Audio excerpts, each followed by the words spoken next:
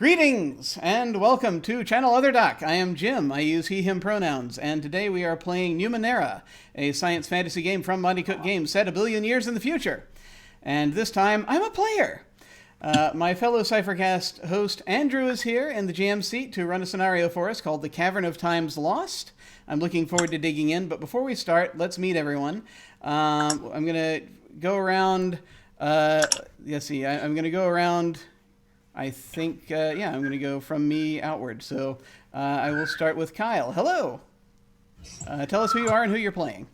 Hello. I had to take a second there because I forgot I was muted. My name's Kyle, he, him. I am playing Vanessa Thrine, but please call her Vane. She does not respond to Vanessa. Excellent. And Lucas. All right. Hi, I'm Lucas Santana, and I will be playing Zemek here. Awesome. Do you want to say also? Actually, do you want to say your sentences? What your character basic sentence thingy is? So like you are a frostborn nano who wears a. Never mind. Let's just keep going. Oh, sorry. I was like, this is one of those like the beginning of Force Awakens. Do you talk first? I talk first. What's a good question? I don't know. I think he's waiting on Kyle to go first. Kyle, why don't we get your statement? Yeah, so we're going to go back in time for a second and pretend I did this the correct way. Vane is an icebound jack who lives on the road. Awesome. And Zemek here is a frostborn nano who wears a sheen of ice. Awesome. Thank you. Totally my fault because I didn't warn anyone. Let us move on to Francita. Hello. Hi. My name is Francita, and I'm playing Liana Lightblade, a resilient nano who possesses a shard of the sun. Excellent. And finally, Josh. Hi, I'm Josh Burnett. I am playing Crimson, an impulsive glaive who rages. Excellent. I'm really looking forward to that. And I am going to be playing today Pike Televan, who is a tough jack who throws with deadly accuracy. Now let us hand things off to our game master, Andrew. Yes, I am Andrew. I will be running the show today, and I'm trying to furiously type everybody's name out. And I didn't do that beforehand, so I was like, So, I'm a little bit behind the eight ball in that regard. But all right. So today we're playing Numenera. We're playing a adventure that takes place in the frozen south from the Ninth World Guidebook. And it is all of the characters are actually from that era before the Discovery and Destiny. So we're sort of going back to the original, where we're all just glaives, nanos, and jacks. So I think I've hopefully created a fun set of characters for you guys.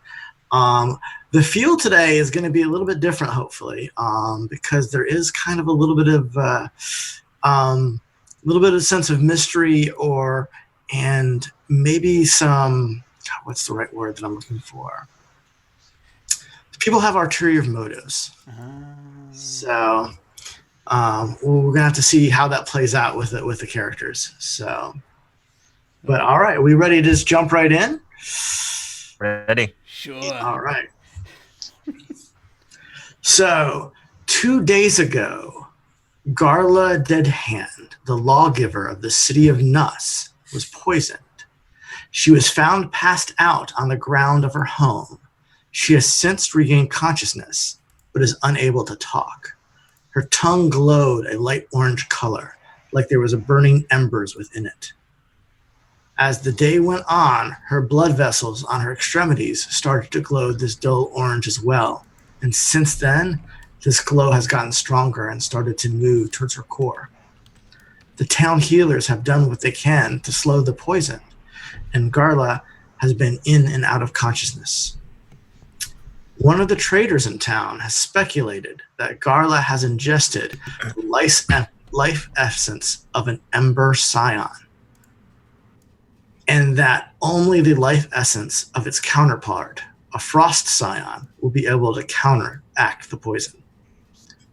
Luckily, to the mountains of the west, there lies a cavern the villagers called the Caverns of Lost Time, or of Times Lost, depending on who you talk to. A frost scion has been seen near the area. A few years past, a survivor of a failed expedition said they encountered it and many other creatures within. The city elders quickly put together an expedition to go out to the caverns, made up of appointed community members and volunteers. You make up that group.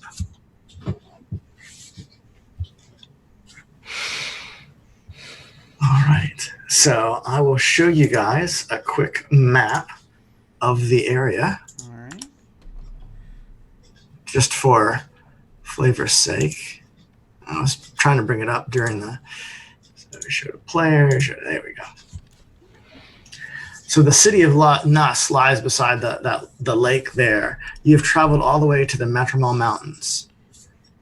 All right. Let me throw that up here so folks can see it now. Okay. The journey has been rather quick. It's only taken a day to get there because you guys have been traveling on creatures called earbrigs. They're basically large, wolf-headed tarantulas, almost like wolf spiders, that have been leading your carriages through the ice. Now, you guys camped for the night. Who was in charge of tending to the animals? So I want to verify just what I'm looking at here. Okay. This is a spider wolf, right? Correct. I will watch the spider wolves happily.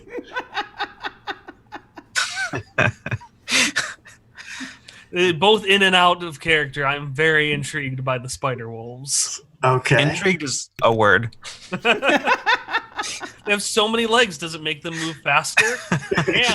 And how can I use this to sell things better? This is an excellent question. Yeah. Gotcha. All right. So, in the morning, you're at the cliff or the base of the mountains, ready to traverse up. Vanessa or Vane, you get to the animals and notice I am giving you a GM intrusion. And sure wish I could have an XP to say no to that, but I'll take it. There's no escape. All right, yeah. All right. Who do you want to give the other one to? I'm gonna give it to Crimson. Oh, thank you. Because Crimson doesn't have a last name, and that was the first distinguishing feature that jumped out to me. I appreciate their secrecy with their life. As much Okay. secrecy as much as you either know me or you don't. Can you change your name in Roll20 to match your character so I know who I'm giving this card to? What? I don't know if you know how to do that. In Roll20 or in Just Zoom? like in the chat, or Yeah. Are you looking for it in There you Roll20 or in Zoom? I'm looking for it in Roll20, but it's not showing up on my name of people, so that's Yeah. what I'm looking for. Yeah, Okay, there we go. there should be a thing under, like at the bottom of the Yeah. rolling window. It says "as," and you should have a little drop-down menu. You can select your character's name. Vanessa's just changed. I think it might just be a bit of latency between changing Yeah. it. And if you want to Going change through. it, it's also in the right on the settings, the little gear, and then it has display name, and then you change it and you save it. Yeah, I'm just trying to deal cards, and it's not showing up as a name to deal to. So I was like, Oh, okay. You mean down here? Okay, hang on. Let me see if I can. yeah, it might take a while to propagate through Yeah. because it's on the icons already. Yeah. Display name. Gotcha. I was looking at the wrong thing. There we go. And save. I honestly, I don't think it matters. I All don't right. think the deal card doesn't show it. So, It just all did it right. for me. Done. so that's what's going on. I don't know what your real name is in Roll20, so that's the problem. Dang it! Yeah. It's actually I was wrong. It's the thing under the gear. If you're looking at now, I realize what you're looking at. It's the All right, that works now. yeah. And then one Yeah. card to Crimson. Who is still not. Why is it not? Should be.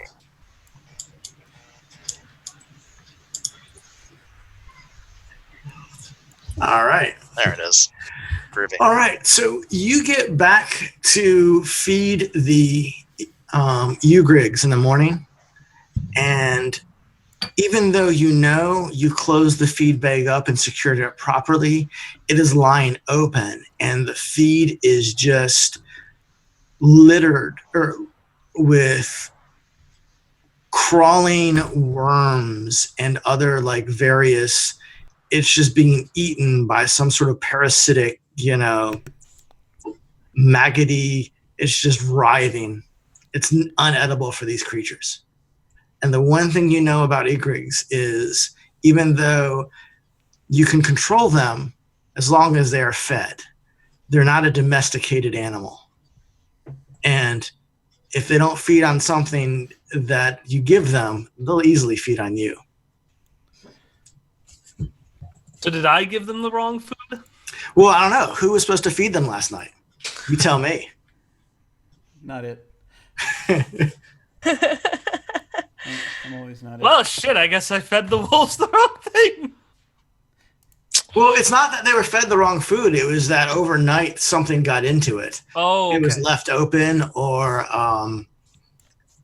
so something got into it in the nighttime, and it is now, you're going to have to leave these creatures here Well, shit. or risk them turning on you up the mountain. Now here's an idea. You can say no, but I'm brainstorming. Doesn't seem as a bad idea. We could kill one, feed it to the others. How many do we have anyway? You have 3 of them. 3 of them.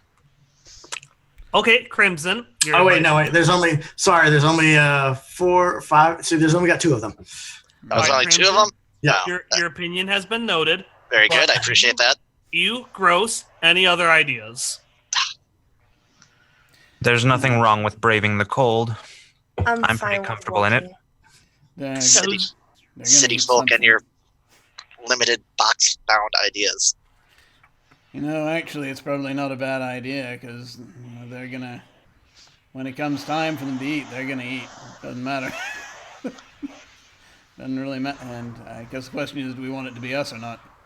Thank think you, that- Mike. Do they seem hungry now? Do they seem hungry? This is kind of the normal feeding time. They can probably go a few hours without, getting restless, but they do eat in the morning, they eat at night. Logically, it seems like our choices are to proceed without them or to find something else for them to eat. Well, I was always up for a good friendly hike in the chill, crisp morning air. So I say let's get going and not be by those things and worry about why they're hungry. That doesn't matter. So you want them stalking the path on our way back? Yes, that's a great idea. I'll brush the snow behind you. You ever been trailed before? It's easy. Now, you do know that the caverns are in the mountain ranges somewhere ahead of you, so it could be as a matter of a quick, short trip up the mountainside. You think you're already in the right area. These things are great at climbing mountains, but yes, if they turn on you, that's not a good idea. But the thing to note is, it could be a few hours walk to the caverns.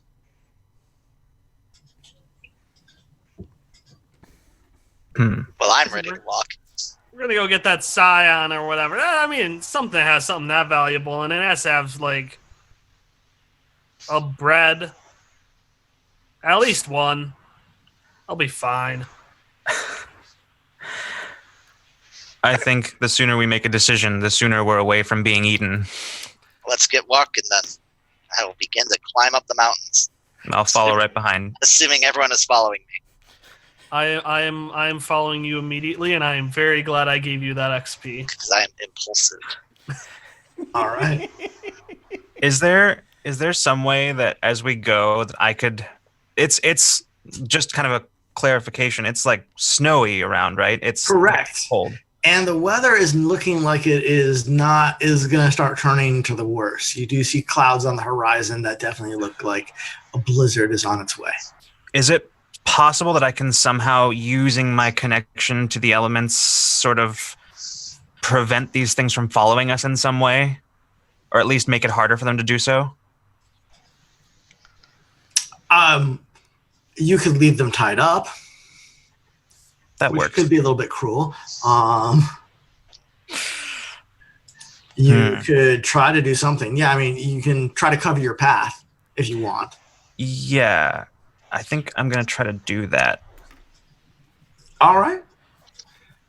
I think that I'm thinking of doing kind of the opposite, just sort of setting the things free to hunt before we leave, just so that in case they manage to find something. Yeah.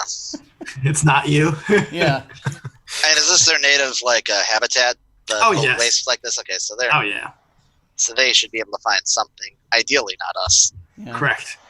Yeah, I mean- they'll be okay. They might just fight and eat each other if the push comes to shove. No one wanted my idea, so. I'm all for cutting him free and letting him go loose. Yeah, might as well. Hopefully, they'll go the opposite direction of us.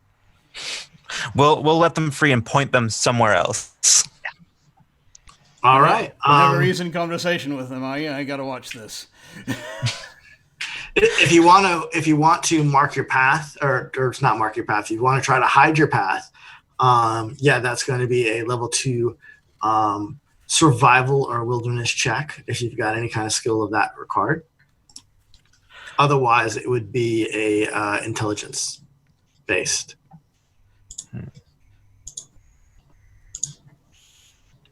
Well, I have a traversing snow and ice skill. Would that help at all? I would say yeah. So level 1. Okay. Let's see. Roll 20's rolling. Do I just how does the You can click on your character sheet and just hit simple task if you want to, or you can type in /R 1d20 /R space 1d20. Excuse me. Let's go ahead and okay. So you said it's 1. Yep. Okay. Oh, Well done. natural 20. All right. What major effect do you want to be able to have from that? Oh man. You've covered your tracks so nothing can find us? Or Yeah, I actually think if we could cover the tracks just completely, and maybe even, is it possible to make it so that there's sort of like a false track or something? deterrent, yeah. Yeah. Okay, let's go with that. Okay, will do. Sure hope we don't need rescuing anytime this is. Yeah, the other thing is maybe you markers so you can find your way back as well. That might be helpful. All right. So, what is everybody wearing to stay warm as the blizzard starts to you travel for about an hour up the mountainside, and it's sort of like just rocky or just snowy sort of patches of ice, and as the sky sort of darkens a little bit in the morning and the snow starts to come down, what is everybody sort of wearing to keep warm? Crimson's armor is a mixture of some kind of scaly beast lined with fur already, so that's got her pretty toasty. She's got like a heavy woven cloak over top of that. In addition, she's got this little trinket of a synthorb that is always warm that she's got kind of strapped to the small of her back, just to give her some radiant heat as well. Yeah, I'd say Pike is wearing just kind of a heavily furred vest and cloak, and has the sort of the thick boots with tied up type stuff going on. But then enough that his clothes are kind of bound in those areas where he would need them, so that he can still move relatively quickly.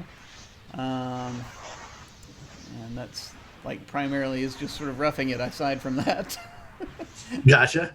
he's got torches and glow globes if need be, but He's mostly not wanting to slow down long enough to make use of them unless it's absolutely necessary.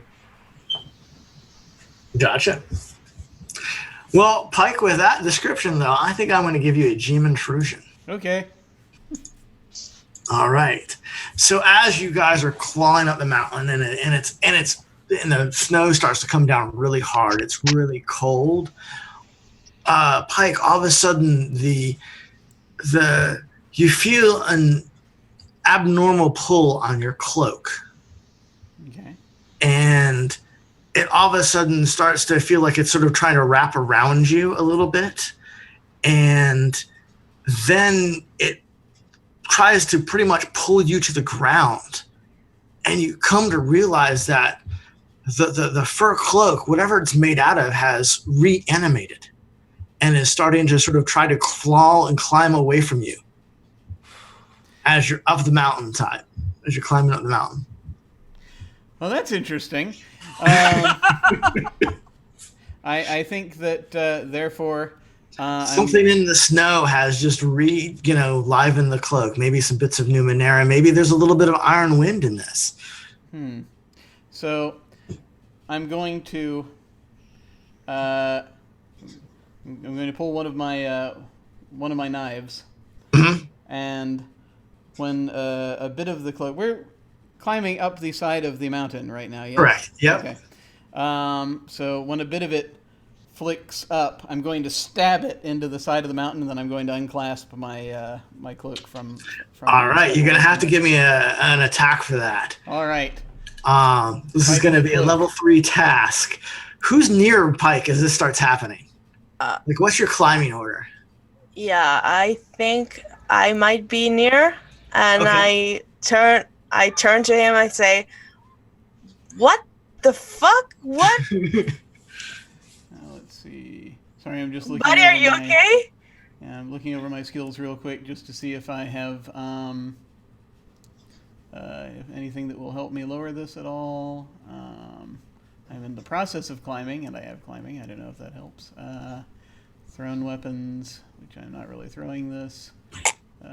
Practice light and medium. No, that's not. That's just practiced. Okay. Yeah, nothing really terribly useful right now. I didn't fill in my flex skill yet, but it would be kind of disingenuous to say pinning cloaks to walls. So I'll fill that in a moment. I'm just gonna roll. We'll see what happens.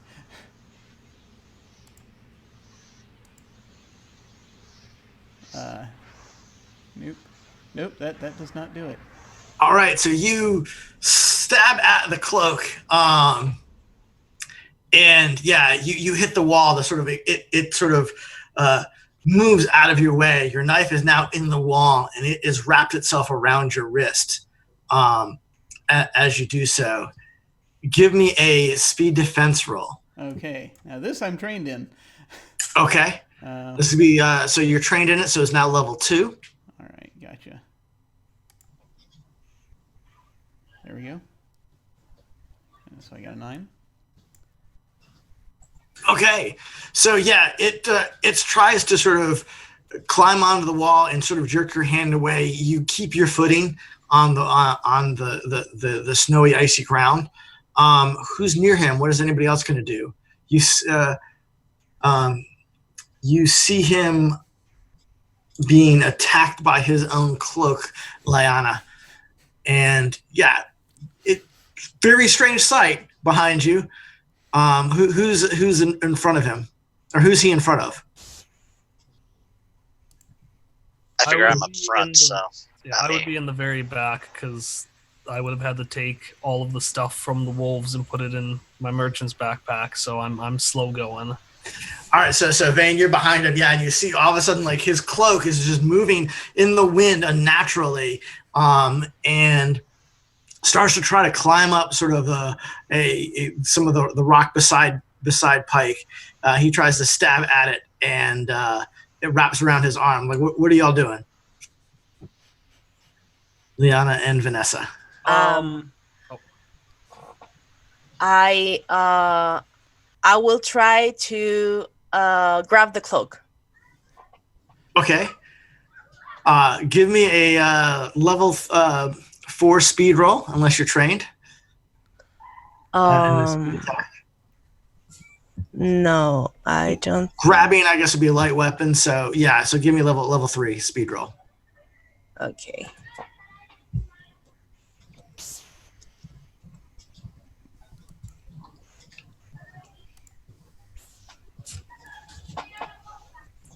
Okay.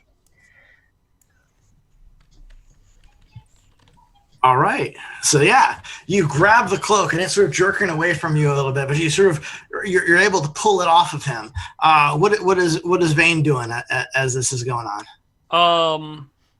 So she's a bit of a ways around, not in immediate distance, but close enough to shoot, because that's what I'm gonna do. So she's plugging up. She'll have seen like this chaos. Have just pulled up her crossbow, and then like I'm assuming this thing is just flailing around. It is flailing around. Liana's got it in her arms, like holding it up, trying to sort of wrestle it to the ground or against the cliff face to your right. And you're gonna just pull out a crossbow and fire. Yeah, but first I'm gonna be like, "Ah, shit! Keep it still, please." How? Point taken. And I'm gonna shoot. All right, so it's a level 4. So, but yeah, it's a light crossbow, so that's level 3. All right, I'm gonna press the 3 button. Okay. I'm gonna do a 19 on the 3 button. All right. So yeah, a crossbow bolt goes through the cloak into the wall, but being a crossbow, it does sort of just go through it. The cloak actually sort of screeches in kind of rage or in pain, and it's going to try to rip free from Liana's grasp. Give me a speed defense roll to hold on to it. Okay. Level 4, unless you're trained in speed defense. No, I'm not. All right, so you're still holding on to it. Ooh, okay. And I'm saying, like, what are you, you little creature?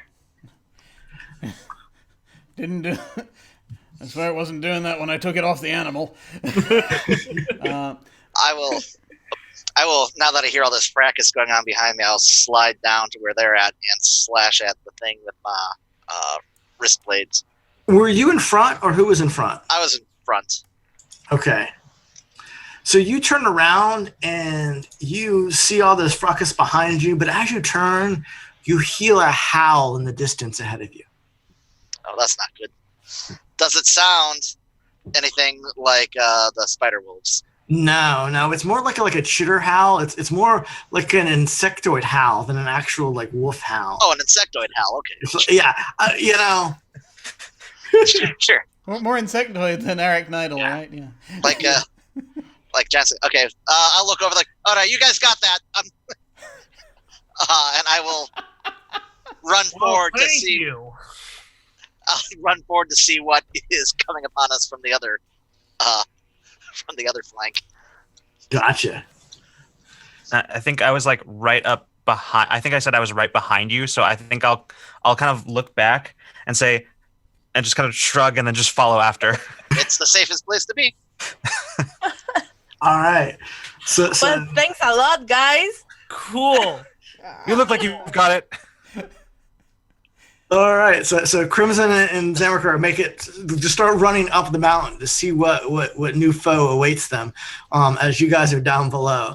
As you guys start making it up, we'll go back to the cloak fight and see what's going on. Just a cloak, doesn't have teeth or claws. How bad can it be, right? Yeah, it's just trying to look like it's trying to get away or something, or choke you or knock you down as it tries to flee. That was a GM intrusion, right? What? What did you do to this cloak? Yeah, it was a GM intrusion. Okay, so I Who did you give the other XP to? I'm so I sorry. wanted to give that to Liana. Okay. For helping me out of this. This is why you pay attention when it says dry clean only. Yeah, I know, right? It's windy. When they say Just tumble throw it dry into low, the they air. mean it. All right. So, I'm gonna, if it's all right, I'm gonna say that I have gotten at least an immediate distance of everyone during this, and I will literally just yell, "It's windy out! Just throw it in the air!" Just let the wind take care of it.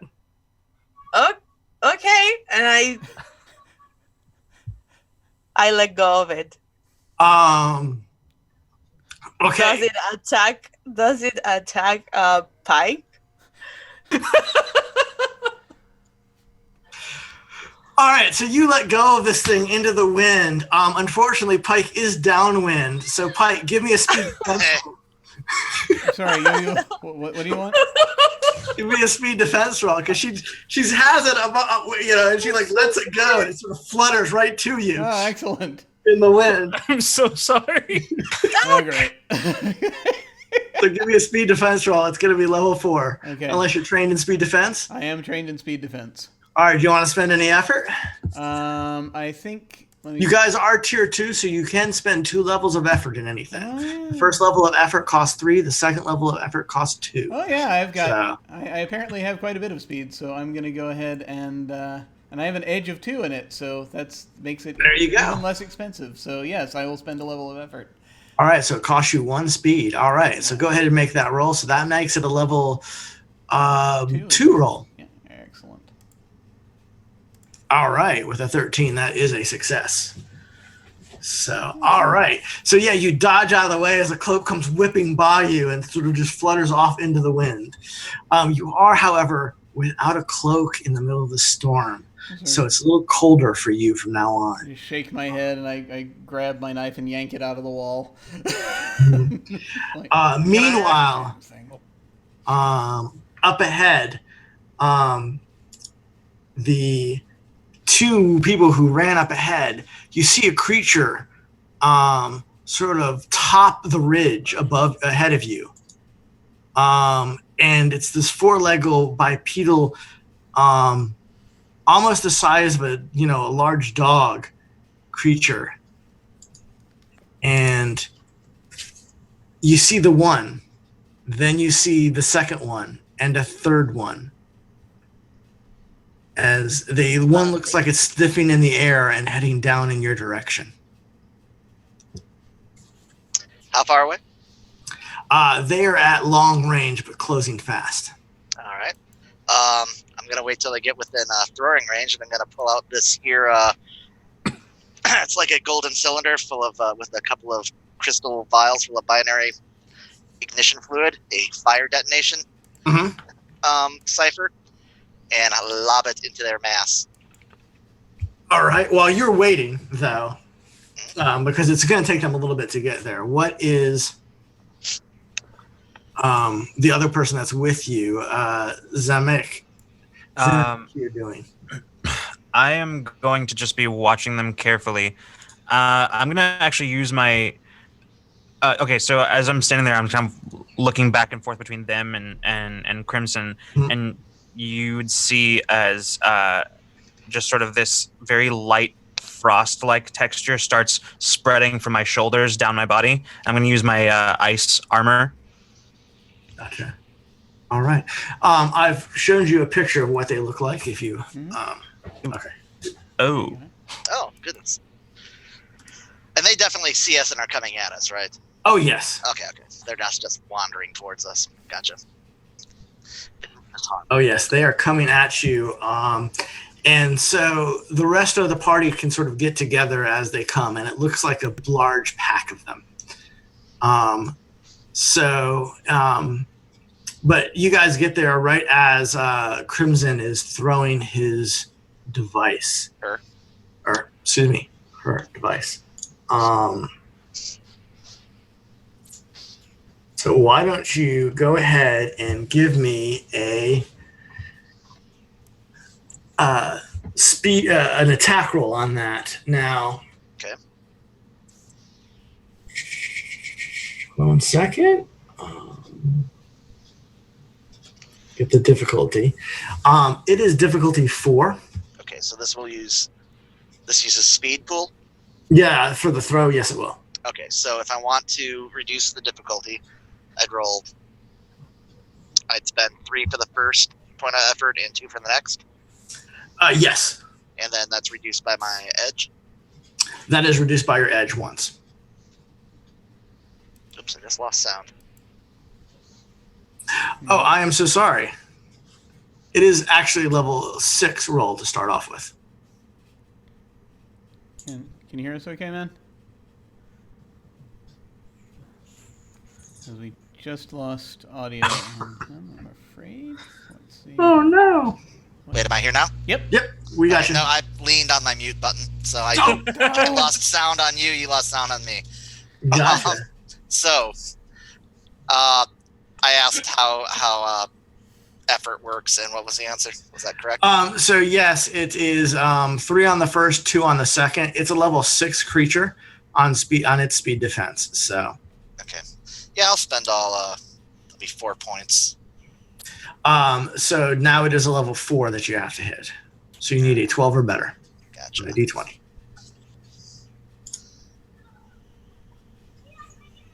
Even though it's an area effect? That is correct. Okay, very good.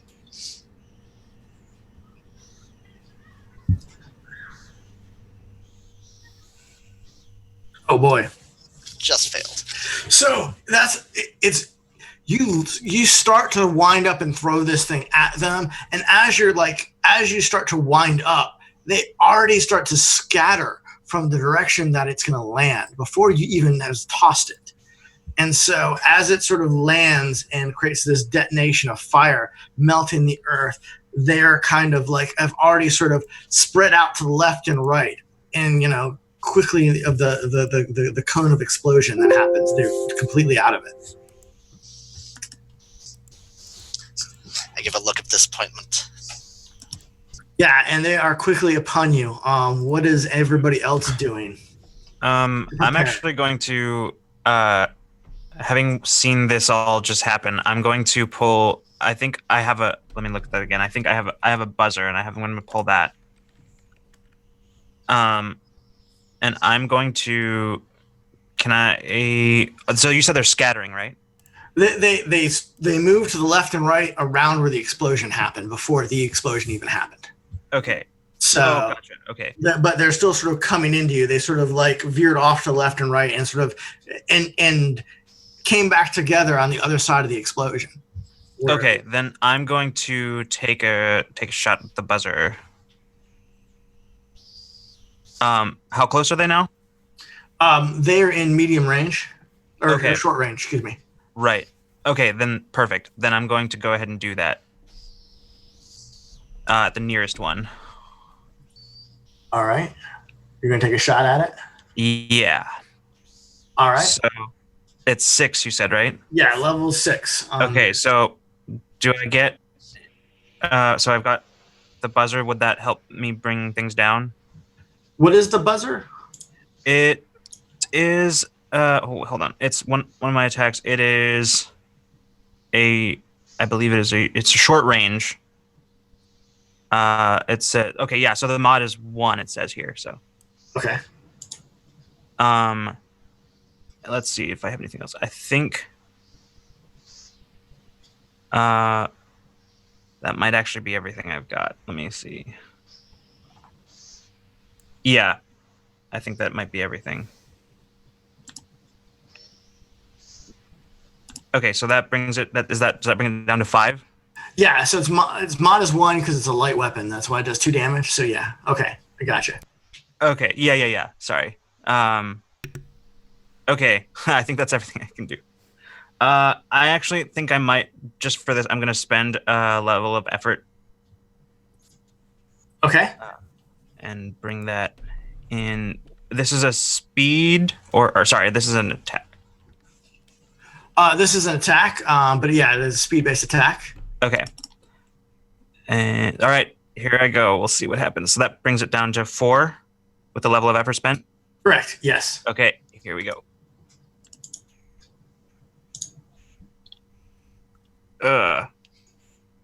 Nope. All right. So yeah, again, you fire this buzzer type weapon, and it sort of the bolt comes shooting out, and the creature, is you aimed, you fire, and the creature sort of ducked out of the way before it even got out of the barrel very far. So, and they've come crawling in. anybody else want to make an attack before we a ranged attack before combat happens? Sure. First off, how many of these I'll things? shoot for Dave. Sorry. Right now you see 6 of them. Okay. That's many. Okay. Yes. Yes, I shall do a bit of. Let's use these. I have ciphers. Let's not hoard them. All right. I'm going to.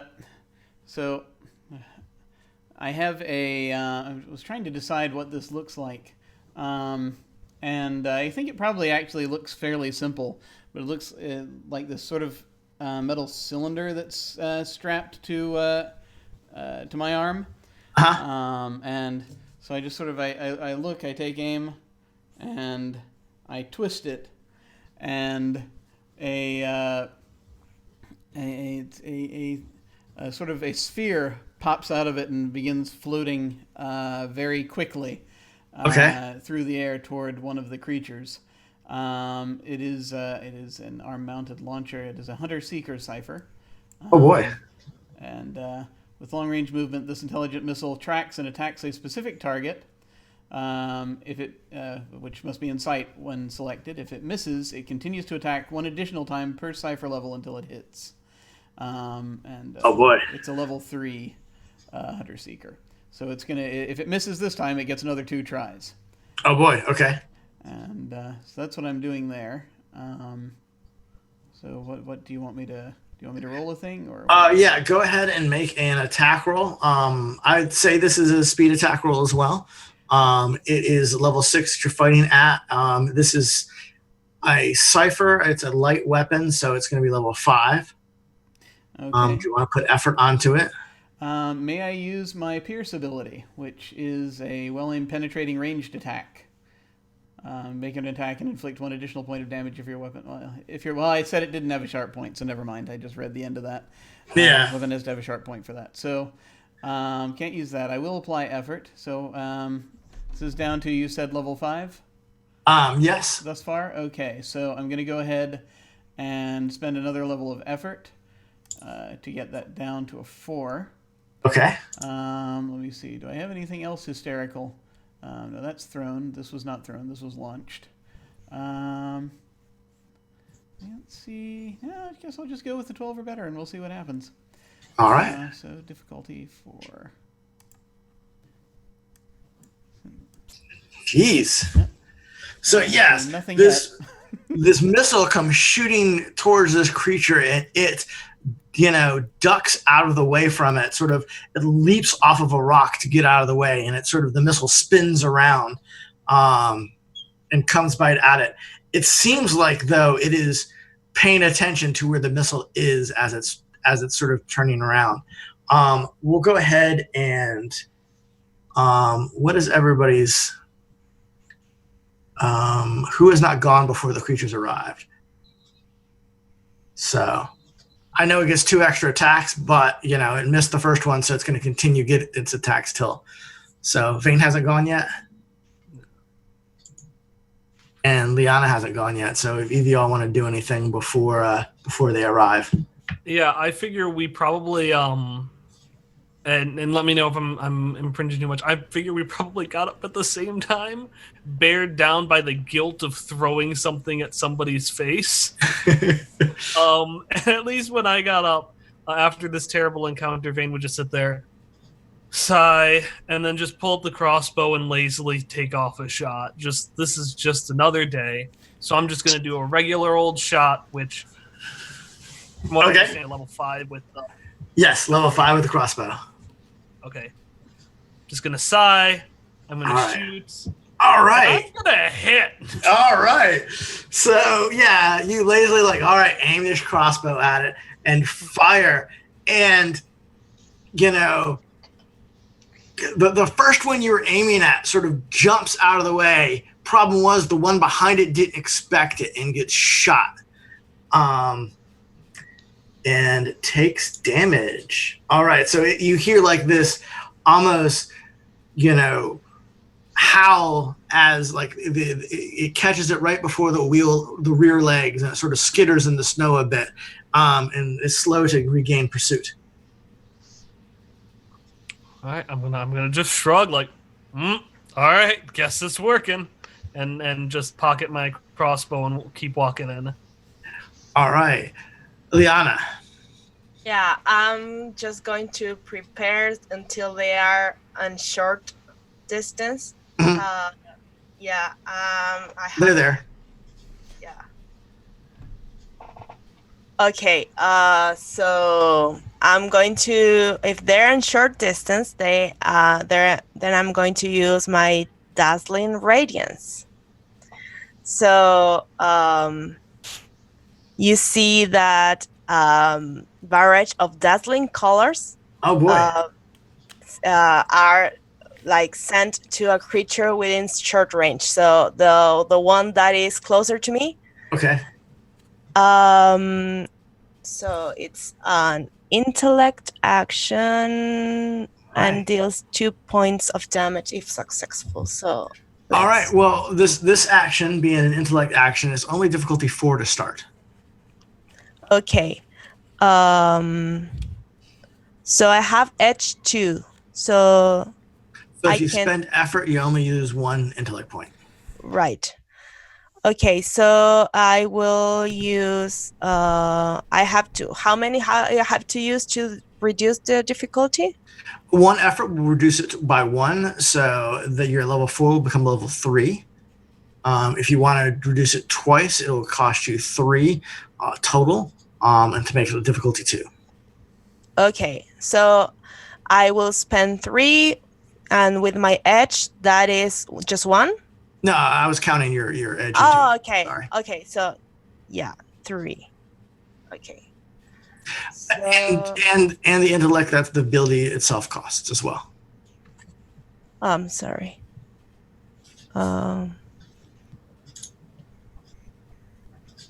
Okay, so I was on 22 and now I'm on 19. All Is right. that correct? Yeah. Okay. I'm sorry if I'm fumbling a lot with the rules. I haven't played Numenera in a long time. Oh, no worries. This is fine. Okay, so I'm going to roll now. All right.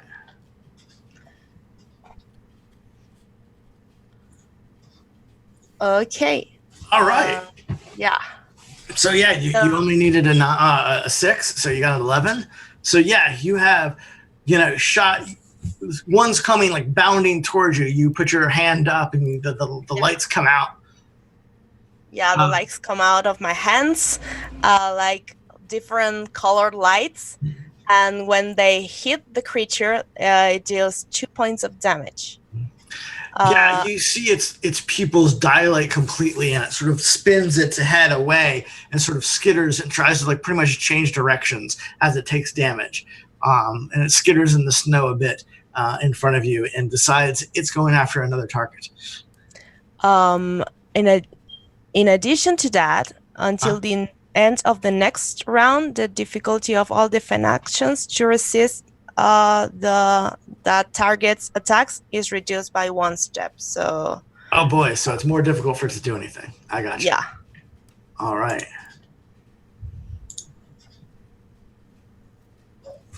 All right. So the first creature though is jumping in, and Crimson, you're in front. You threw that thing, and it is jumping at you. Trying to snap and bite at you and sort of knock you over. Go ahead and give me a strength defense roll. Strength defense. All right. Which I'm not trained in strength defense. I am going to spend 3 points, actually 1 point to reduce the difficulty. So what's the difficulty am I looking at? It is difficulty 4. Okay. Is that with after the reduction? No, that's before reduction. Sorry. Okay, so 3. Yeah. Oh, good thing too. All right. So with a 10, yeah, it leaps at you, and you're able to get your arms up and sort of knock it over your shoulder as it sort of spins and lands on the ground. Okay. Another one comes at Lucas as well, just trying to. Zakamir and Zama. See, you got the strange name. I am so sorry. Zamakir and it's jumping at you, trying to snap at you as it knocks you to the ground. All right. This is which roll am I making? You're making a strength defense roll because it's trying to knock you to the ground. It's trying to knock you over before it does. Ew. All right. I'm trying to see if I have my ice armor. Hold on, let me just make. Oh, sure you I do? know it. Yes, you do. Yeah. So it gives me. Well, that actually is just for damage. So I'll deal with that in a second. But, Okay. okay. I actually don't think I have anything here. So I think. Oh.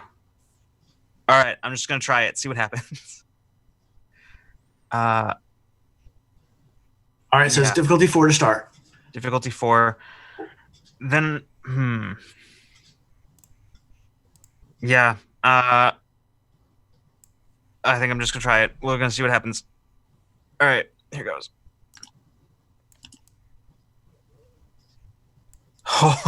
Wow.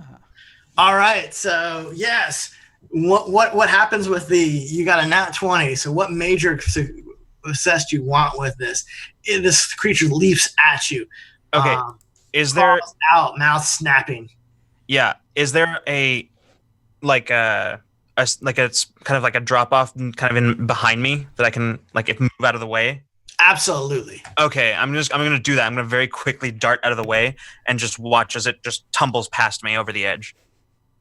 Yeah. So you dart out of the way. It sort of it lands right before the drop off and tries to skitter and turn in midair. It sort of realized what was going on. It looked like, in fact, it kind of realized it before you started to move, and it starts trying to move away, trying to sort of stop itself from falling off. But it scrabbles on the edge and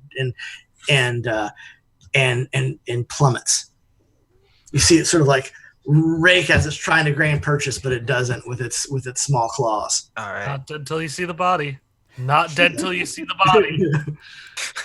So it Hans Gruber's over the edge.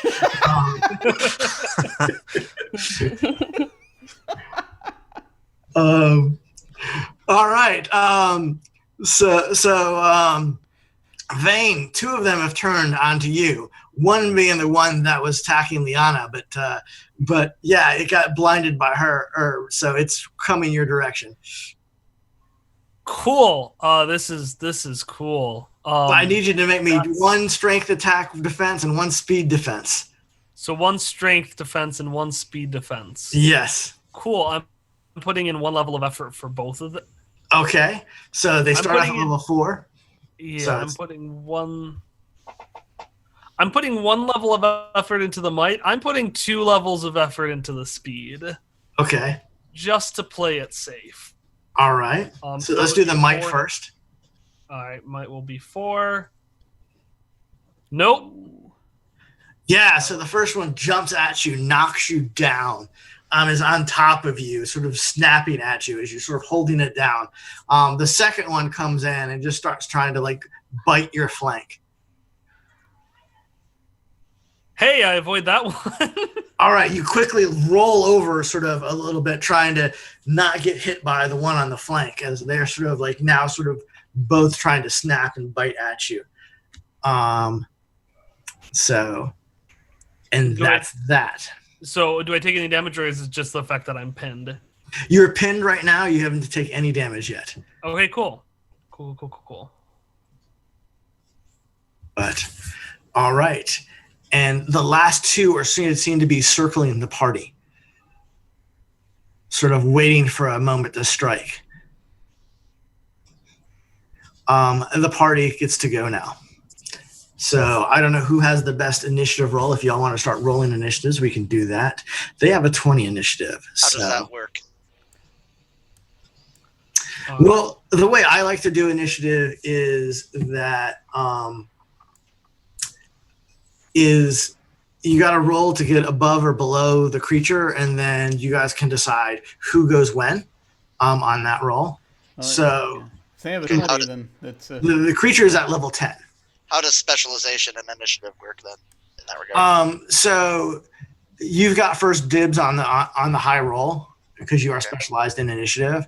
But I think sort of allowing sort of the group to sort of decide who goes in what orders allows for better teamwork in combat, Sure. rather than, oh gosh, I have to wait to, I wanted to fire my crossbow, but now the fighter ran in, kind of thing. So now I can't do that action.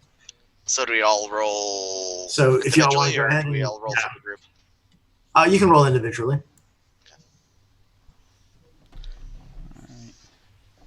Gonna roll me a 7 there, Captain. And we're trying to hit a level 10, you're saying? Yeah, that's the thing. Is the creatures go at level 10, so I don't think anybody's going to beat that. So that's why I had the creatures go first already. Okay. So y'all can decide what order you guys want to go next now. Yeah. Okay. Oh, I get it. Yeah, I cannot mathematically roll that high Yeah. at this Right. point unless... You Gotcha. get the striking impression that these creatures have some sort of ability to predict things. Well, may I ask, is the one that I fired at initially among these two, or no? That are circling, yes. Okay. So The two that haven't attacked, yes. Also, I will do this voluntarily, so I'm not forced to do it via the roll. I will voluntarily go last because, again, I am pinned and very useless till something gets that off. All I'm going to do is bash the one in front of me. So I'd like to go at least after someone else has already hit something or tried to hit something because I have an ability that affects that. Is somebody I can hear actually if I can go now, I can give somebody a little bit of damage boost real quick. great. So right now whoever's closest to me, I think that's probably Crimson because that's where I was before. I'm just gonna reach over and I'm gonna use my frost touch on Crimson's weapon. Nice. And that'll give you an extra +1 to some damage. Awesome. All right. Well, And then, let's see. I'm going to kind of move back to that edge where I saw the one drop off and just quickly glance down. You glance down, you see it sort of smashed on the rocks below. Perfect. all right. Then now that I'm buffed, I'm going to frenzy, which adds +1 to my might and speed edge, and then Also, though, as you glance down, you see him smashed on the rocks below. You also see the rocks below that there's an opening below. Oh. good to Like know. a big opening or a small opening? It's hard to tell from this angle looking at it from above, but you do see like that it sort of slid into what looks like a crevice, or it might be an actual entrance to something. Okay, I'll note that away. Anyway, now that I'm buffed, I'm going to frenzy, which will add to my speed and might edges. Okay. I'm also going to crush ability, Okay. and I'm going to put in a point of effort, which, if I did my math correct, should still only be 2 points of might to spend. Gotcha. If you have a might edge of 1. Yes. I've got a might edge of 3 currently, Oh. and it's 2 points for the crush and 3 points for the Oh, okay, I got you. and Yes. 3 points for the effort. Yep. Sounds good. All right. I have a -1 to hit. That adjusts the difficulty level, not the actual roll. Is that correct? Yes. So, and I've got heavy bash as a skill, which as a train, Lowers so that lowers it. So overall, I should be coming at it with a total of a +1 to my benefit. So a lower -1 to their difficulty. Okay. So to hit it is level 6. So you're at level 5. Oh my goodness. Does activating my stim take an action? No. All right. Then I just give a quick twitch of my head to activate the trigger mechanism in my collar, Okay. injecting into my artery the little bright red, little nanotech circuitry tattoos across my skin flare to life. That Cool. puts a -3. That's a +3 to my next action. Which Oh, boy. Is, Makes so it level 1, right? Level 2. Because it was 6. I'm +1. 5, -3. All right, you're right. Yeah, right. All right. I hope this works.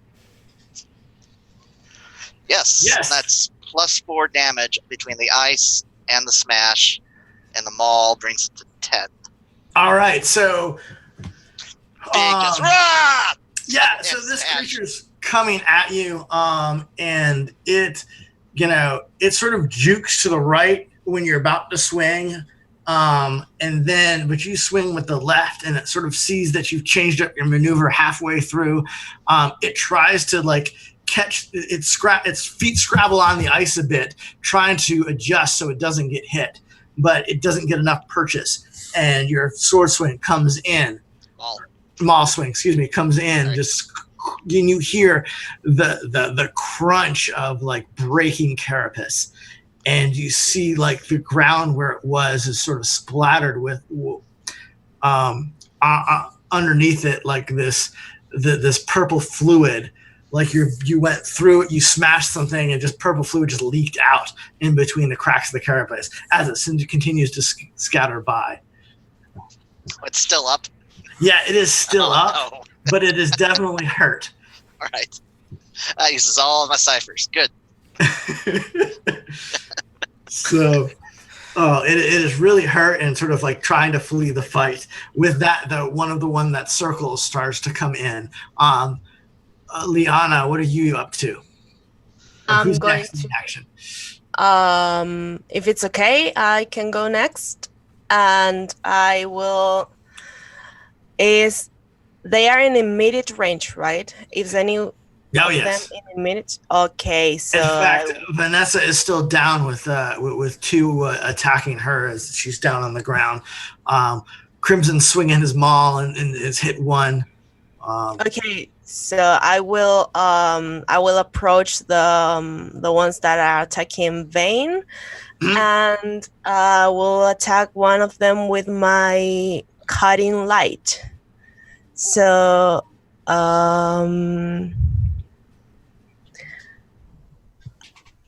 wait a second. Yeah, from my hand, I'm emitting a thin beam of energized light, and this costs, let me see. Okay, so it's 2 intellect, but I have an edge of 2, so that's 0.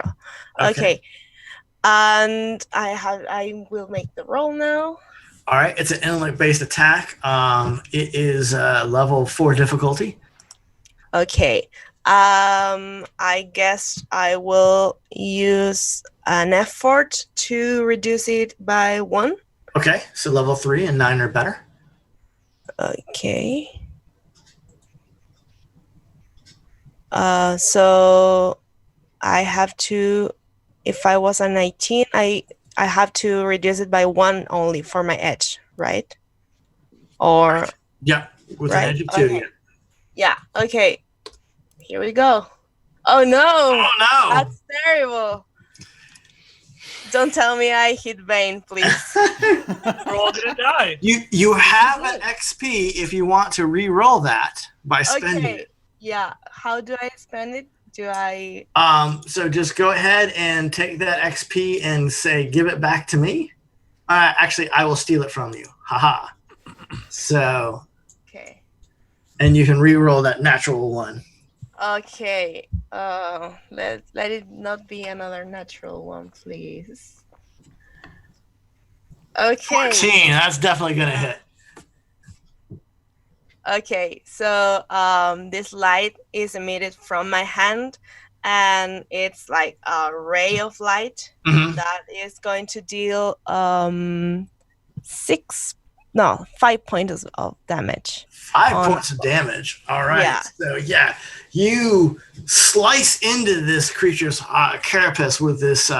It's sitting there on Vanessa, just trying to pretty much bite our face off or what have you with its maul, And yeah, you slice into its shoulder blades and back, and it sort of screams in rage, and pretty much books it off of him or her, and sort of runs away.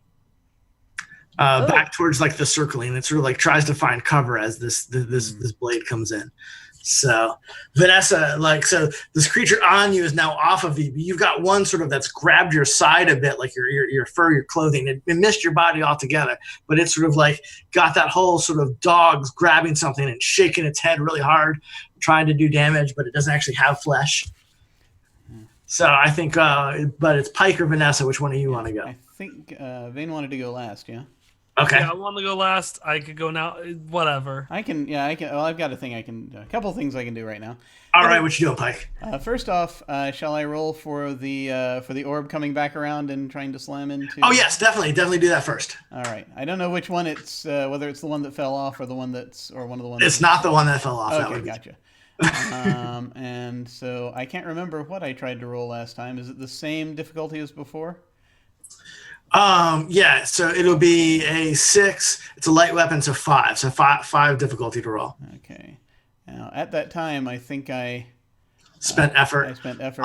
Is it still is that 3? Still in play for this? Yeah, that's still in 3. So still in play. Okay.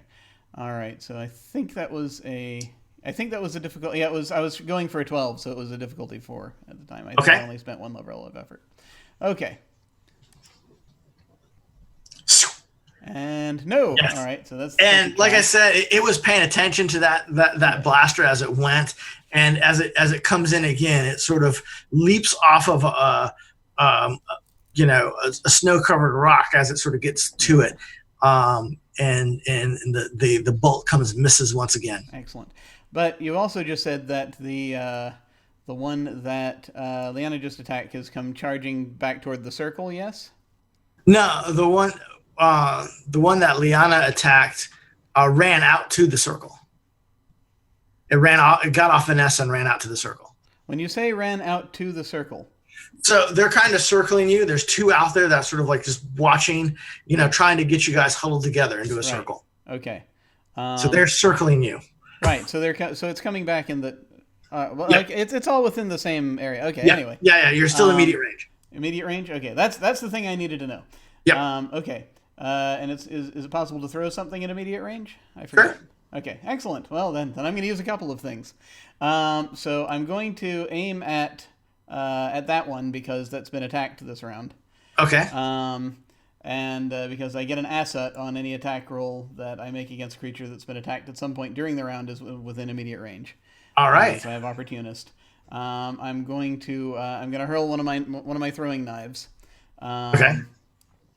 And let's see. So using Pierce, which is a speed action, it's a 1-point speed action. My edge is greater than that.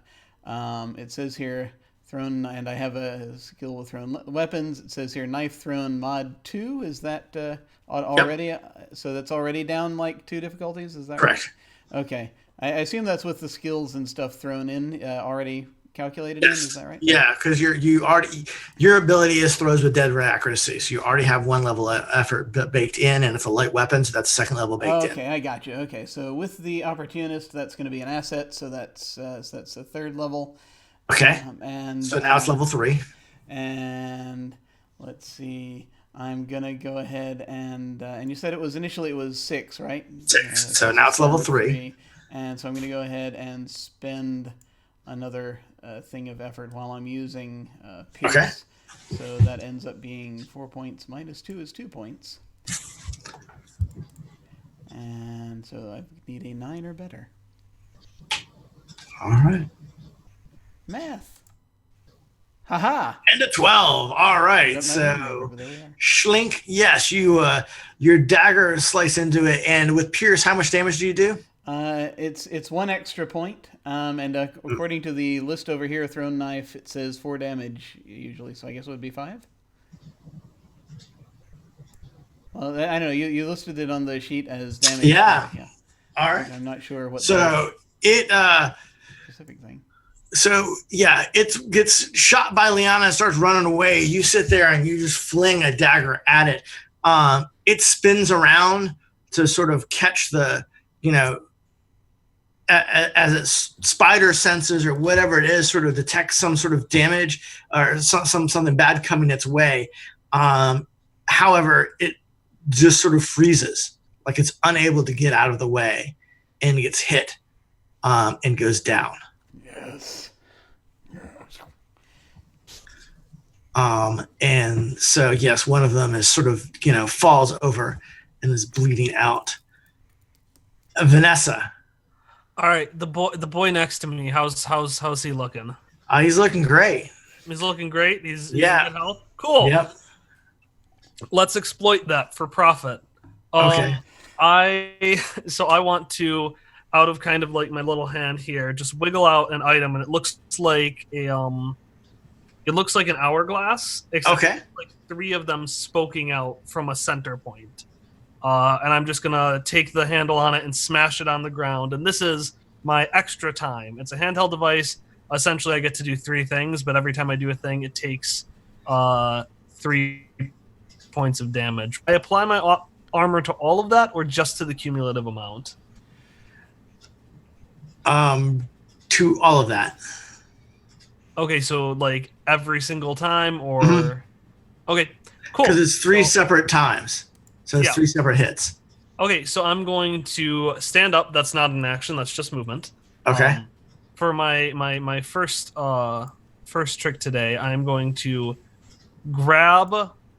It's going to be at the same time, so I'm going to do the roll regardless. I want to try to grab the scruff of this thing and grab my pearl, which is a handle-shaped metal and synth piece that basically just puts a handle on an object, and Okay. I want to slam it on this thing's back. Okay. And I'm going to lose 2 points for that, and I'm also going to put in 2 points of effort, which would be 10. So that would be a level 4? Mm-hmm. Okay. I successfully do it. So you've got a handle on its back. Like you sort of reach up, you grab it by the scruff and jam this handle into it. It sort of, you hear this like click, click in the crack of the carapace as it comes in. And yeah, you've got like, you're holding it by the handle. Its legs are, trying still to claw at your face and body as you're trying to hold it out. Okay, so, and it takes 3 points of damage with that. And Okay. now I am debating on what nonsense I want to pull, because either I can tie it with my rope or I can mount it. And the second does not seem like a good idea, but it seems... Do it. I'm with the boring thing, because my character's... Alright, I'm gonna mount this. I want this to be my boy. Okay. Is Yeah. that also might? So you're going to try to like climb on top of it? So like drop to the ground. It's the size of of like a Great Dane, like it's a big dog, so, or a Saint Bernard kind of thing. So it's big enough that you can, it's definitely strong enough being an insectoid. So yeah, go ahead and give me a speed to, give me a speed attack. Give me like an animal handling check. I mean. But I'm going to use my speed with this. Okay. To be quick and nimble, and that's not just because my might pool is alarmingly low. Okay. I have to use 2 levels of effort with that, and I'm going to just try to like nimbly get on and kind of like basically hold on to it in the right way that that I can stay on, and it's in position. And so I am going to roll 2 levels of effort. That would be a 4, correct? Yep. I fail, but then I use experience to re-roll it because I really want this to happen. Actually, before you use experience to re-roll, I want to give you a GM intrusion. Okay. Would you accept this GM intrusion? I will. All right. Who do you want to give the other XP to? I'm going to give it to Liana. Is that the correct pronunciation? Yes. All right, Liana. I'm going to give it to Liana because even though she learned that my advice is terrible, she still helped me, which I appreciate. Yeah, girl. All right. So yes, you mount this thing. You climb on top of it and you're struggling, and it starts, it grabs it starts running along the ground, heading right towards the cliff face that you introduced earlier. So you're on it. It's sort of like it's fleeing at all possible haste in the closest direction it has, right towards the cliff face. What are you going to do? All right, I want to try something. This might... No, I'm going to use my 2 XP to say, because I can use that to push the boundaries of what I'm able to do. Uh-huh. I want to take my 50 feet of rope. Uh-huh. I want to take my crossbow, and I want to shoot it so I have a handhold as this thing flies off. Okay. Uh, Go ahead and give me a... Golly. That's going to be a level 3 speed attack, or level 3, just to quickly get a shot off with a rope attached as you tumble over the edge. okay, and I'm going to put in 1 level of effort so I do not die. Okay. Bingo. So yes, you guys see, yes, that Vanessa has attached this sort of handle device to one of these creatures, jumps onto it, and it just sort of starts trying to run away, and it runs and it sort of slips over the edge, and you see Vanessa and the creature just sort of fall off.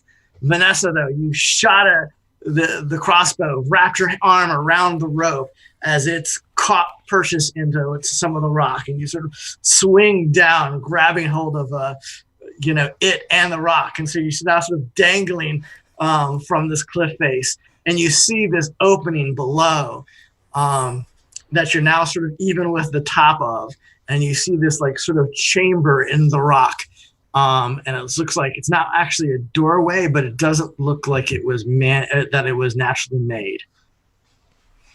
Okay, if this thing falls, will it die? You are 20 feet up in the air. Just if it's not going to listen to me.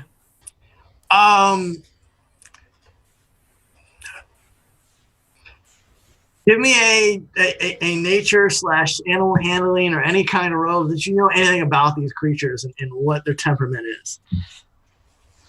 Okay, does wilderness survival help with me at all? That'll work. Yep. Okay, wilderness survival. I'm specialized in it, so what should I do? That's going to be level 4, so level 3. Okay. Well, if I'm specialized, it would go from 4 to 2, correct? Correct. You're right. Yeah. Cool, yeah. What's going to happen to it? All right. So, well, if you fall, it will definitely live. What you know of these creatures or sort of how they fight is their sensory input is completely different from ours. It exists in multiple timelines. So it is just a ravaged beast. It doesn't really they've never been trained before, never been anything like that, but it can see multiple sort of timelines of what's going to happen. And so that's why they're so hard to fight. It can dodge out of the way before blows are even happening, and stuff like that. It sees its own death in the near future, and so it will stop itself from getting killed. Okay. But it has no sort of intelligence. Its only motive is sort of like that it hungers for flesh or just survival. Okay. You've never seen them be trained before, but you're willing to take on a challenge maybe. All right, I'm just going to do one talking thing before my Okay. Turn is up, if that's just as time goes back in, I just want to glare at it and just even if it doesn't think, it knows I know that I could drop it at any moment, and in all possibilities, it's gonna hurt. Yeah. And I'm just gonna shout up to everyone else, "Hey, there's a hole down here, and only one monster, and I got that one. Also, help!" All right. So yes, Vanessa has gone over the edge as the one that Crimson Hot with his maw is sort of like keeping its distance, and you see it sort of howl into the air, in its weird sort of insectoid kind of howling noise that it makes. and you hear in the distance an answering howl. And then another one of the other two that were sort of circling you guys, comes in to attack Crimson, trying once again to knock her down. Give me a or might defense roll. Might defense? Okay. I get a, I'm going to use a point of effort. Okay. Free, because my edge is 3 currently. So Okay. what's difficulty, what? That's difficulty 3.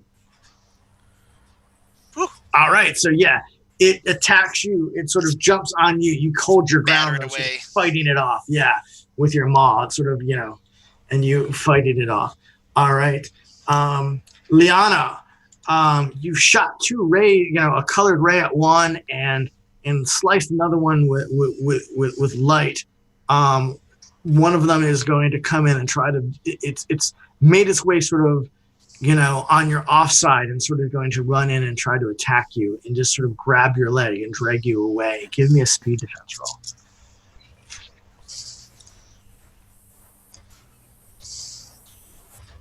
Level 4. If you want to spend effort or you have any speed defense training.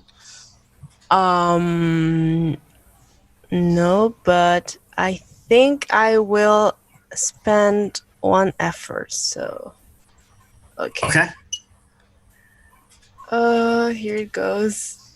Okay. All right. So yeah, like you're able to sort of dodge at its yaps as it's on you, sort of trying to attack you and sort of grab you by the leg. You can tell though by how it's approaching you that it didn't sort of try to knock you over, that it's definitely scared of you already. It's sort of being more timid.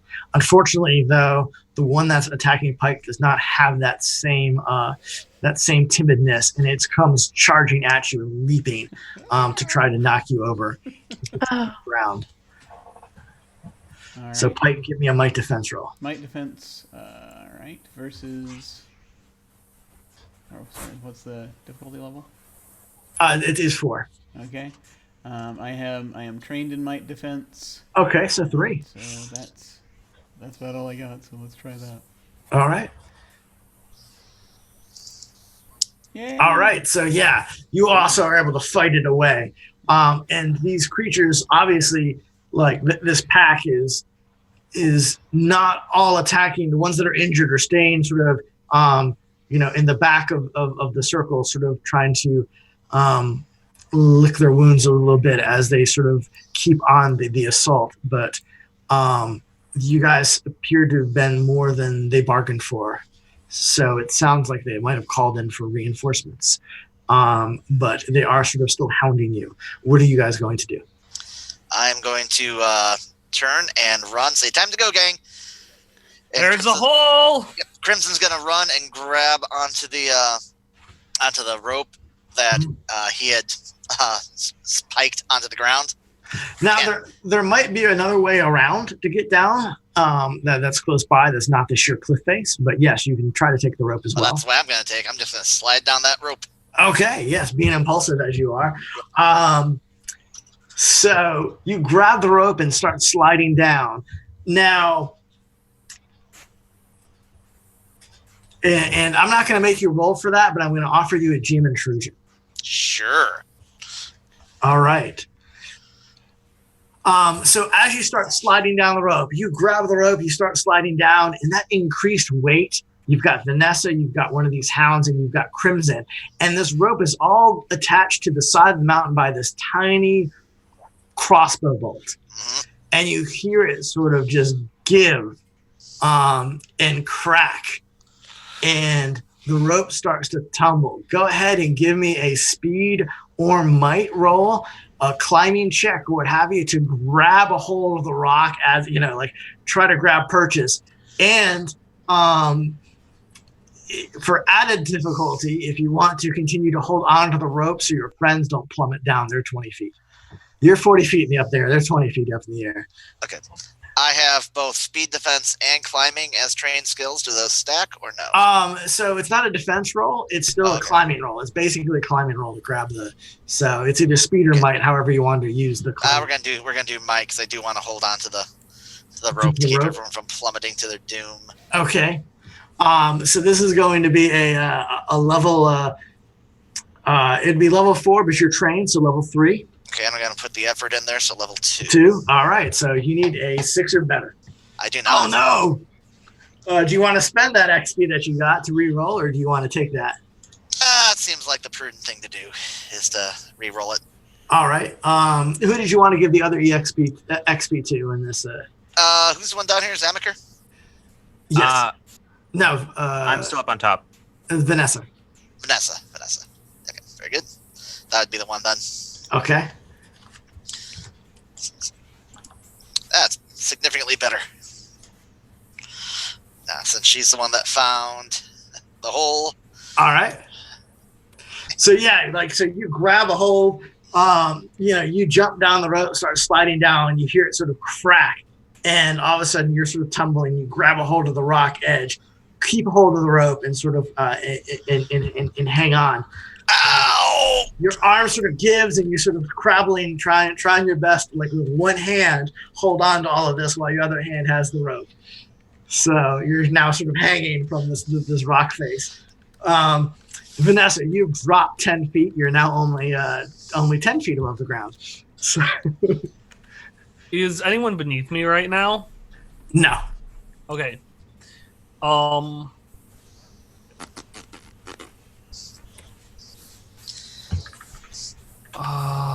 What is everybody else doing? Anna, Zamaker, Vanessa, and Pike can act.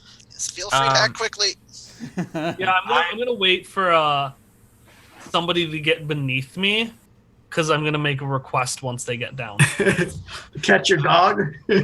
More like put up a sword to my dog so I can be like, "Hey, die or be good."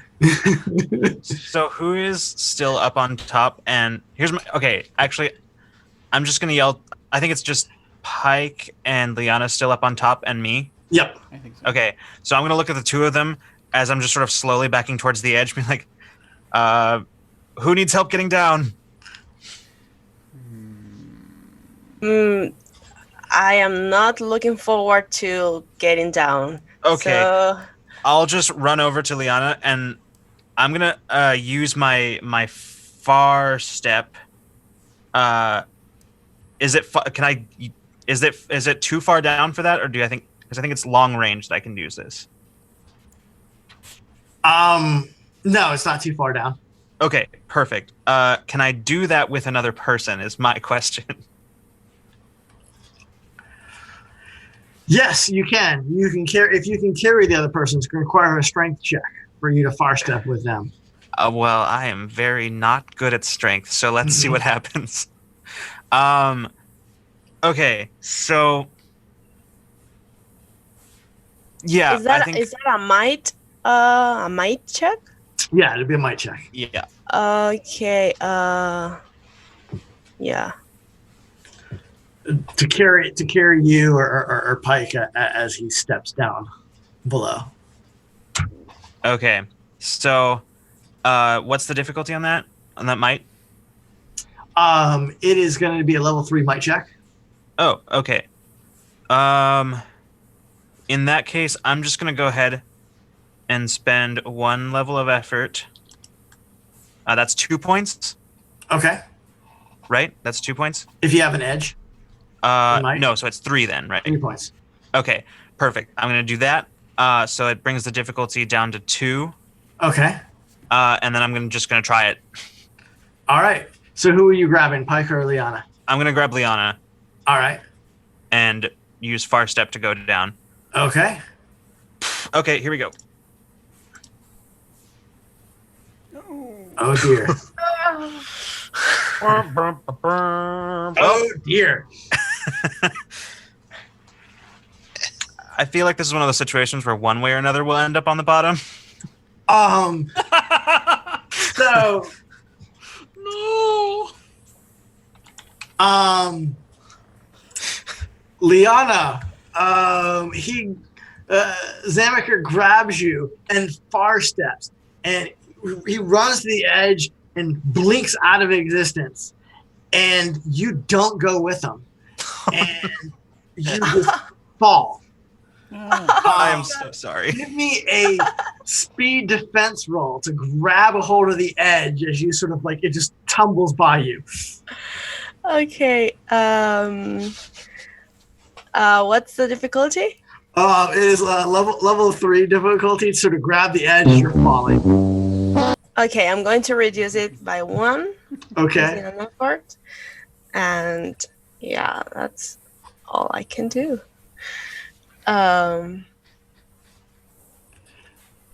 Oh, okay. Oh wow! All right. So major effect. What do you want to have happen with your natural 20? Good job. I guess I want to get to the ground in a standing position. Like, maybe I am. All right. I am so light that So that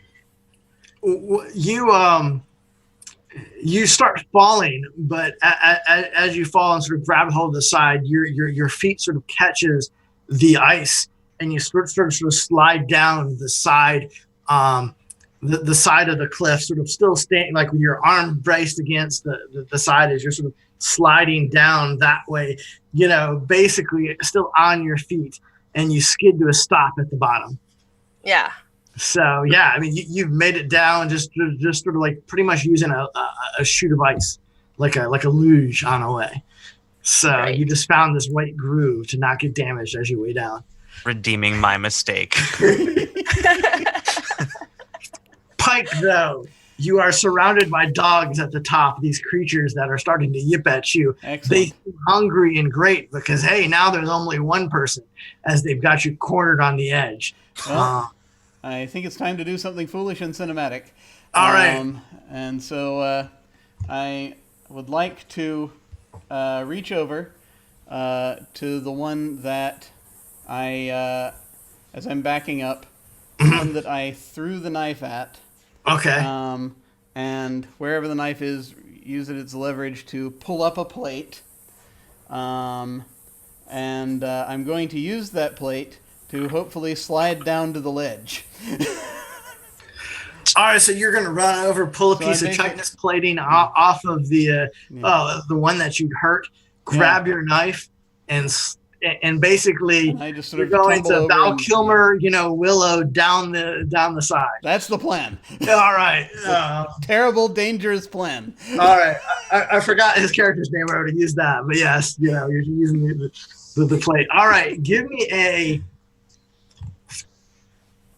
Golly, what would this be? Give me a might roll to rip off a chitinous plate first. Okay. So let's see. Yeah, brother. What am I aiming for? It's a difficulty 2 task. Okay. To just rip off a chitinous plate Yeah, off of this dead creature. That doesn't sound terrible. Nevertheless, No. I'm going to spend effort. Okay. Let me go ahead and. All right. So brings it down 1. My memory's right? Val Kilmer did this in Willow with his shield. It's been a Yeah, while. I sliding think down so. the mountain. It's been a while. I can't remember, but yeah, basically. All right. I mean, Legolas does it in a shield down the wall, but you got to give props to the original. So, But of course. So got the plate.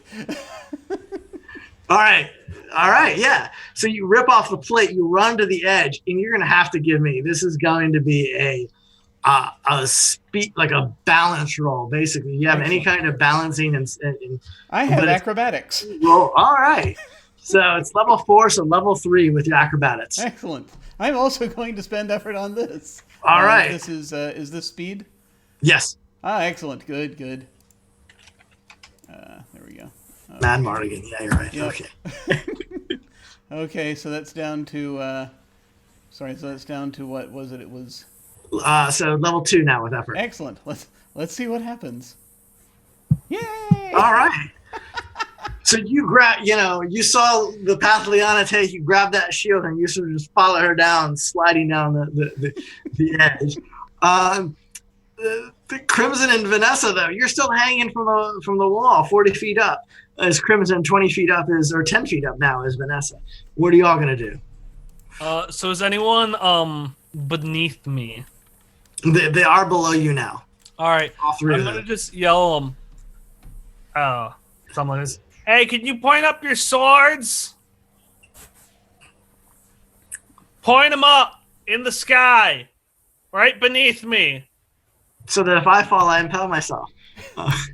I have a reason. I have a reason. Is it a good reason? Just do it. Just do it. I don't have a sword. Sorry. I just sort of like hold up my glass knife and say, "Best I got." All right, I'm going to look at the Yeah. thing. I'm gonna look down, make a point of looking at the ground and all the pointy things now on it. Uh-huh. The posture changes, or if I will have to murder it. Its posture doesn't seem to change. In fact, it's trying its best to swing itself so it can crawl up your body. But you're Cool. holding it at arm's length. How thick are they? Like how squishy? They're not squishy at all. Okay, cool. Sorry, I'm gonna drop it. I gotta get rid of it somehow, and if it's not gonna protect me from the fall, I can't jump on it.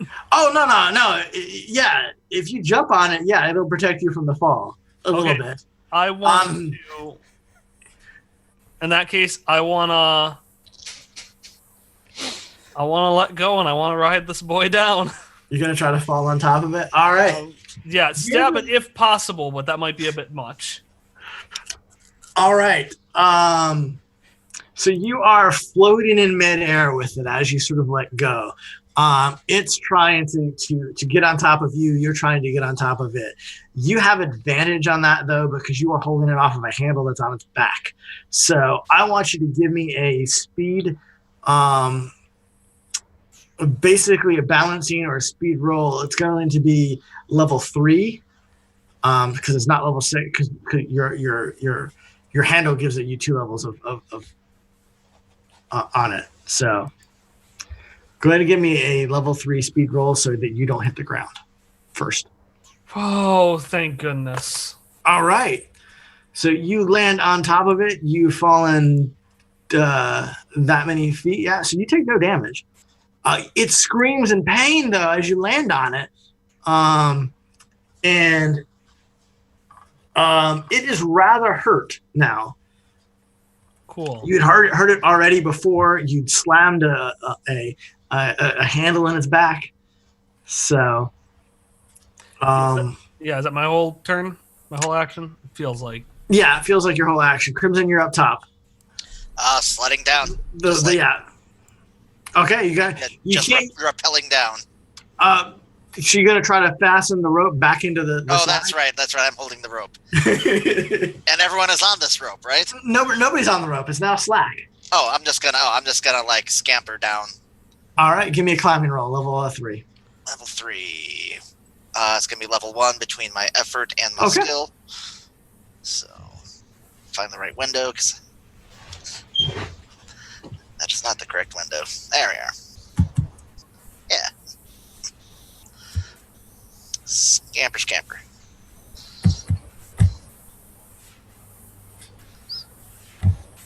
All right. You have made it to the bottom. You see the creatures above on the cliff face, sort of looking over the edge at all of you. Let's get in that The there one hole. below that Vanessa had landed on is howling in pain, and the ones above are sort of responding with chorus of howls. But they don't seem to be climbing down. Let's get in that hole.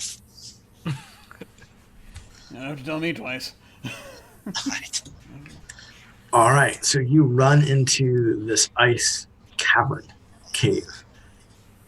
So, As we are running in, are we all running into the cavern? mhm. Okay, so as we're going, do I have time to do we'll take one last action as we're like running into the cavern, or are we still kind of in combat? No, we're not coming. You can do what you Okay, then in that case, as there's one that's still kind of alive there and making a whole bunch of noise and potentially drawing others to us, I'm gonna go ahead and attempt to use my, just as I'm backing into the hole, I'm gonna attempt to use my onslaught to just finish it off. All right. Are you using Onslaught as a mental ability or a physical ability? It's a physical ability. Okay. All right. So that what's the difficulty on this? If it's a physical ability, it's still level 6. However, it is damaged, and so I would already give it down to level 5. Okay. And then with Onslaught, it has the mod on 1, so it takes it down to 4. Okay. And I am going to go ahead and spend a level of effort. I have hold on. I think I have an edge in edge 2 in intellect. Is that what I would be using? Correct. Yes. Okay. So then I'll just spend a level of effort and bring it down to You have the option of making Onslaught a physical, like a bolt that goes out and shoot it, or to be a mental attack. It can be one of the two. Oh, okay. That's what I meant by using it physical. Gotcha. I think I am. Attack, it's only difficulty 4 base. Oh, in that case, I'm gonna do it. I'm gonna do that. I'm gonna do the mental. Okay. So it's 4. So that would bring it down. So even with the spending level of effort, that brings it down to 3, I think. It's got a mod of 1. So sorry, it's by down 3 is what I meant. So. Oh. Yes, you can bring it down 3 with spending 2 levels of effort. Okay. Yeah. By 3, so it'd be level 1. Yep. Okay. Perfect. I'm gonna do that. Okay. Of course. Hey. Oh, and then that one. Do you have any? No, you have no. I do not. So. Well, bye everybody. Time to stop. Oh, hey, at least no one's precariously close to it, right? I think I count as someone precariously close to it. So, Vanessa, you see Zamakir try to intentionally murder your pet. This is a bad dog anyway. That was a very dark joke. It's not my pet. That's what I meant to think. So okay. Golly, Jim intrusion for a mental onslaught.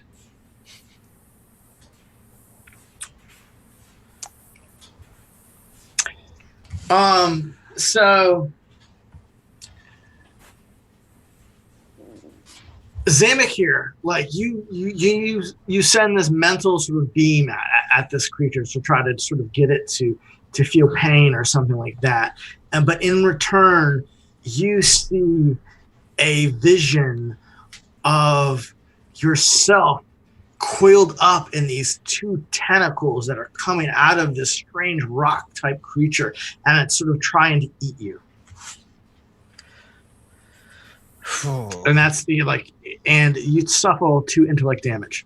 Ooh, okay. All right. Before we run in, can I just quickly, since I'm still on top of it, just take my rapier, stab it, and just kill it? Yeah, Get this you can finish it off. Okay, cool. Want to roll for that? No. Okay, cool. I'm just gonna say, shut up, stab it, and walk away. All right. And you guys make your way into this huge cavern.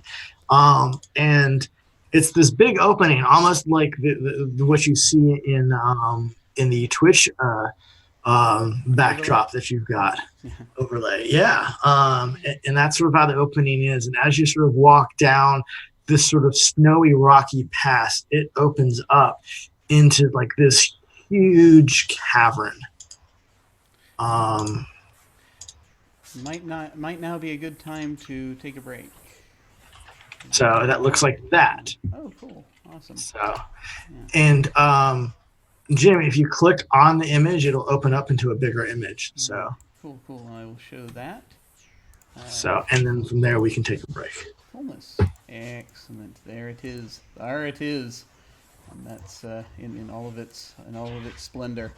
Mhm. Awesome. Well, we will be back in just a few minutes to explore this place. We'll see you shortly.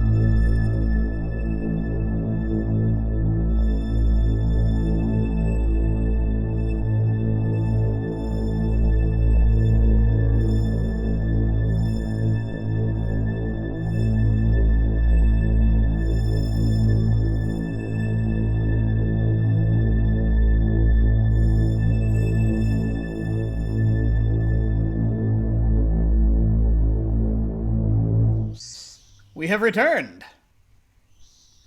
We have. We have entered the cavern, which you can see right over here.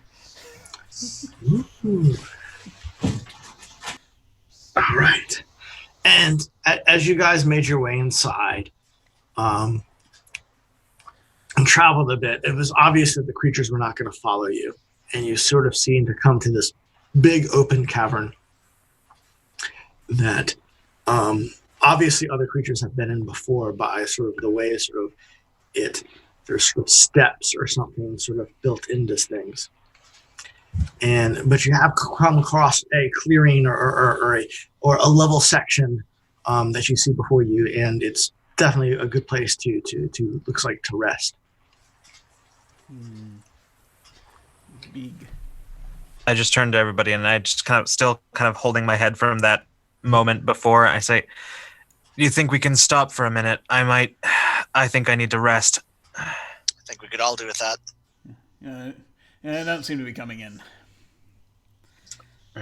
All right. So as you guys prepare for a short rest of some kind, how is everybody doing? What does their demeanor look like? What do they look like? So Frustrated, but not too damaged. More tired. Okay. So Liana is a kind of tall woman. She has blonde, long curly hair in a ponytail, tan skin, and she looks kind of rattled right now because she is not that used to going out into the wilderness. She used to be a librarian before, and after she got sick of that, she decided to try her luck finding Numenera on the outskirts of the city and the nearby ruins.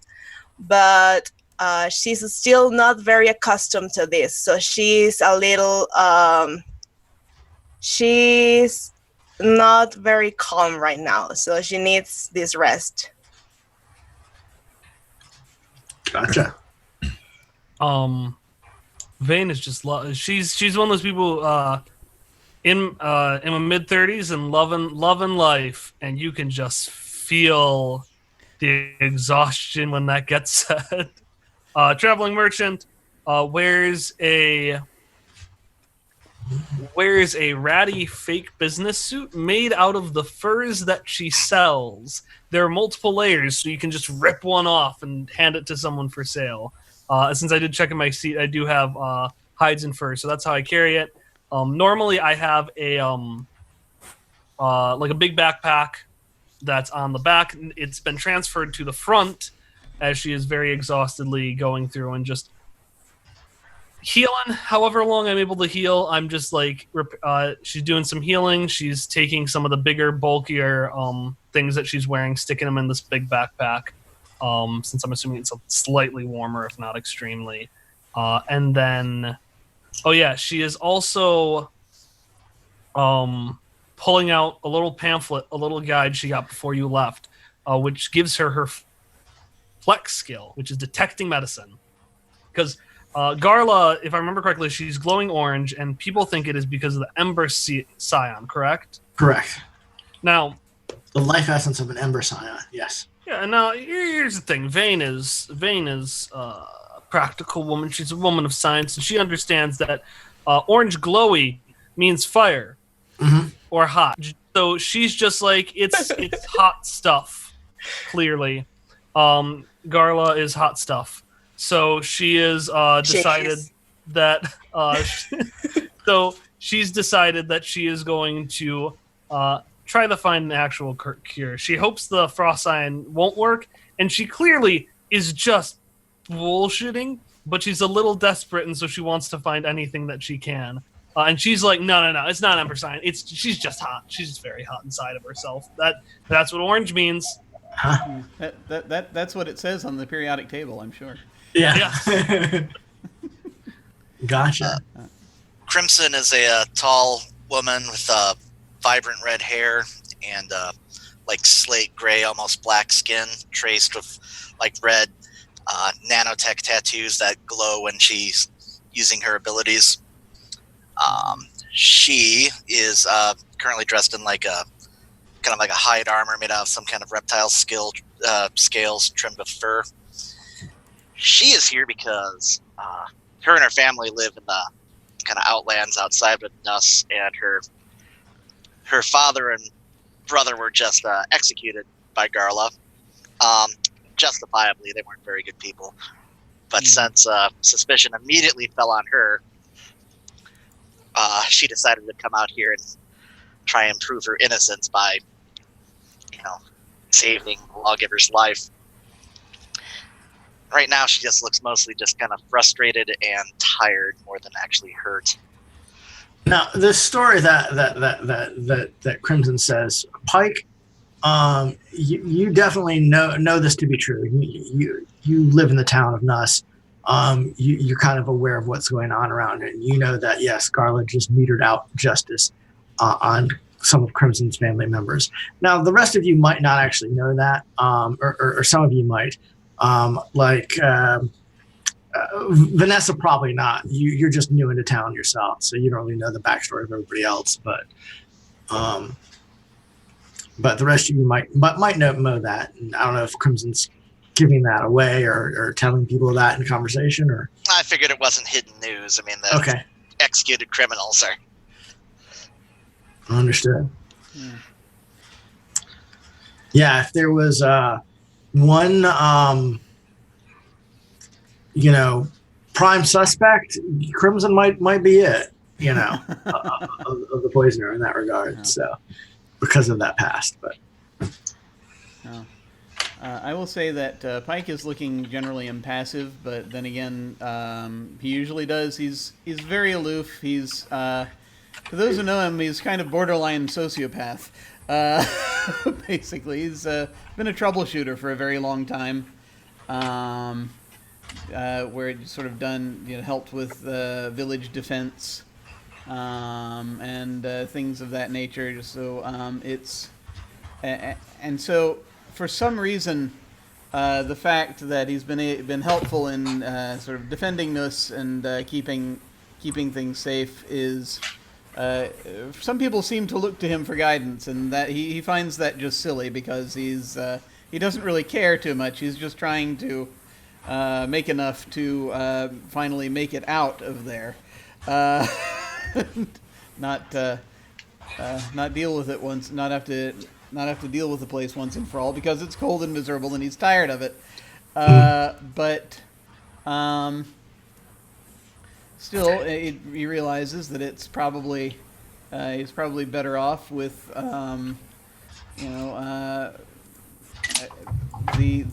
village functioning before such time as he tries to depart. But now with this thing with Garla, he's had to do a lot to help keep things together that previously Garla was doing sometimes, and so it's like now we've got to.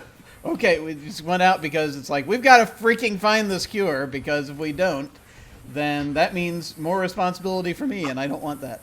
So it's very much a thing where he just wants to go off in his own juggling knives as he does. All right. We had lost Josh there for a minute, and because of that, everybody is now switched their roles. Well, let's fix that. There we go. That's weird. On it. No, it's no big deal. That always is going to happen when Zoom when Zoom goes to pause on a thing. I think there might be something coming up in the upgrade that'll. Stop the fix it, but yeah, it's not a big deal. I am used to it now, so it's gotcha. Just wanted to double check. So all right. So as y'all are sitting there recovering, you guys go ahead and make recovery rolls on your own. You don't really need to do those, out if you don't want to. All right. Well, how long are we? Yeah. You go. Yeah, I'm gonna go ahead and describe mine. Yeah. So Zemakir is sort of kind of short statured, probably somewhere in the like 5'6" range. He's either young and looks much older than he is, or old and looks much younger than he is. It's very difficult to tell. And he wears. You actually, one of the things that you would notice is that out in this cold, he seems to be actually a lot more comfortable than a lot of the rest of you might be. Wearing comparatively little, kind of mostly just a light sort of shawl across the shoulders and over the chest, and has sort of a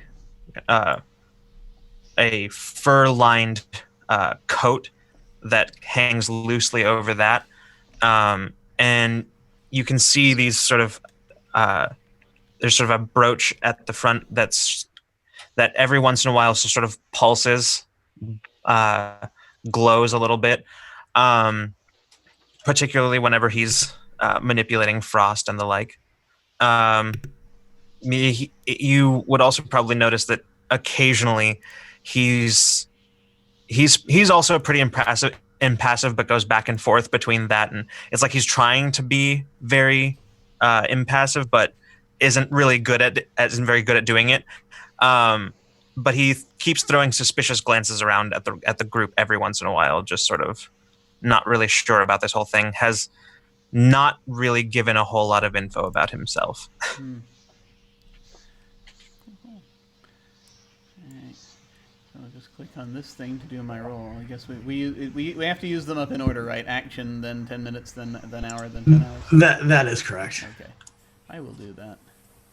So if you Okay, don't want to spend 10 minutes, you can roll twice. So How long are we resting? it's up to you guys. How does this work, the recovery? So you rest. Your first rest is a d6 plus 2 for your tier, and that you get to add to your pools.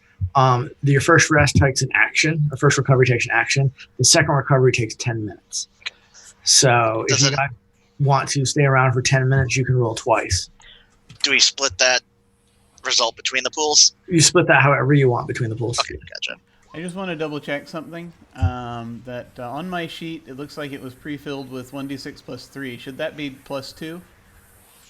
It might be plus 3 because of an ability of your character. Let me check my abilities. While we're figuring out all this stuff, something I just want to mention that I'm going to be doing just all the time, and I don't want to say it manually just to break the Okay. flow. So that trained in detecting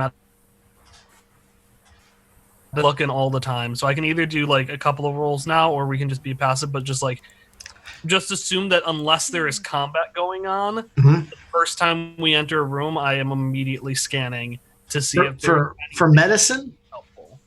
Yeah, for medicine, basically anything. So we're Okay. going for the frost scion. I don't think that'll work.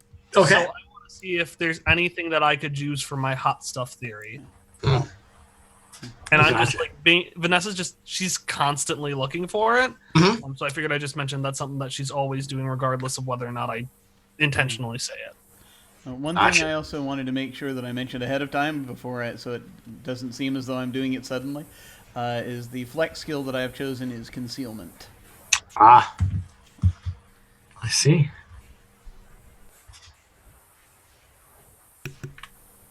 So Vanessa, you said you were looking around suspiciously at everybody, right? Was that you that said that? That was me. Yeah. So Zamek here, as you're sort of like watching around suspiciously at people and their surroundings, you see in the far end of the room what looks like, something that catches your eye, and it looks like a backpack sort of laying against some rocks. There's snow on it and what have you, so it's a hard time to see it. But it looked like this sort of backpack just sort of laying there, like somebody else had been here before. But the rocks, though, are these big boulders that are sort of covered in snow. Without going towards it, can I tell, does it look like there was some kind of struggle, or is it just sort of abandoned? It kind of looks like it's abandoned. Okay. I'll stand up a little bit and kind of look towards it and just sort of motion to everybody else and point it out. Say, it looks like we might not have been the first ones to come through here. As you remember, there was a failed expedition that came here before. with Right. one survivor. How long ago? About a year ago. How much like frost and rime is on the backpack? Like a year's worth? Being in a cave, it's hard to tell because it's not like it snows in this cave. But it is covered in some frost and grime, so it could possibly be. The leather or whatever the backpack's made out of is probably frozen itself, so it's not like it has had time to rot or to decay or anything like that. Sure. So I'll make my way cautiously over to it. as you start stepping closer to it and getting sort of more light in that area, you have a vision. You see yourself being entangled by two tentacles coming out of one of the rocks.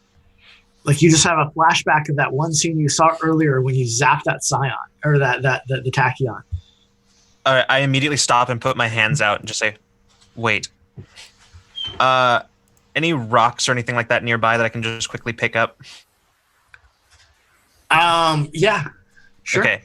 I just sort of lean down and just sort of looking at everybody else, I just sort of toss the rock towards the larger boulders. Okay. You toss the rock at the boulders. It hits a boulder, sort of rolls off. Some snow comes off with it. Nothing sort of seems to happen. Right. Very, very good shot. Is that what we were looking for? No. I can't explain it, but Oh, good, because that was a lousy shot. that's not what I meant. I just feel like there's something wrong here. I can't explain why, but I think there's something. I'm not sure. I'm gonna just stay put and just kind of keep eyeing the boulders suspiciously. Well, I'm gonna go grab that there backpack. Impulsive. Mm-hmm.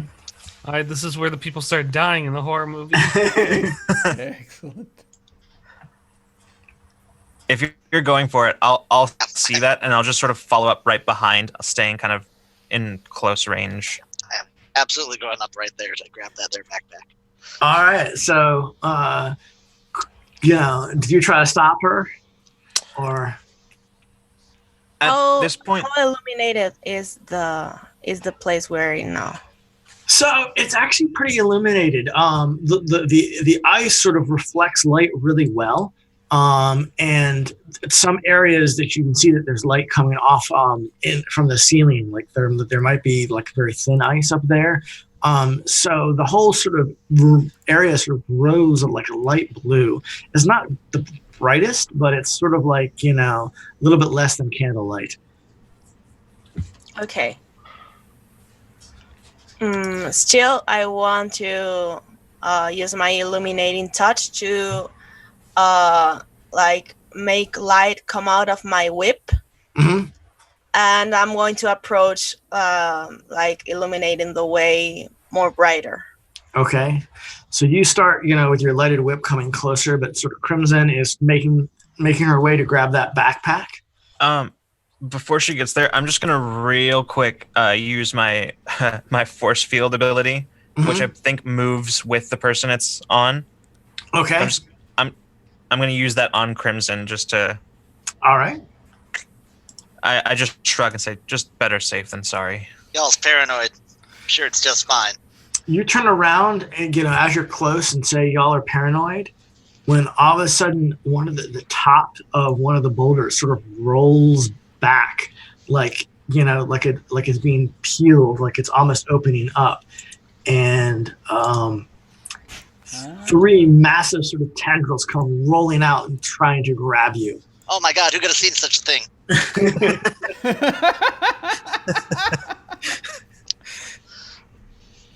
Very unexpected. So If only we'd had some warning. give me a level. Next time you have a prophetic Well- dream, maybe give us some details. Yeah. Give me a level 6 defense roll from this. What stat? They're grabbing hold of you, so might defense. Might defense. Spend. Of course, his armor or his barrier is going to help quite a bit, or that was put on. Yeah, it gives +1 to armor, so. Okay, so damage it will reduce. Yeah. Gotcha. Okay, so I'm going to spend 1 point of effort here. 6 brings it to 5. Is that correct? Yep.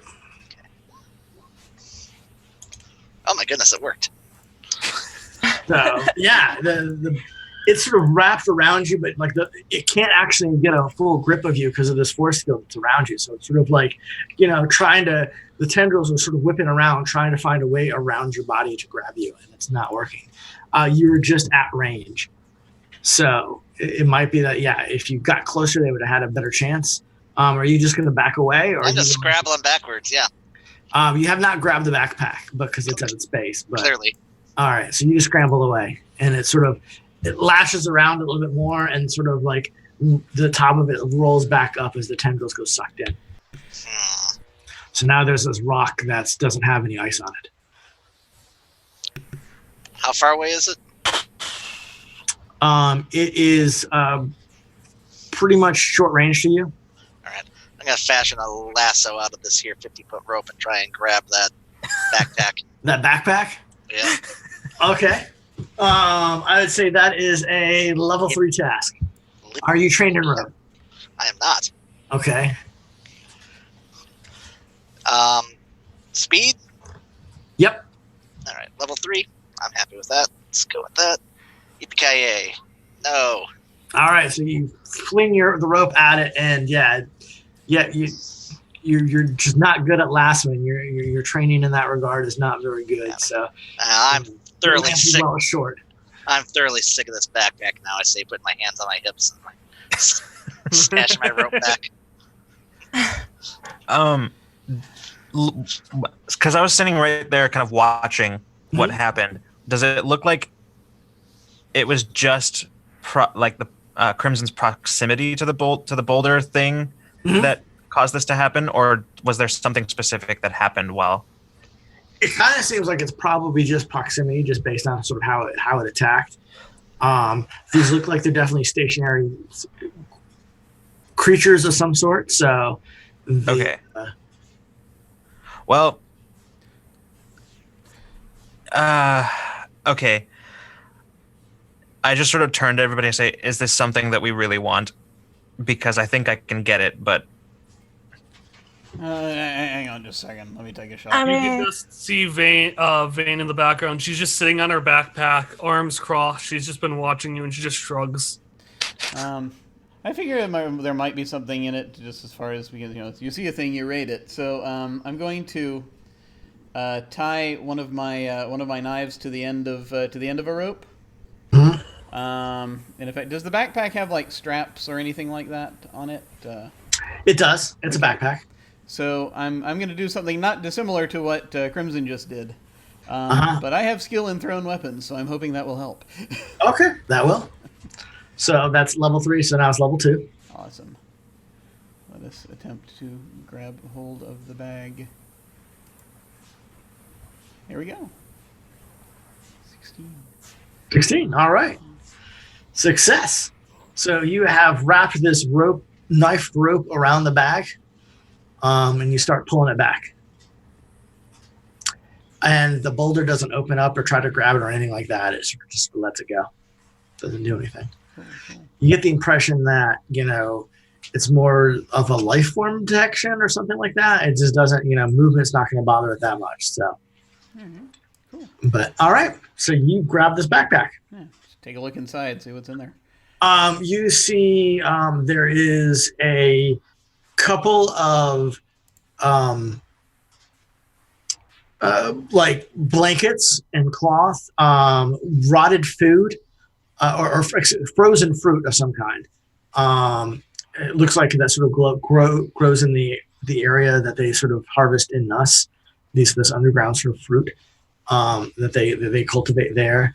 You also find some ciphers. Give me a D3 roll. Nice. 1d3. All right. So, two. There you go.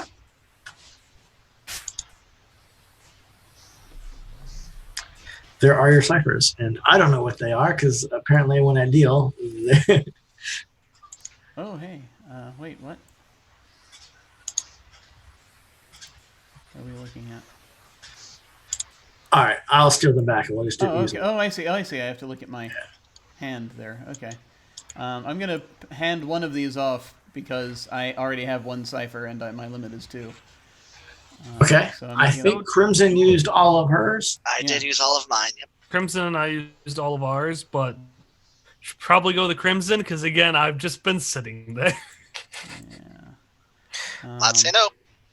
Oh yeah. So I'm gonna hand because I think I already have a detonator type thing as this other thing. Yeah.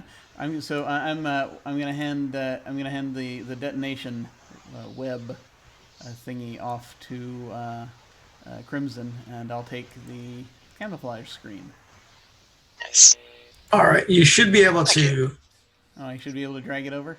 or give right click on your hand on the card. So Yeah. accept trade. Yeah.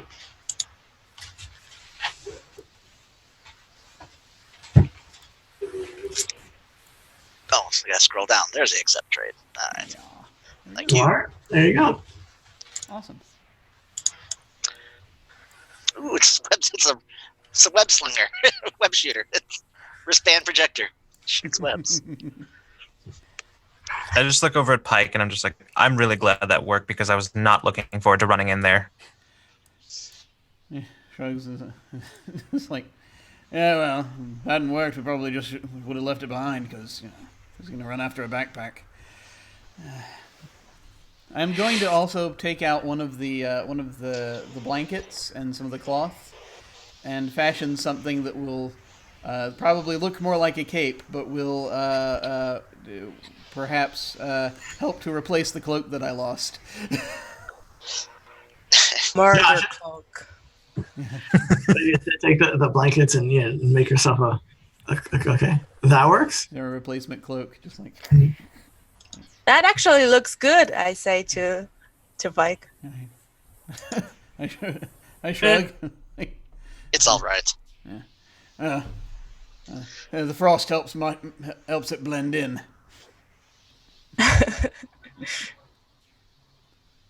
All right. After your rest is done, do y'all continue on, or what happens? So what's the layout of this cavern? Right now, it's this big, huge, sort of cave complex that you sort of see a path on. Oh, there's a path through. Yeah, there seems to be sort of a path that sort of, through this open cavern. And if you continue on it a bit, you can sort of see, though, that it starts to sort of close down into an opening. And the opening has metal, like circuitry wall to one side of it.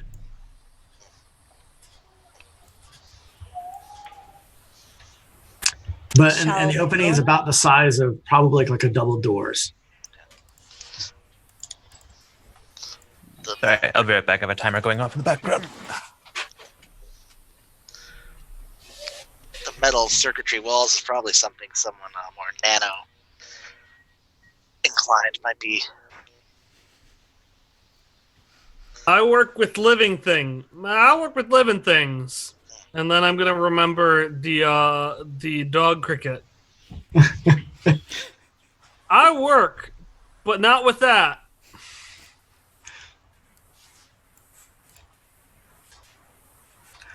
So y'all gonna pass through the opening a bit? I'm gonna stop and listen Mm. at the opening, see if I can hear anything. I'll take Perhaps a look dangerous. and see. It You sticks out. hear the slight trickle of water. That's not unusual. All right.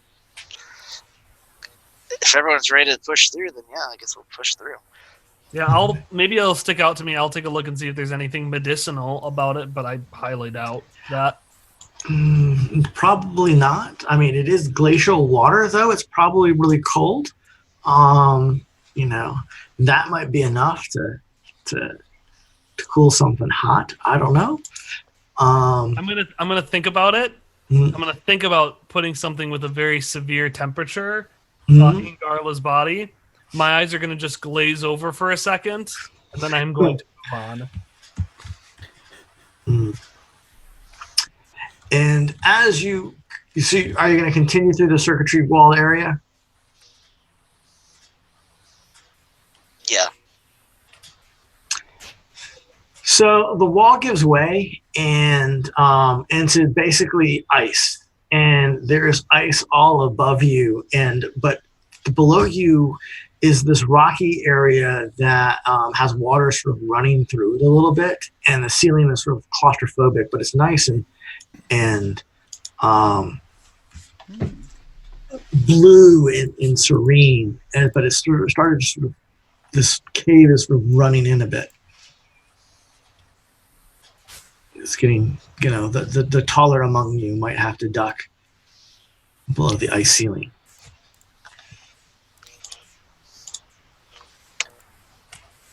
Walk my way through. Not a- I'm going to keep going. Well, is there anything in this room medicinal? No, because if not, I'm going to just keep going.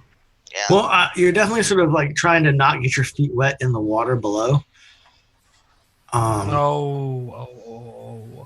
Because you don't want, cold feet. It would be not nice. But other than that, there's not much to it. But soon, Slowly, carefully pick our way through. yeah.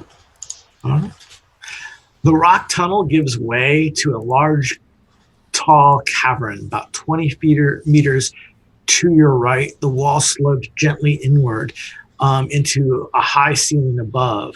It is made out of solid ice and glows like it is. There's a large light shining behind it, behind the thick wall. It sort of looks that way because it sort of glows this blue color, like either there's sunlight behind there or there's artificial light behind it. Marvelous as this wall it's not the most striking feature in the room. Ahead of you is a 5 meter wide by 40 meter long and 5 meter thick bridge made out of solid blue ice. The bridge spans the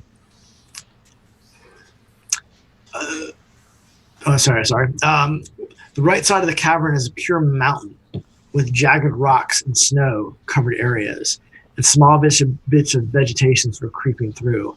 However, high up near the ceiling, a large flow of water exits the mountain wall and slowly floats down into a small pool, some pool far below you. I say float because while the amount of water that is coming off the mountain is probably equal to a massive thunderous waterfall, but the water is only floating down ever so slowly. At the top, it's small blobs of water, but as they float down, they combine till some of the spheres of the water are as large as small dwellings as they cross the plane of the bridge. Light emitting from the walls plays off the water spheres, giving the whole room this surreal underwater feel. I'm going to walk over to that bridge. Vane's going to walk over. She's going to pat her like backpack. She's going to open it up, try reaching into it, try to look for the rope. Mhm. Remember that she left the rope on the mountainside. Just go, shit. Actually, Crimson has your rope. That's right, I would. Here, this is your rope. I've got my own rope.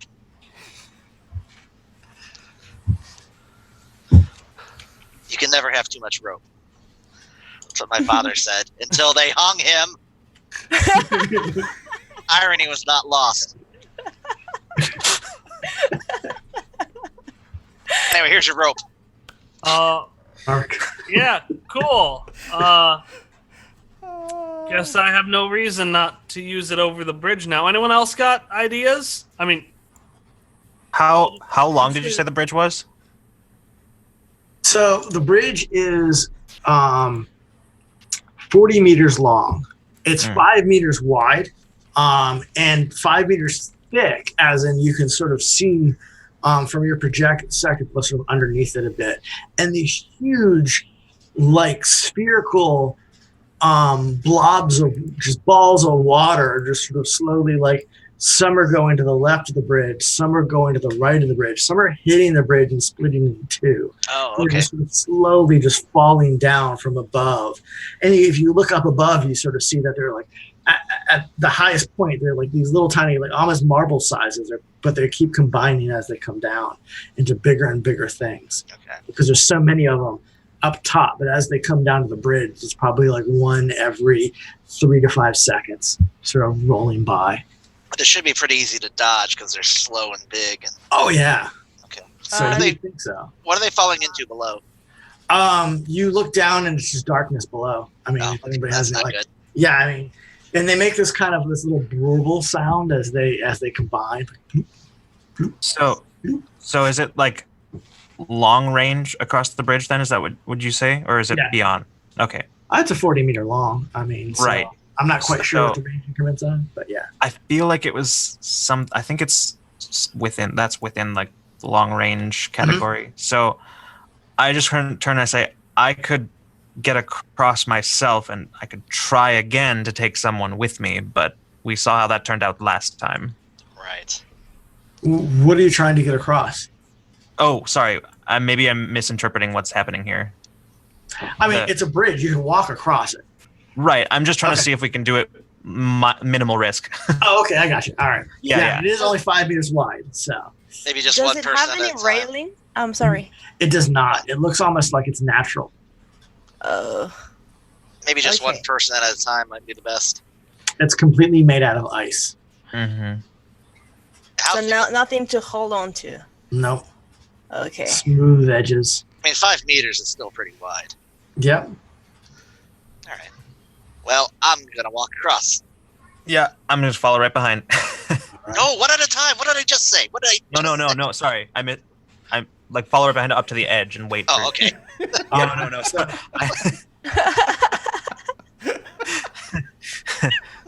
Okay.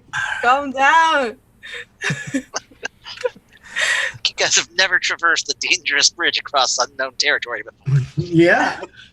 So you start to walk City folk. across, and you see, like, just this one of these big balls about the size of a VW bug sort of start, is floating down next to you. You can reach out and touch it almost. I will not. Okay, yeah. So you continue across the bridge slowly, and you get to the other side. All right. All right, who's Oh. after? It's all safe. All right, I will kind of watch, and as soon as Crimson is off the other side, I will start making my way across. Okay. So you make your way across, and you see that you start to go that one of these blobs is going to land right in front of you. So you stop, you try to jump ahead of it. Do you want to touch it? What's going to happen? I Slowly sort of floating down. This one's about the size of a large boulder, I would say more. I think I'm just gonna wait it out. I see it coming. I'll just sort of back up a little bit and just sort of wait it out. All right. It hits the bridge in front of you and sort of splits into two, and sort of now it's too small of these balls, sort of like, it sort of floats off the edge and sort of, runs off the edge. And you see now that the water, the bridge ahead of you is much more slick because it's now got fresh water on it. Right. Didn't think about that. I'm gonna try to. Actually, I'm not even gonna risk it. I'm just gonna far step across the rest of the way. All right. You're over the bridge on the other side. Who's next? I'll go. Okay. Seeing that it might not be, I'm going to be heading across kind of slowly, checking it out, kind of doing my balancing thing as needed, All right. and sort of watching. So you slowly start to head across, and you see beside you one of these boulders sort of like start to come down as well, within arm's length of you, and I'm going to offer you a GM intrusion. Ah, yes, of course. Let's have that. All right. Please, good sir. I will give the other XP to Zamakir, Okay. because having just precipitated this particular thing that is happening, and also not having had any XP yet. All right. All right. So you start to, in fact, from the other people's perspective, you see Pike sort of make his way across the bridge, and he gets He gets a lot closer to one of these balls than you did, and you see him almost slow to a stop. But you see that he's still moving. In fact, he seems like he is slowed down to the speed that the water is moving. As it's sort of like, if it was, he's just slowed down to a crawl as he's going across this bridge. And Pike, you feel it too. All of a sudden, there's something unnaturally like the people on the other. You're looking at Crimson, and they're sitting there waiting impatiently for you, but they're just moving a lot, like they're unnaturally fast, just sort of fidgeting and what have you, and it looks really strange, like they're in fast forward. What's up with you then? Well, that's probably not good. Slowly keep going. How far away is he from us on this side? He's halfway across the bridge, so it's 20 meters away. All right, my rope's an imperial measurement, so use that. It's a 50-foot rope. That's about not quite 20 meters. I will step a bit onto the bridge and just throw the coil of rope, holding on to one end, at him. Kind of curious how it's going to happen when it hits the time distortion, but throw it at him. All right. Give me that rope use. Like, you're not the. Give me an attack roll of rope. Give me a speed roll. Level. He's not moving very fast. Level 2. All right. Happy with that.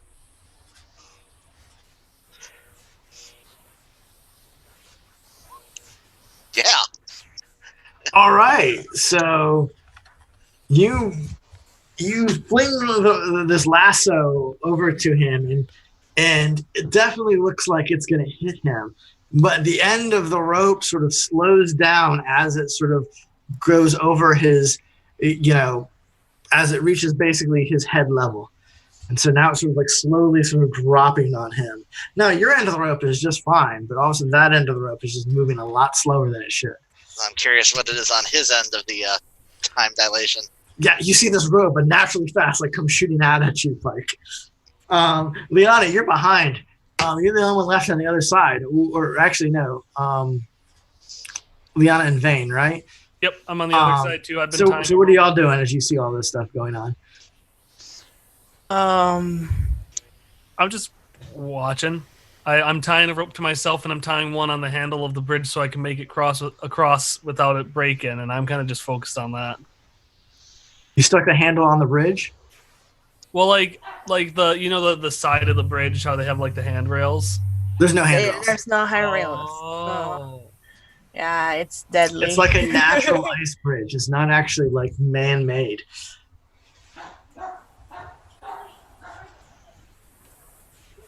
Then I'm just watching. I'm just watching and trying to figure out how to get across this bridge. My mind is moving as quickly as Pike is.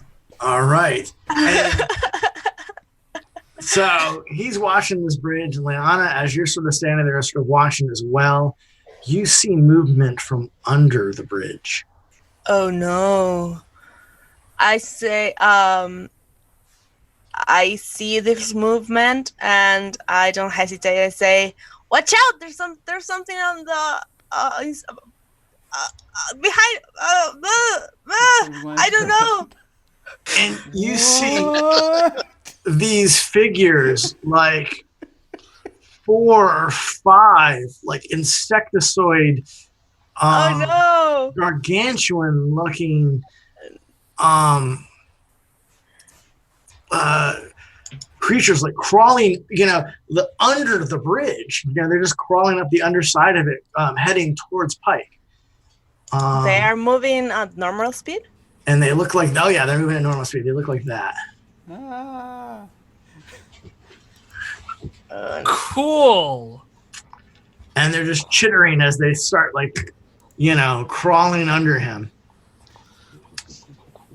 Cool. So she points them out before they start, like, mounting the side of the bridge and climbing up the side. But they're on the other side of the bridge. Okay. How fast are they moving?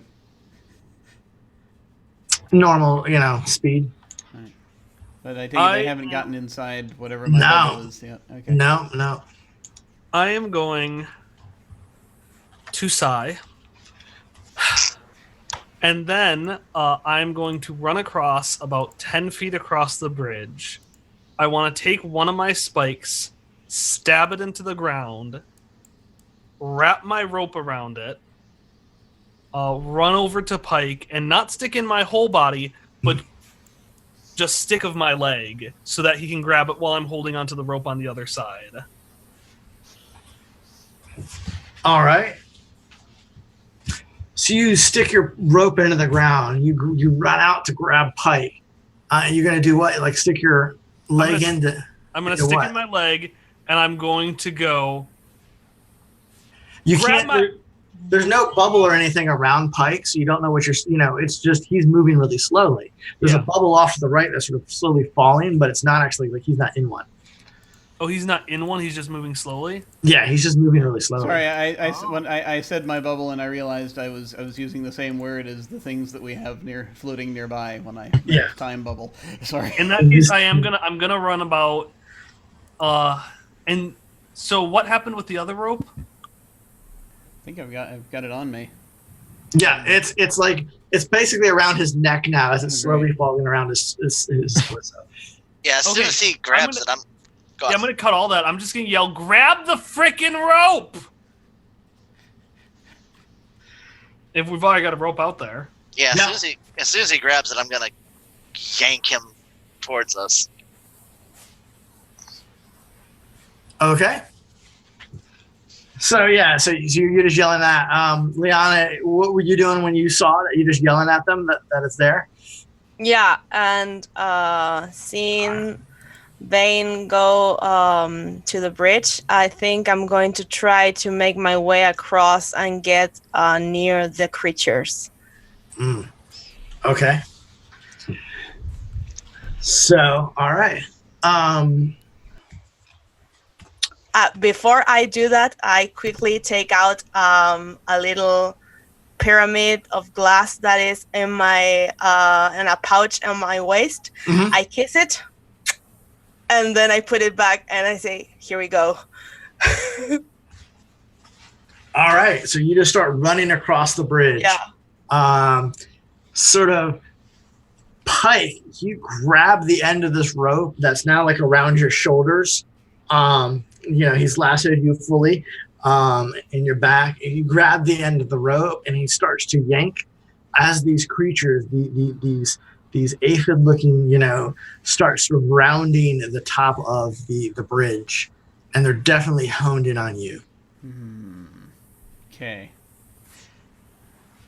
So, I have a strange idea. Okay. I don't know if it's going to work at all, but We'll see. This is not something terrible. They're pretty close, right? Oh yes, they are in immediate range of you right now. Okay. So I have a thought about using the this time envelope that I am in Okay. to try to help me a little bit. I see that the rope is being pulled, and so I'm going to be moving forward. So what I'm thinking of trying to do, this may be way too silly, I don't know, is to take one of my knives and time it so I can throw it up into the air in the hopes that it'll be rise and fall at slowly enough that I will be out of the space where one of those insects is going to come into as it descends blade down. All right. I have no idea what kind of trick shot that is, but give me a speed attack roll. All right. And based on there's no difficulty to it. It's going to be based on the how the roll is, based on what happened, because you're not really trying to attack anything yet. You're trying to time things. Yeah. So basically. the timing is going to be based on the roll. Okay. Now, if you have any skill in this, then it will increase the level. I have thrown weapons or acrobatics. Okay. One of those maybe. All right. As a GM, I'm rooting for a 1. Go ahead. All right. Let's see. Can I spend effort on this? Yes, you can. Oh, excellent. I'll do that. I just got some back. And so I've done that too. And now I'm going to roll a d20 and see what happens.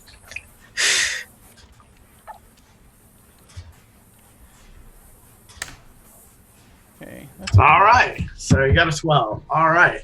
So you throw this dagger up in the air. Now, it's got a time distortion problem going on. So it's going to take a while for that to bear fruit. So we'll have to see what happens in a little bit. Crimson, you see that he's grabbed the rope. You're going to pull? Pulling with all my might.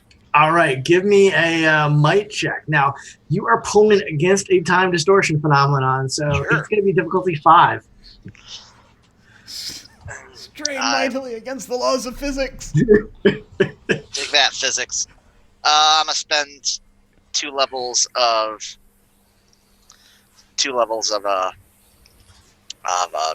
effort. Okay. Yeah, unnecessary, but still good. All right. So yeah.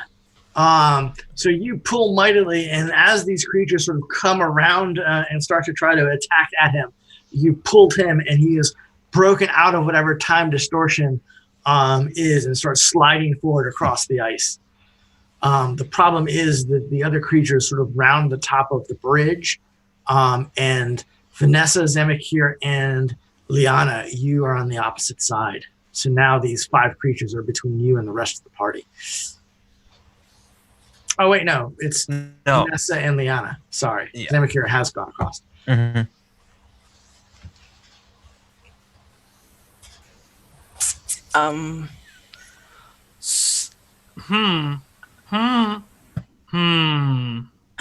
I want to get close enough to attack them. All right, yeah. So, Liana, you were running across with all your might. You kissed your pyramid, and you've got your whip out. What are you using as your weapon? I have prepared my cutting light in one hand. Okay. All right. Yeah. So you got your cutting light, and you're going to run up and try to attack one as it's chasing after Pike. Yes. All right. What difficulty is that? So these creatures are difficulty 4. Okay, I'm going to reduce it by 2. So that should be 5 points. Okay. No. Yes, 5 points, right? Do you have any edge? Yes, I have 2 edge, so that's 3 points. Correct. Okay, so let's try this.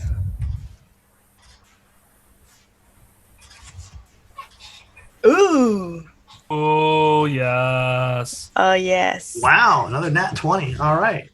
Yeah. So what do you want to have happen with this blade as it slices into this back of this creature? It's not paying any attention to you.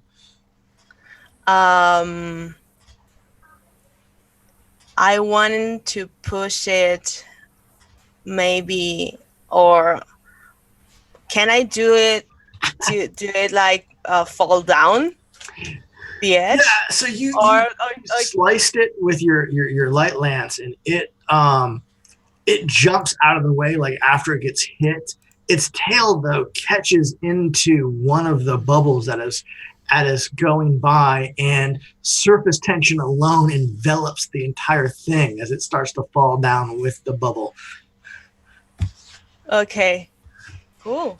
So yeah, it got itself trapped into one of the bubbles by just merely touching it. Bye. It starts to like sliding down, and it chittered and spun on you, but then sort of like your tail got caught, and it starts to like get stuck inside of a bubble and slowly fall down. Yeah. And itself like try to, obviously they're not good swimmers. It's just mandibles are going like crazy. So, all right, go ahead. How many are there left? There are 5 left.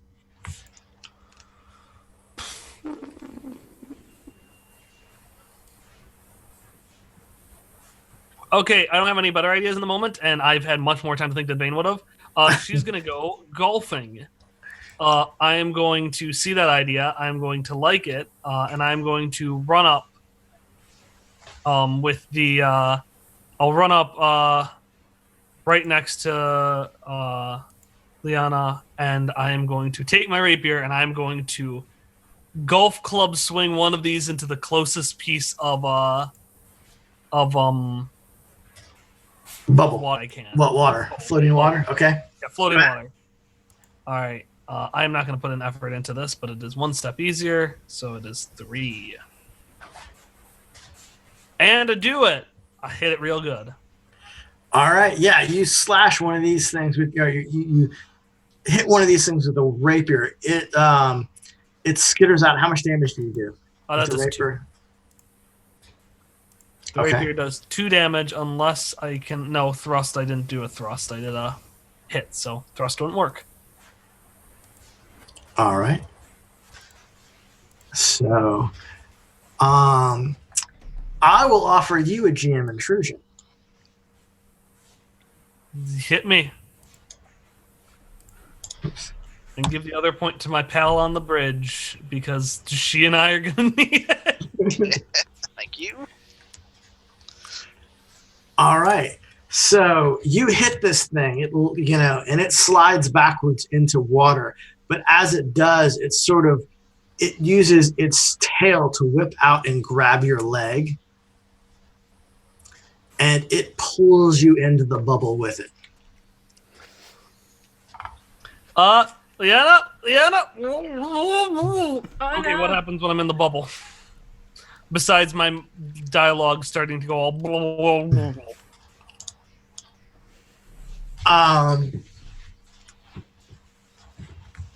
What happens with you in the bubble? Yeah, you can't breathe for one, and you've got this aphid in there with you that is trying to attack you. All right. However, you're not slowed down. Both of you are moving at full speed. You know what? I don't think that's better. Honestly, I don't think that improves my situation. That's fine. I'll do underwater combat. I'm okay with that. All right. What is Crimson, Zamekir, and Pike? What are y'all doing now that you see the current state of the situation? I am. Vanessa knocked one off. Liana tried to do the same and got herself like enveloped into a bubble. I am going to run at the closest one and try and smash it with this here hammer. Okay. I am frenzying. All right. Support to hit. Level 4 creatures. Level 4 creatures. I'm gonna. Excuse me. Going to put effort. So. 3. Oh. Oh no. So yeah, you swing and miss over its head as it sort of like ducks down, trying to get by you. All right, Pike or Zemikir. I think that, if I may, I don't know what the range necessarily is here, but if we can say that I'm still, since I've just gotten to the other side and I'm taking this lasso off of me, Okay. and I'm looking down, and I stifle a laugh for a second, seeing Liana trapped in the bubble, and then I'm like, and I'm gonna come back up to the edge, and I'm gonna try to send the lasso down. I'm gonna try to throw the lasso down to get her. Okay. So Get me from the bubble. All right.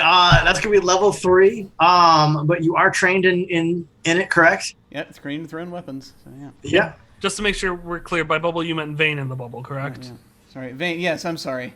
Oh, Okay, cool. I see that I have the overlay is messed up. That's why I said that.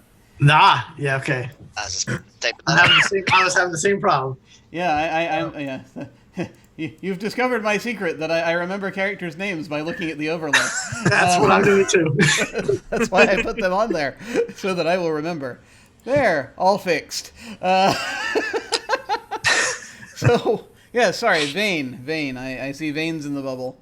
And, again, stifling a laugh that she's in there. I'm like, throw the rope down to try to get her with it. All right. And so yes, and thrown weapons, so that brings it down to a 2, and what the heck? I'm gonna go ahead and spend a level of effort as well, just because it's fairly cheap for me to do so. So I will do that. So I'm trying to hit a 3. All right. And I failed, so I'm going to spend one of my XP because I have a feeling this is important. Probably. Save me, please. Companion not falling to their death. It'll be a slow death. Yeah. I mean, Yeah, that's true. That's not They're like feather falling. better. Yeah. Amusing though it would be to Pike to see someone perish in that way. He realizes that it would be more efficient for them to not die. So, yeah, we'll spend an XP, and I don't know if I have a thing where I send it to anyone. But, I will steal it from you. okay, cool. And I will do that again. So let's try that again. All right, a 12. That is a success. That's better. So yep, there we go. I will do that, and All right. hopefully that will help. So yeah, you throw the rope and it lands and hits the bubble.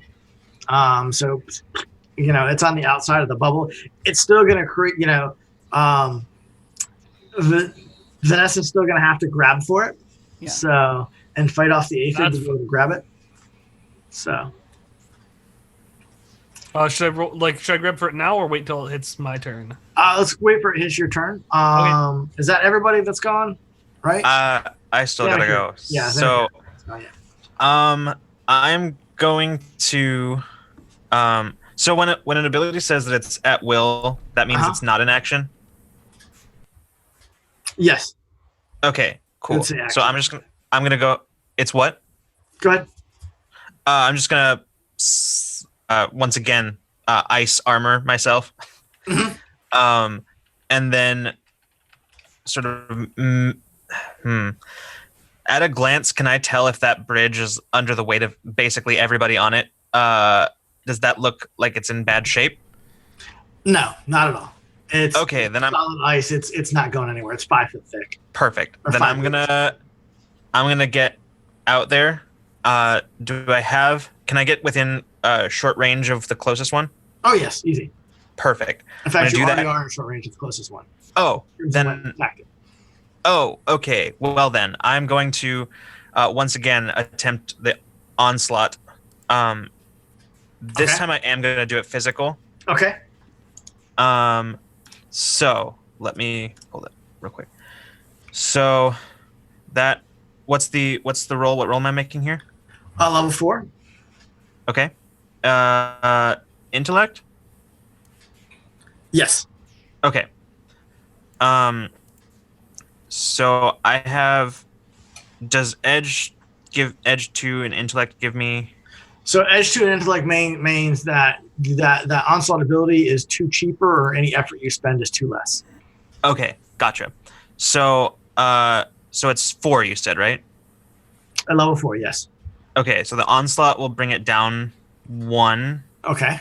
and then I'm going to go ahead and spend that level of effort. Uh-huh. Um, All right. I'm actually, So level 2. yeah. And yeah, let's just leave it at that. I'll do that.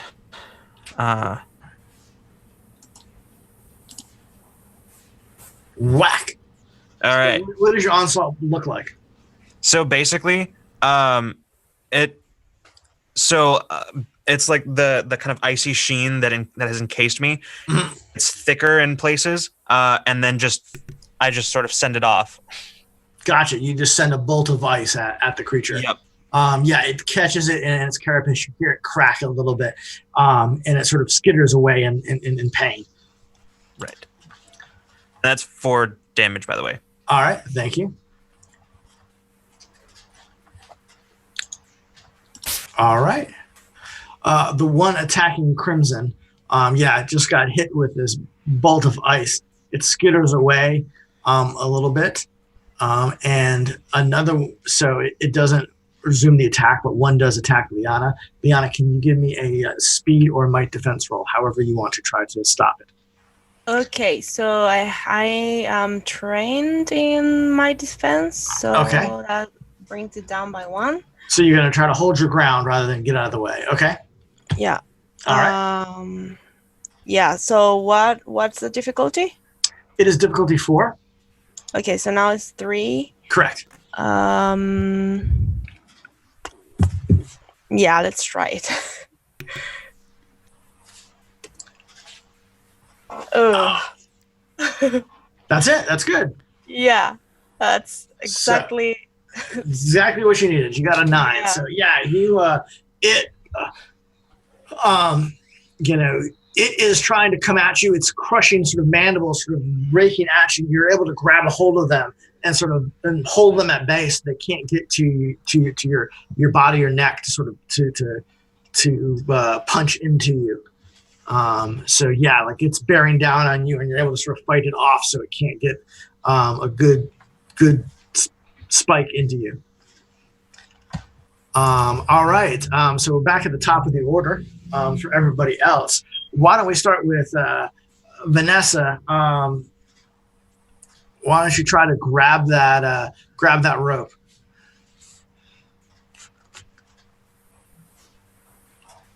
Actually, there is a feeder in the bubble with you, so go ahead and give me a speed or might defense roll to try to stop that from attacking you as it's in the bubble.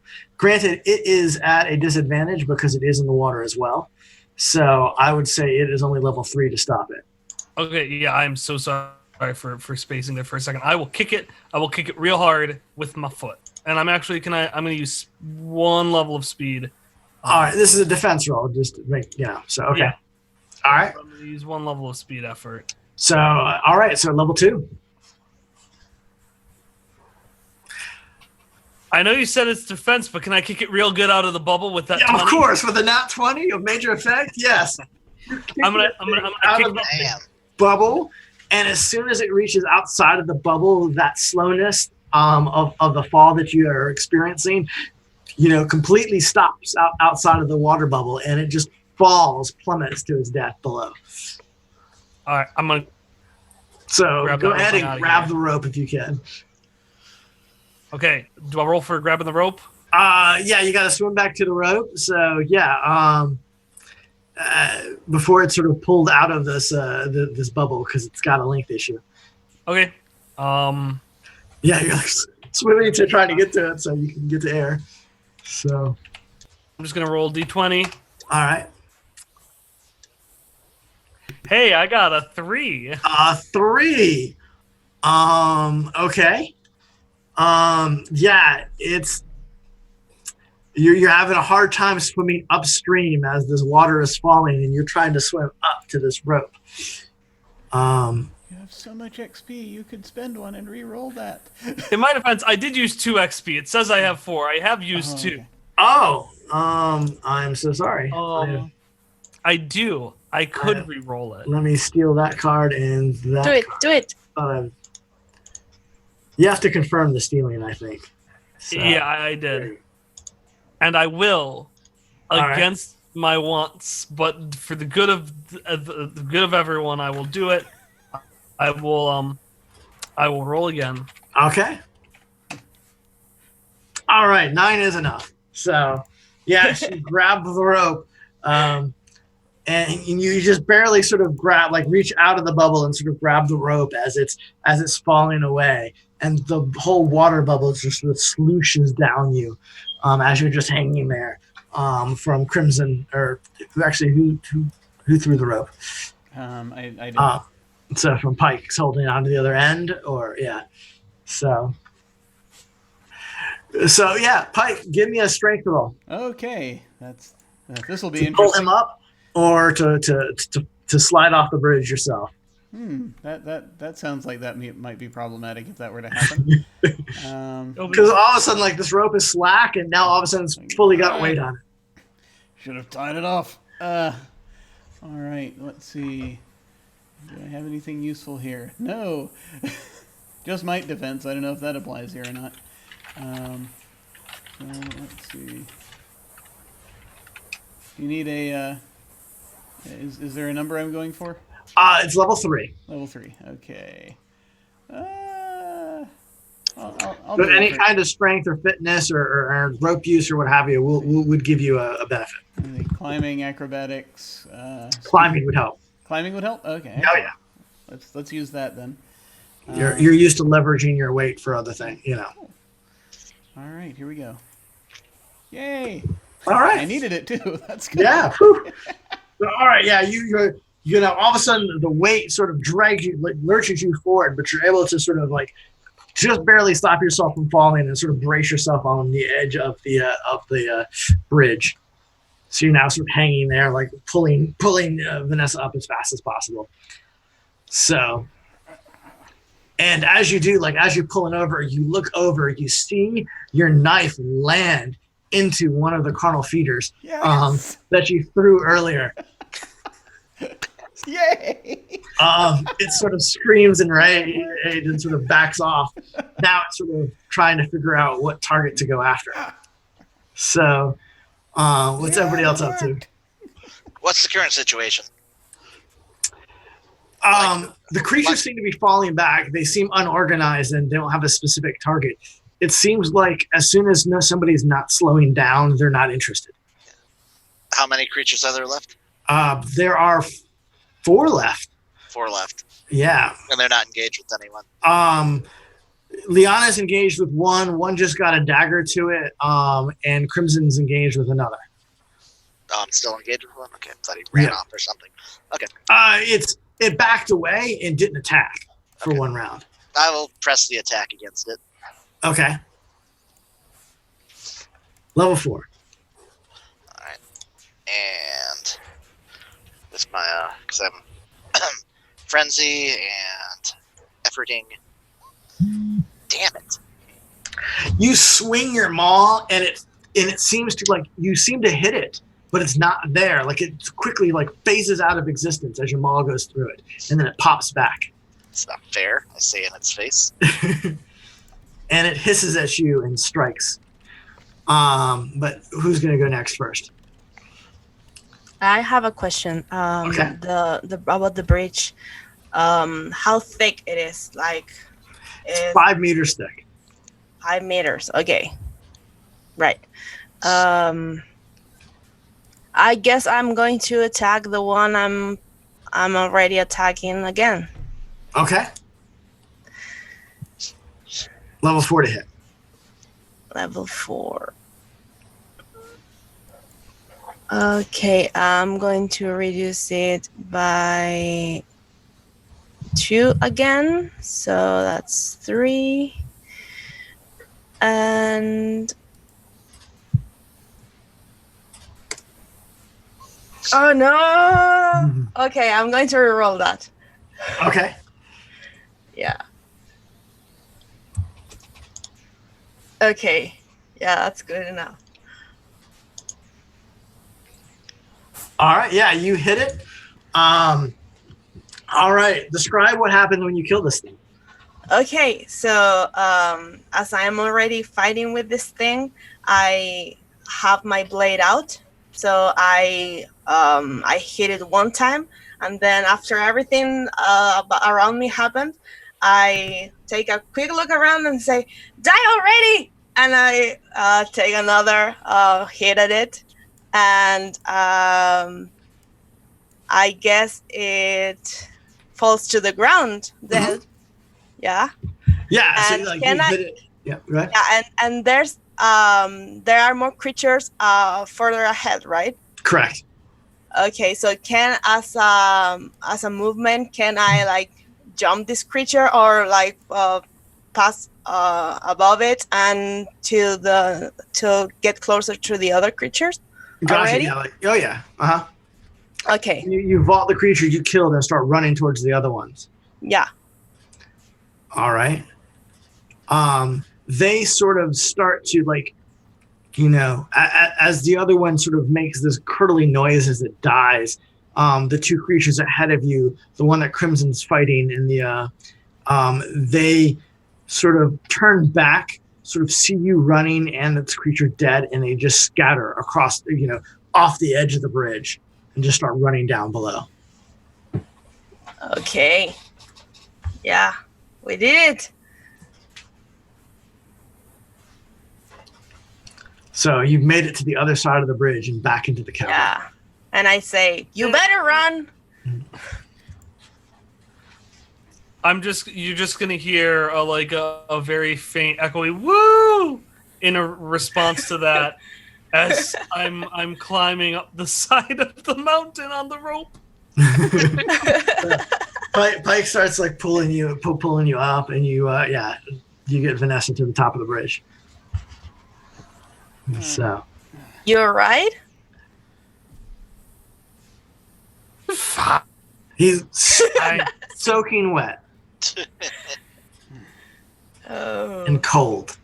yes. I'm just gonna peel off. I'm just gonna lift up one of the flaps of the hides because remember I have multiple. Oh yeah, you're right. And I'm just gonna pull off the top layer, throw it in a thing in my bag, and like tussle my hair a little bit. And the layer below is completely dry. It's completely fine because that's how science works. Whose Just- rope is this? just I start- forget.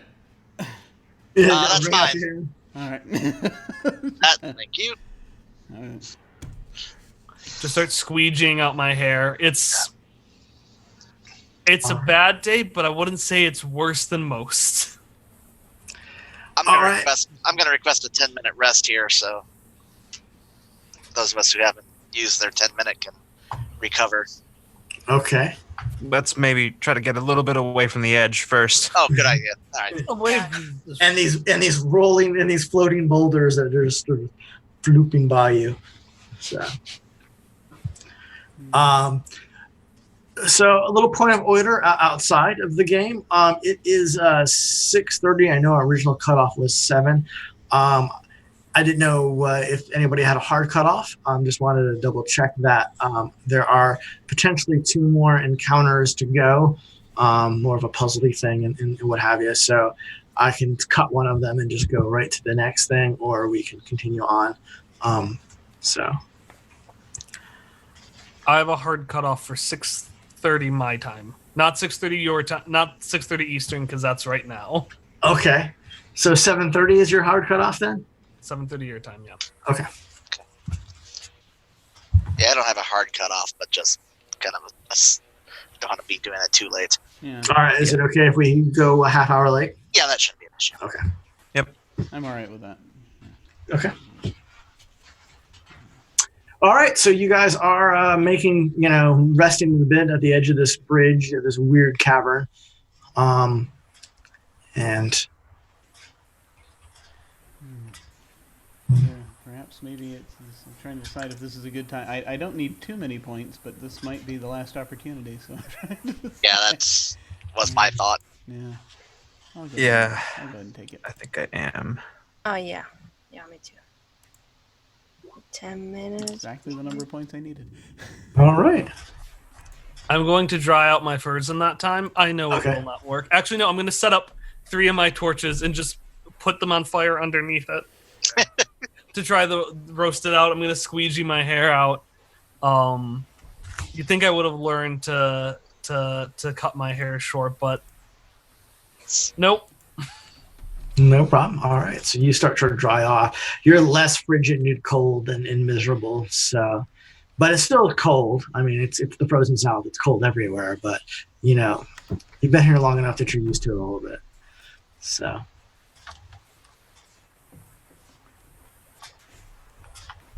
All right.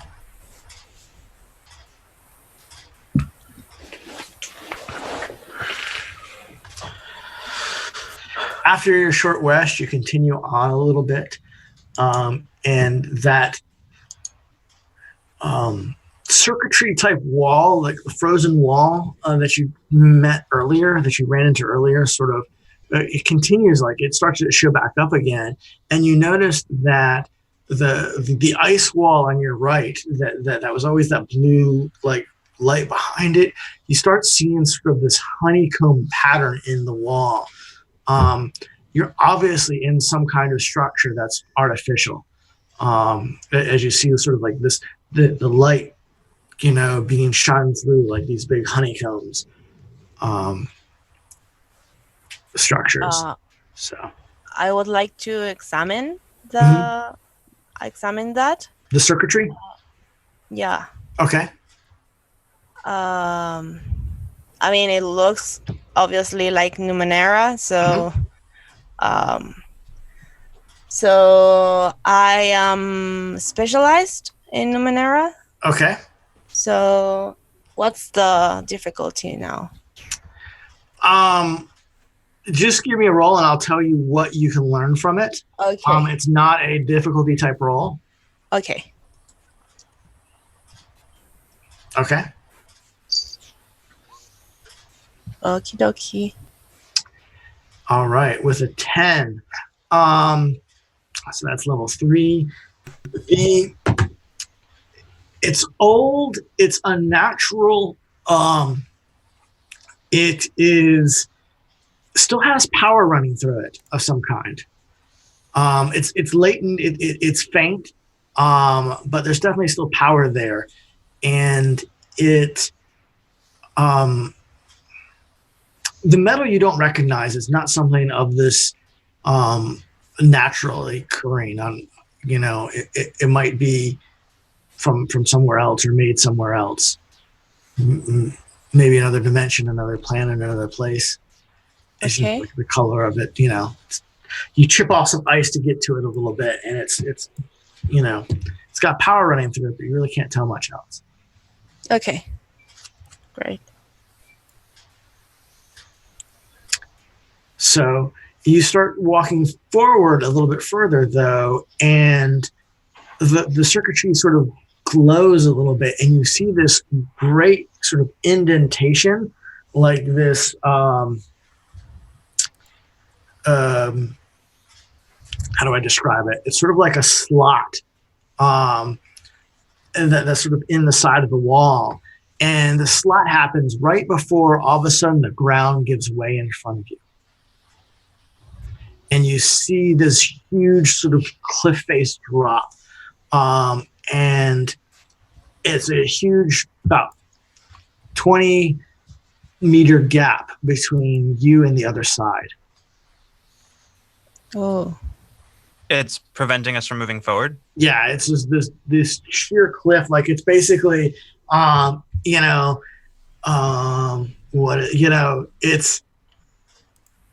what do I describe it as? It's the Last Crusade. The penitent man will pass cliff edge. It's just, but you see an opening on the other side. Not the penitent man. What was it? The leap from the lion's mouth. Sorry, wrong one. The penitent man was the kneeling. 20-meter gap. Yep.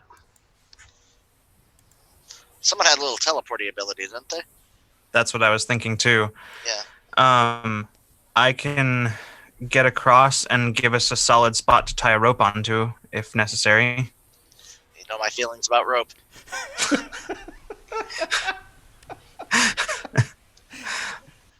That, my friend, is why I suggested it. How far can you shadow step? Long range. Then I failed to describe that accurately. Okay. All right. Go. Then, yeah, I guess you can shadow as described. You're fine. Whoops. Well, here's the rope. Toss. Can I? Now here's a question I have. Is can I take the rope with me, or is it like if I have one end of it and I do my far step? Can I? No, like the entire rope is going to go with you or not go with you. Right. Like that's how So- it's like you can carry something, but it goes with you or doesn't. Okay. So I think I can get across, and I can make a solid place to tie it off or find one, and then somebody can throw me the rope. Yeah. We're going to have to lash 2 ropes together, but that shouldn't be an issue. What could possibly be wrong with that plan? But I say this is not natural. I mean, this was made by something at some point. So maybe there's a way to go across that's man-made too. Do you want to examine that slot that I mentioned? Yes. I want to Okay. examine the surroundings and that slot. All right. Looking for anything. Give me a Numenera roll again. Okay. Difficulty 3. Okay. I'm going to spend a level of effort. Intellect, right? Yes. Okay. You might have an edge in that. Yes, I have 2 edge. Okay. So 1 effort or one point of intellect. Yes. All right. So level 2. Okie dokie. Oh no. Oh yes. No, that's not right. It's 6. Do you want to spend an XP? Yeah. Yes, I want to reroll. Okay. Okay, that's better. All right. That's a little better. So the slot is some kind of activation lever. It's some kind of button, some kind of what have you. You could stick something into it, and it's going to do something. You're not quite sure what, but it's definitely, it's got power to it. So it's definitely going to do something that might extend a bridge. You feel like it's how it's set up. It's got something to do with this gap. Okay. I say, everyone, I think this is it. From what I can tell, you have to put something in this, and it may help us go across this gap somehow. I'm sorry, I'm not being very useful, but I think this is the answer to getting across. Anyone have any ideas about how could this work? What is the shape again? It's just a slot, like like a mail slot. You can stick your hand into it or what have you. There might be something to grab inside. You're not quite sure. So we got something like a light onto it. So it's possible. Oh, go ahead. I can't see inside, right? you can see inside. It's just more electronics. Oh, right. It's possible that we have reached the end of what of the point where rolls can help us, but I am trained in Numenera. Can I try to take a look at this thing and see how it might work? Maybe try to intuit it. Yeah, that's what Liana did. But yeah, okay. you can build off her knowledge. Okay, so kind of going off of what she has just explained, I'm gonna try to take a quick look at this slot and maybe kind of some of the area near. I don't know. I think I'll focus on the slot first. Okay. So I'm just trained in Numenera. Okay. So I'm gonna. So what's the level, difficulty on Level this? 3 if you're trained. Level 4 normally. Level 3 if you're trained. Okay. Then I'm gonna go ahead and spend. I'm gonna spend 2 levels of effort here. Okay, level 1. Yeah. Okay. So let's see.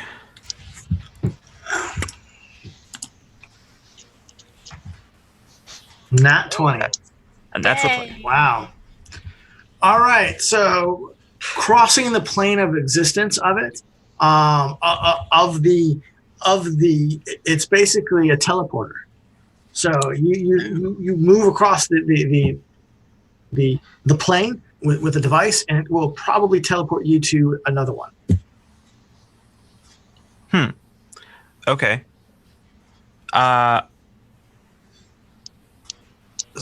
So it's. Sorry. Could you explain that again? Anything that crosses the plane of the opening will be teleported to another device. Oh. The slot here. Yes. Oh, okay. So I think this. You're right. This is definitely the key to getting across, or at least somewhere else. I think it's some kind of teleporter.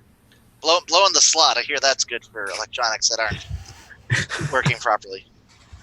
Right. That's not correct.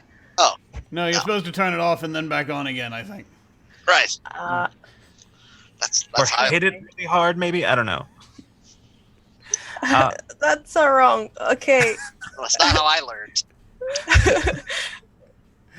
All right. So I'm going to try to activate this teleporter and see if I can get it to work for me. All right. You reach your hand in, and Zamakir disappears, and he appears on the other side of the gap. Well, I'm still alive and over here now. How do we know that's really you? I guess you don't.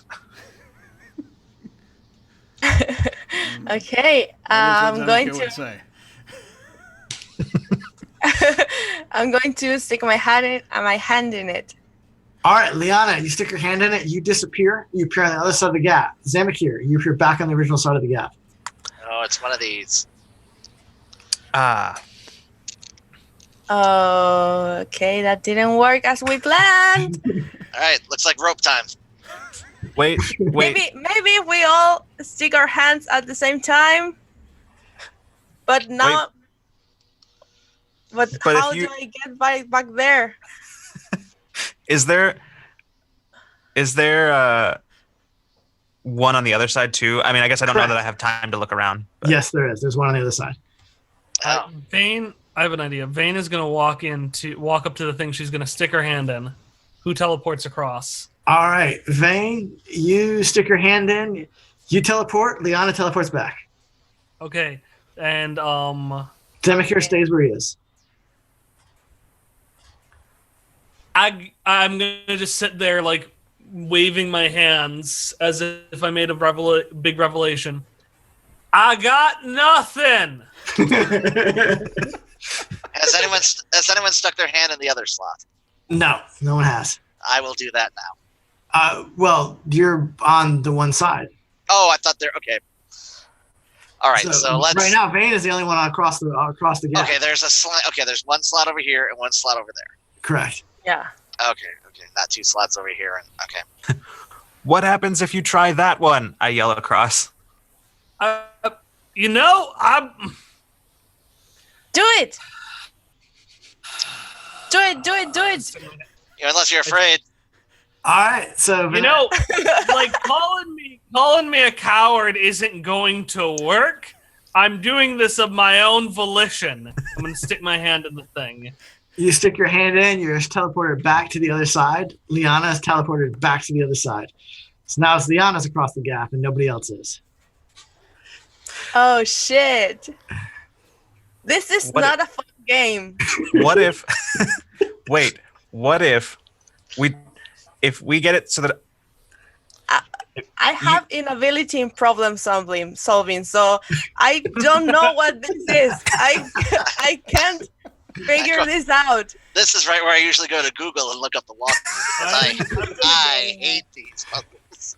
I'm gonna just walk over. You're gonna Misty Step over or whatever it is. All right, you walk over. What was that? Sorry, I spaced out for a second. Can I just walk over, grab Crimson's hand, and stick it in the slot? Because Crimson also went across, right? No, Crimson not this time, but she's gone across before. No, Crimson has not gone across. Crimson's not gone across. I'm gonna grab Crimson's hand. I'm just gonna stick it in the slot. Hey, what the? You grab Crimson's hand. You stick it in the slot. Both you and Crimson go over. Liana comes back. Oh wait. Oh. If we can get this so that everybody except for me ends up on the right side, then I can get myself across. All right, yeah, you stick your hand in the slot right now then. Wait, but this just got a whole lot more complicated because now do both people go back across? We'll find out. Only one way. All right, so Zamakir, you stick your hand in. Yep. You go across to the same side as, and now Vanessa and Crimson and Vanessa go back across the other side. All right, now everyone, hold hands. So now Zamakir is on the right side. Right. And everybody else is on the wrong side. Yep. Zamakir can get across on his own volition. Yep. Okay. All right, now everyone. One, So 2, everybody 3. simultaneously. All right. Hold hands. All right. All of you hold hands. Hand Stick in slot. your hand in.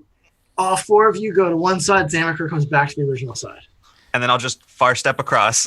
All right. You far step across. You're all on the same side. I'm Oh, not my sure head that's how that hurts. was supposed to work, but That's exactly how it was supposed to work, actually. That was good. So, whenever you can't finesse a problem, you brute force it, and that's what we did. You're here. so all right. Vanessing a problem. Mm. Solving a problem with Vanessa. Vanessa. All right. I'm sorry. I'm just picturing just a solid several minutes of people just teleporting randomly back and forth across this thing and just Yeah, and I'm like, what? Yeah. It's approximately coming hard for me to approximately get back. how far through yakety sax do we get in this whole Which bar did we reach? Yeah, by the way, as we walk and continue going, I'm once I've recovered my stomach a little bit, you're just gonna hear from the back of the line Vanessa go, "Oh, and we gotta go back, and we're gonna have to take it back." Because I just remembered we gotta go back the way we came. All right. At least we know how it works. So we all Yes. stick our hands in at the same time. Yeah. I guess. Problem is, the next person to stick his hands in moves everybody else back the other way. I was gonna say, hopefully, there's not some random explorer 5 years in the future sticks their hands in. Then suddenly Zamakir jumps from 500 miles away. Is just in this random area. He was on the beach. He's in his swimsuits. I'm stuck in the boat. So, all right. So, all of a sudden, ahead of you, as you sort of continue down this icy corridor, is a spiral staircase of ice. And Okay. it's kind of the only way to go. And Right. the stairs themselves aren't made of ice. They're made of that metallic substance, but the walls are ice as you come down. Okay. Let's go down Let's a go staircase. down. But it's a giant spiral staircase. I mean, it is massive. The stairs themselves are probably 20 feet wide. How steep or how far from one step to another? A good 5 feet. Oh, okay, that's pretty big. Okay. How many feet? My internet's based. 5 feet high each we, step? Yeah. Uh-huh. we can assume then that we are going to. Each step is only 2 feet wide, or 2 Oh. feet wide length. Yeah. So Okay. 5 foot drop. 2 foot drop, 5 foot wide. Oh, okay. Sorry. That's still pretty Do sizable, but not quite as That's- big. Yeah, Where did the that 20 we come can. from? I'm confused. What? There was the number 20 thrown out. I'm confused as to what. So it's 20 foot wide. All right, as in like left to right. It is 5 foot deep, and then 2 foot tall. Right. We can do that. I think we can just do that. Yeah. I mean, it takes no effort to go Yeah. down the steps. Yeah, we It's can. big. It's a massive stepway. But what are these stairs for? Like, there's something big, Mhm. which, if we are lucky or not, it will be the frost scion. Okay. So just for clarity's sake, one more time, because I want to make absolutely sure this is correct in my head. As we start getting out our slide rules. This is a set of stairs that looks like it is built for someone of human size or larger. At least 2-3 times size larger than us. Much larger. Okay, all right. That's. I wanted to make sure based on description. Okay, so he's big. And as you slowly make your way down these stairs, the cavern that, as you turn the final sort of turn on the staircase, you find yourself in sort of a large cavern. And up against the wall ahead of you is this huge, looks like man, but it's an automaton man. It's like made out of metals and gears. And you see it sort of face, sort of like it's slumped over. It's got an arm sort of reaching at its chest, and another arm like laying on the ground, and it looked like it's reaching for something. And you notice on its chest there's this massive hole. And as you sort of look down further, as you make your way further, you see about, 15 meters from the edge of its hand is this clockwork ball that's just sort of sitting there. And as you see, the gears in the clockwork ball are just slowly moving. And you see actually from the other side, on the opposite side of the ball, this rivet in the snow, like it's been dragged closer to this guy's hand.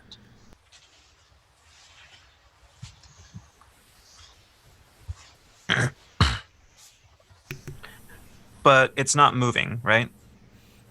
As you stare at it a little bit, you do notice that it is slowly, ever so slowly, moving towards his hand, like it's rolling. But the automaton itself is not moving. Oh, the okay. Automaton itself is not moving. And on the wall opposite, it's this big wall of ice. You see this hole about the size of the ball, sort of like in this wall of ice, like it had impacted this wall of ice, and now it's fallen and sort of slowly rolling towards his hand. Well, what do you make of that? That looks like something I don't want to mess with. And then you hear a voice. But for Garla, I might.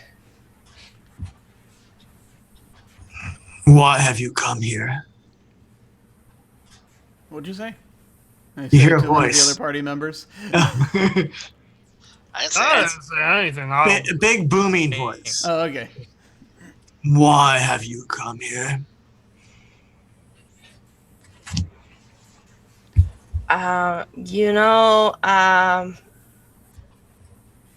Exploring.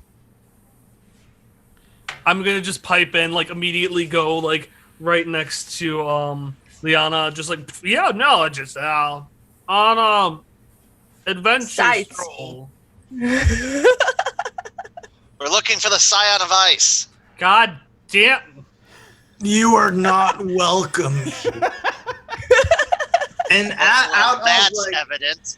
out of the ice wall, you didn't notice him because he's the same color as the ice wall. Just sort of sitting in this corner is this big, like, giant of a man, just sort of made of ice. And he's kind of like sitting down back against the wall, arms sort of out, bored looking. but he's pretty imposing, and he's just sort of like lays back and says, "You're not welcome here."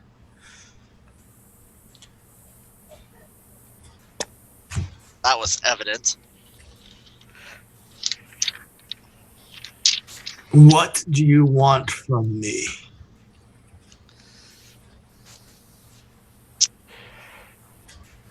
The infamous Garla the Lawgiver has been poisoned by the Scion of Fire. We've been told that the Scion of Ice might have some cure. Yeah, or just Why do I care of the meddlings of the small folk? I mean, yeah, you were the one who offered us something, like, it'd be nice. I'm looking at the others. I got no actual reason to give him why he should help us. I got a Does reason. anyone know? Does anyone know Garla? The sign of fire is your opposite number, yeah? Yes, I've not seen my kin, if you call it that.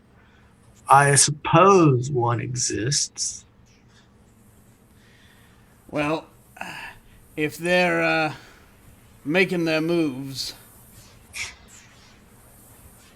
on the territory we inhabit, which clearly they are, because of what happened to Garland, then I reckon it's only a matter of time before that makes things different for you. I have been waiting here a long time. When I got here, the ball was in the rock over there. It has slowly moved. I tried to help it along, but it seemed like that didn't really speed up its progress. It stopped moving for some time after that, but now it's moving again. I do wonder what this automaton will say when it gets its heart back.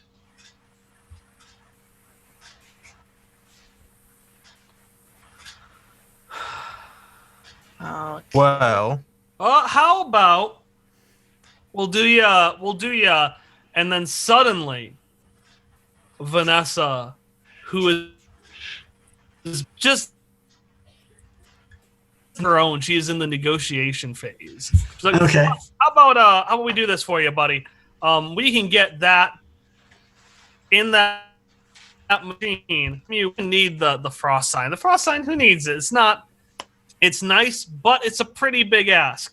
What we're asking for, anything you think can help with, if someone had hotness inside of them, things like ember, things like maybe actual fire, maybe even things like ice melt, anything like that inside of them that might be able to help with solving that. You need me to freeze something?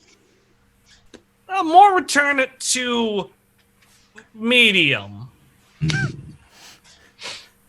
Alas, I can do that.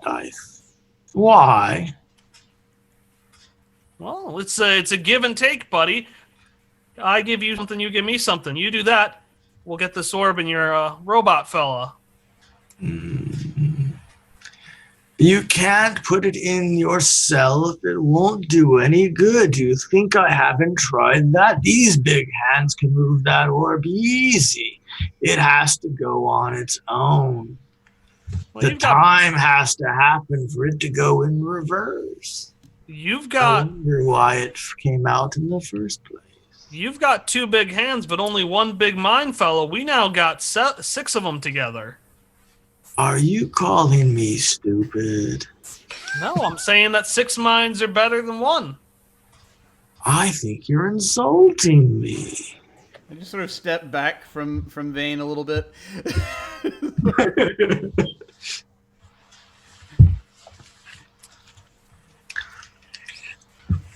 All right. Does anybody want to make a roll?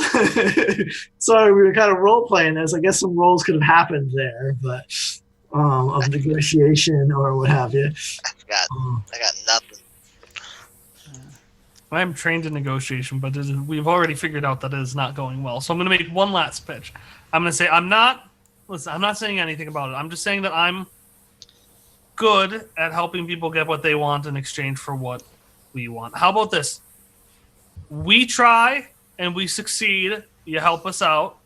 We try and we fail. We go on our way.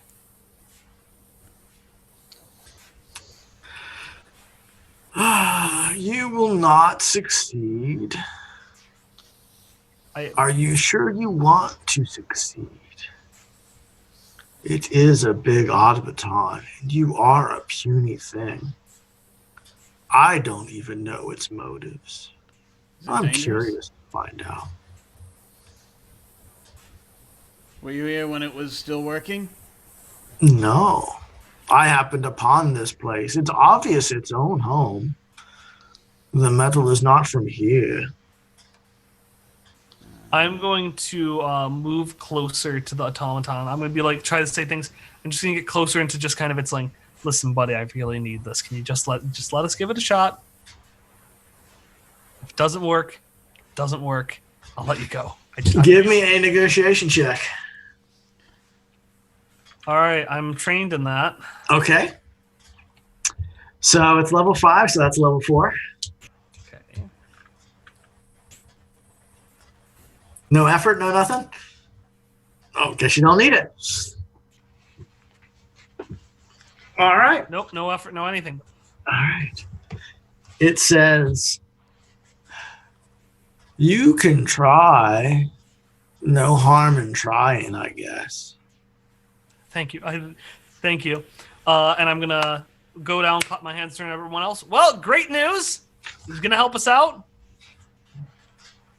Anyone know how to move that? I just look at Liana.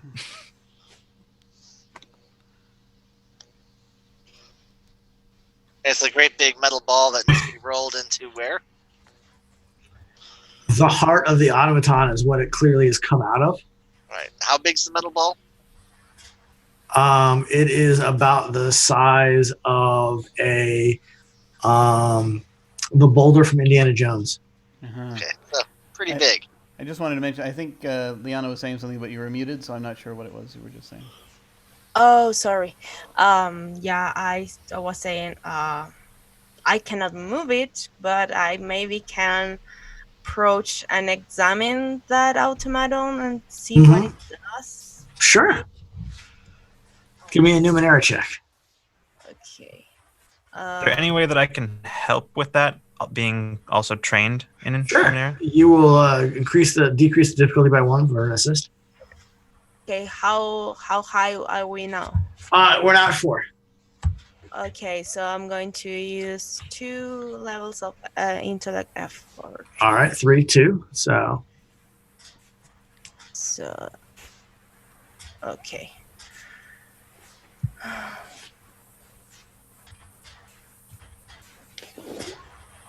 all right. Okay. It is clearly the power source or something of this automaton that once it's socketed back in, it will proceed to work again. However, it is in some kind of time dilation system where it is slowly. It is a device that actually has turned back time. And it going back into it, it's actually going in reverse time right now, very slowly.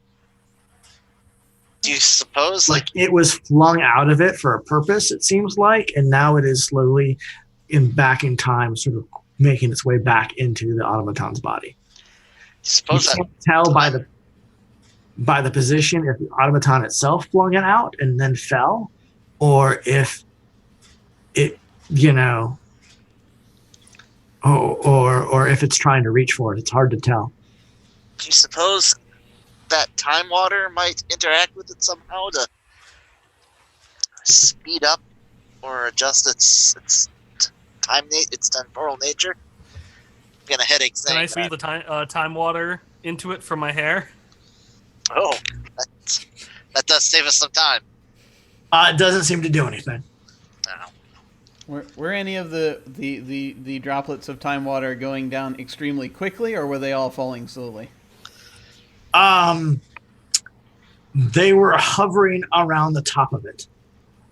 Okay. Yes. And then sort of rolling off. And that was like it's like it touched it and then reversed in time. So now they're just hovering above it. Maybe. What if this isn't gonna work, but Vane is very desperate? Mhm. What if it's moving backwards in time, I push it in the direction opposite of where I want it to go? That's better than anything I got. Does Me too. anything happen? I mean, has it got controls on it or something? It is very, very heavy. You can try to push it backwards against itself.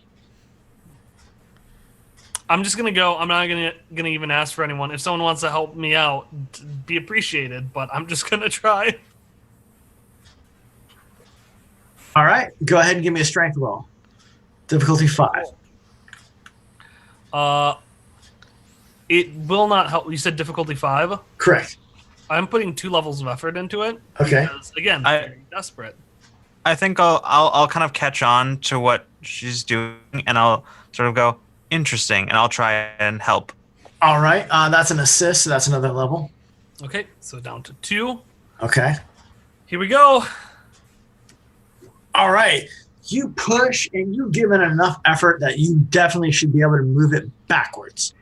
And however, it gets really hot as you try to do so. Enough that it's almost starting to burn your hands, like you're trying to push against time. It's like starting to burn your skin as you start to do so. You've definitely succeeded in or should have succeeded in what you were doing. It's just not possible to fight time. I'm going to examine the robot body, especially the cavity where the ball is supposed to socket in. Mm-hmm. Just looking for anything, really. Give me a Gotta get Numenera or investigation check. I can have neither, so Okay. Straight intellect. What difficulty am I looking at? This is another one of those where I'll tell you more information by what you roll. So Sockets. let me tell me how many are lower. I rolled a 12, so 4. So I'm looking for like sockets, switches, All right. Well, anything. you could see where this thing's the heart of this thing's, by all intents and purposes, should be socketed in. Mhm. But you also tell that the creature itself has no power. Right. But how it is built, how it is, there's no controls to it. It seems like it's got a brain area that seems to be non-functional as well, that the power relays from the socket will go to. It also seems like this thing is a weapon. Yeah. It is built, it's got weapons on it. It has got sharp edges, to its forearms. It is built to wreak havoc. And it is 3 times the human size. Hey, fellas, I'm not sure we really want to put that thing in there. That's this thing's festooned with weapons, and probably not a great temperament.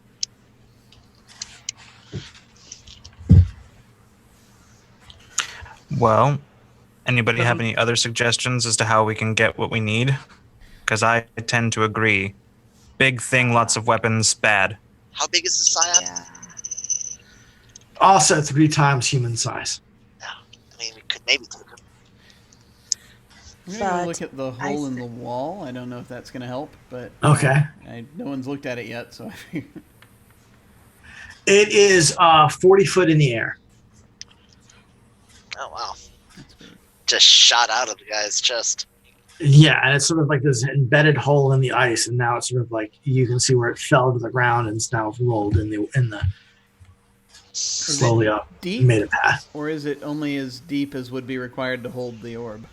It is about 3/4 the size of the orb deep. Like if the orb was in there, it wouldn't be flush. It would still be Like- protruding out. So they got like shot out, slammed in the wall, and then fell down to the ground. Correct. Okay. So it's heading in the direction of the wall or in the direction of the robot? Direction of the robot's outstretched hand. Yeah. And the dude said time is reversing, yes? For it, yes, it's slowly rolling backwards.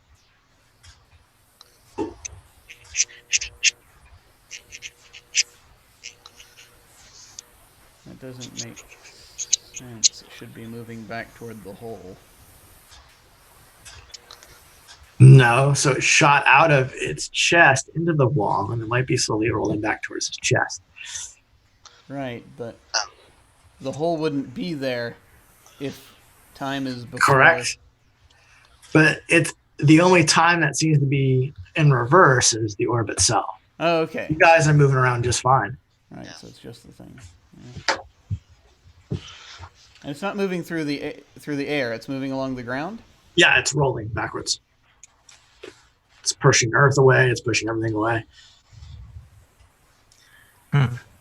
So I approach everybody and say, well, what the healers told us, I say this very, very quietly. What the healers told us is that the cure should be the life essence of a frost scion. Yeah. So, Yeah, if they I'm could not be. mistaken, they that could- means that the frost scion should be dead. Sense of deep. They could be full of bullshit, though. How do we know it's actually gonna work? We could just get something cold. Well, yeah, you're right, but I don't know very much about what's happening to Garla, and I don't want to take any chances either. And I don't want a chance that it's some Ember Scion. How many of them are there actually out there? Well, and does anyone actually know how to capture the life essence of this thing in the first place? Now, life essence, you know, to be sort of a shorthand or another name for in religious or what have you societies, it's just blood. Okay. That would have been a great thing to ask before we came all the way out here. I Right. just don't think we need. There's nothing saying that that's going to be the solution to that. I mean, it's just the opposites. I just don't think It could be the precipitate to that. we just need to find something that's gonna that we know is reliably going to work on something like that. Yeah, and the people trying to cure Garla said that this could work. And they say it's an Ember Sign, and they're full of bullshit. But it's the best thing we got, I think. Yeah. Don't you want to cure her? And I do, but look it's at not an I Ember look at- Scion. It's not an Ember Scion. It's Ice Melt. I think Are you sure about that- that? I am. Yes, I'm sure. I think that we could maybe get around this issue if we try to convince him that this is a bad idea. That putting this whatever it is back into that thing is a bad idea, and then if we can convince him of that, then maybe we could convince him to help us. Not a bad idea. Okay. We just need some of his blood. I mean, not a lot, right? He's got a lot. Look at it, he's big. Yeah, you wanna cut yourself open? Give me some right now. Whatever. Not gonna work regardless. And I'm just gonna go Not around and that start looking attitude. for actually helpful medicine. Are you giving up? Here's the thing, Frost Scion. That their automaton is just festooned with weapons. It looks like it's ready to just kill anything it sees as soon as it starts activating. It's bad news. I don't think it's the kind of thing you'd really want to have walking around here. If it is a weapon, it would be a great battle. Sure would. But if not, it would be interesting to find out what it has to say. I also So want to you're- look at one Want- other thing. Sorry. Well, just while the conversation is going on, and feel free to keep doing that. I don't think we've examined the orb itself closely yet. So Yeah, you have. We have. Or Okay. Liana did. Okay. And that there were. So there's definitely like some kind of power device that is stuck in a backwards time loop Okay. or backwards There were- time. And there were no So you're- like controls or anything on it. Anything like No. that. Okay. None whatsoever. All right. So you're saying you crave large, great battles, huh? I do No. not crave that, but Oh. if it's inevitable, it is inevitable. Oh boy, I guys. have been here for some time. To leave now would make all of my time spent lost. Crimson's like bouncing on her heels, just looking at the group like, "Oh boy, guys."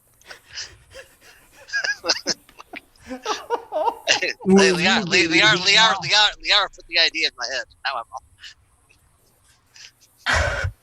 I'm I'm not gonna help kill this thing to just have nothing done. You cannot kill me. Yeah, see, he even says we can't kill him. Can you give us a drop of your blood or something? Are you just out for my blood? Oh, We needed to not all cure of it. a I friend. thought you seemed like nice, reasonable folk who were trying to help. But unreasonable folk would have just tried to take it. you know, instead the of asking. last group tried to just kill me outright. They didn't even stop to chat. I thought you were different. We stopped to chat. No, I we're mean, not. We're not out. we are. Sorry. go I on. mean, we're just trying to help a friend who is very sick, and the cure might be within your blood. And Oh. you may. We You don't want to hurt you. Some We don't. blood, not all blood. Yeah, I see. we want just a Give me bit of it. a negotiation roll.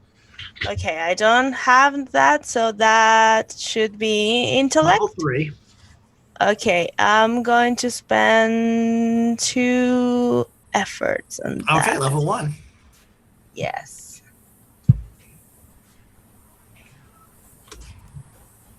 I needed that.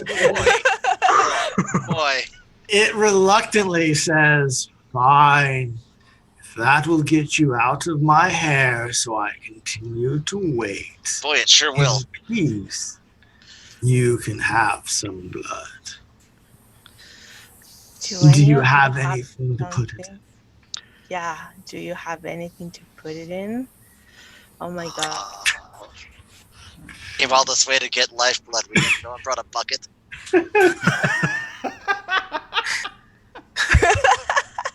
I mean, that's what we came here for.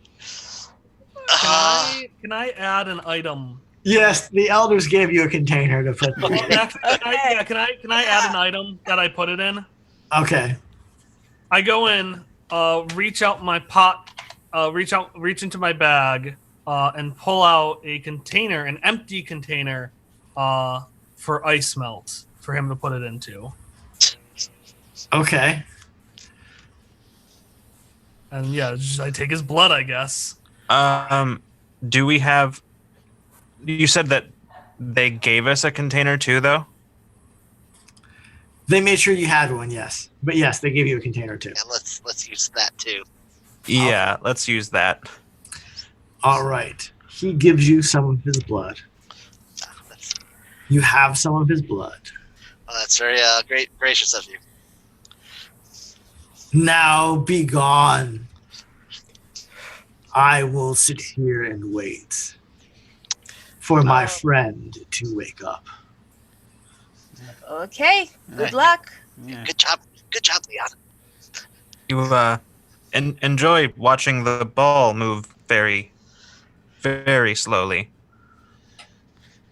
It passes the time. Yeah, I Very, guess. Okay. very slowly. Literally, And I just turn to start walking out. literally glacial taste. All right. Get out of here. All right. So, You guys make it out back all the way through everything. We're not going to role play back all the encounters of you going through the portals and stuff like that. And you come out of the cave. It is pitch black night. And there's stars. It's a clearless sky. And you start making your way back down the mountainside. And you see ahead of you a camp. There is a couple tents, some lights, and two earrigs sort of, sort of chained up, sort of waiting there. Would have to go past, like, near that camp to go the way we went, that we came.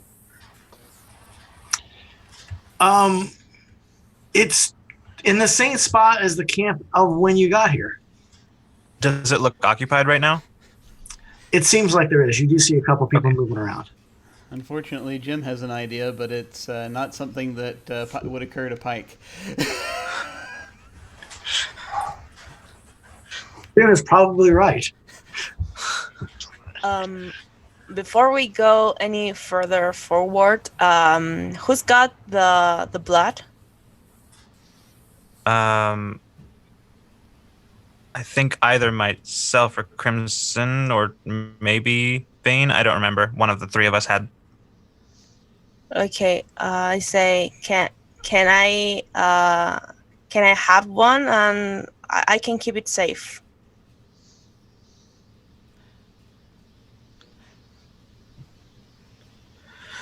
So Vanessa's got one, and Crimson's I'll got hand her. I'll just say whatever, and hand it to her, and start making my way to the camp. Okay. Oh.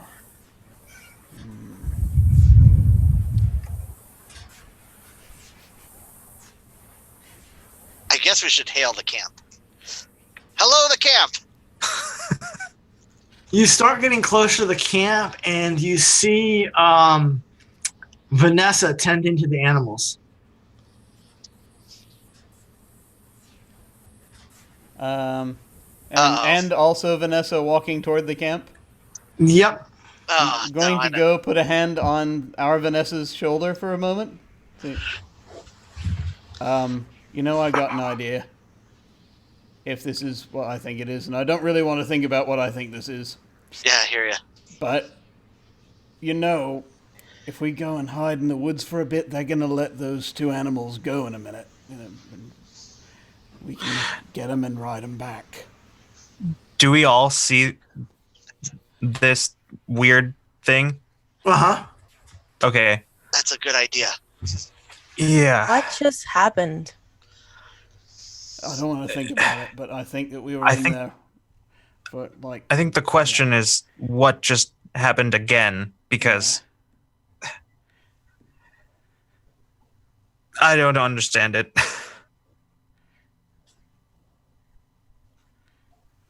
She steps away from grandfather paradoxing herself.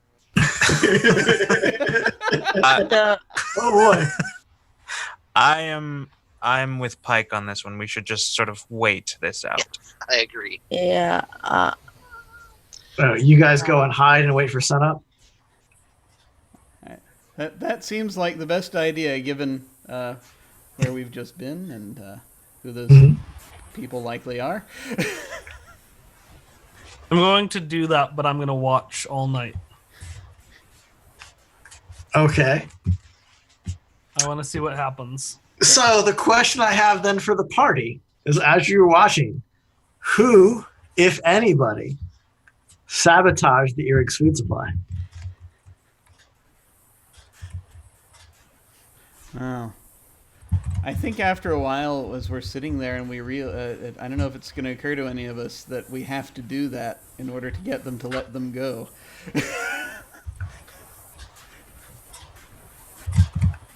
I don't know. I don't want to go near those creatures, but All right, hang on. I'll do it.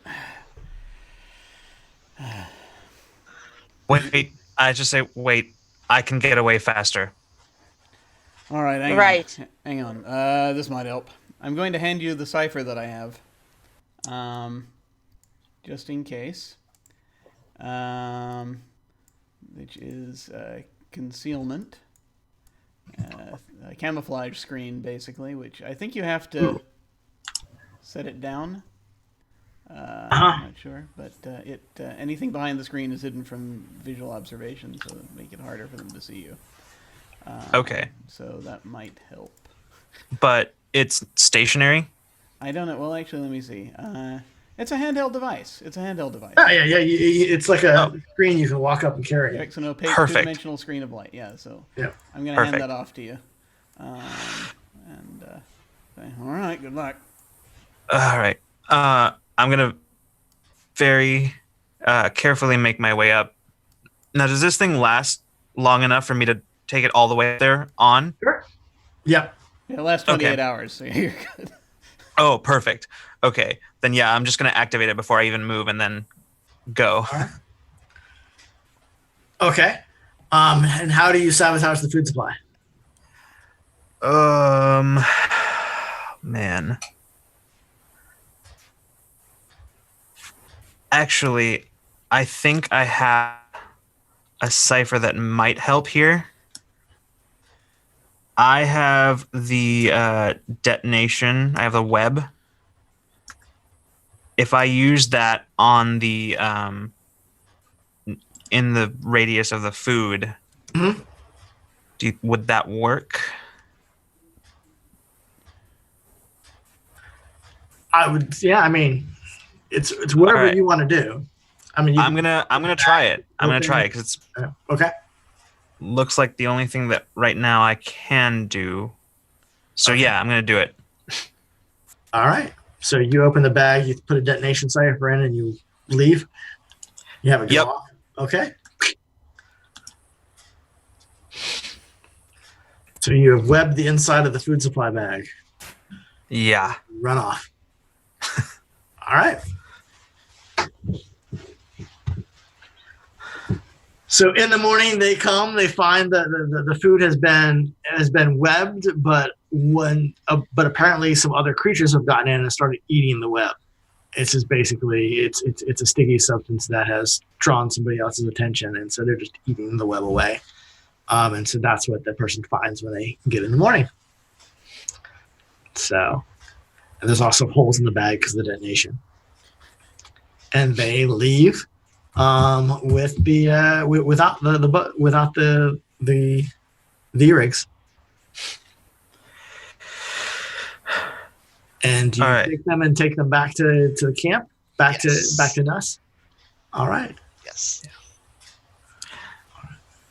Is anybody going to try to hinder anything, or are y'all just going to let it all go down? I don't see a reason to hinder anything. All right. So you get back to Nuss, and with the Frost Scion blood in tow. Before we go, I'm gonna just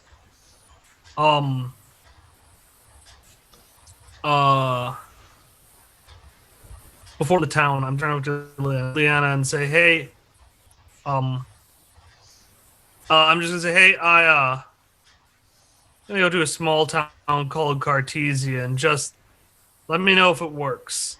And then I'm going to veer away from the rest of the party. Okay. All right.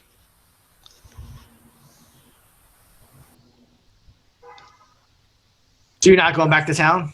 I'm not going back. Once we hit the edge of town, I'm gonna Okay. say, hey, make sure it works, and then I'm gonna be on my way. All right. All right. So Vanessa does not go back with you, and everybody else goes back, and gives the Frost Scion blood to Liana, or not to Liana, geez, to Garla, and it works. When you get there, she's in really bad shape. Like her whole skin is glowing, what have you. But after ingesting it, and a couple days later, she does come to. I want to ask her if she remembers who did this to her. She does not know. The last thing that she remembered was having wine with Vanessa. Wait a second. Though it's more, she invited herself into Vanessa's tent to inspect their stuff. She grabbed a carafe, started drinking wine. It didn't taste very good, so she spit it out. Vanessa was sheer adamant about not coming into town, as well as adamant that this cure wouldn't work. Ooh. Oh, by the way, ice melt is red. Well, that's not very nice. At least we know I didn't do it, which is what I was concerned about. I thought curing Garla was what was important. Yes, so she could tell people that I didn't do it. Yes, the entire town assumed that this is Crimson's doing. So, but I will dutifully ask ask Garland if she wants me to hunt Vanessa down. she responds in the negative. She doesn't think that Vanessa really had anything to do with it. She's the one who grabbed the carafe herself, assuming it was wine. Fair enough. But she doesn't know really what happened. If it's wine that did it, she's still confused about all of that.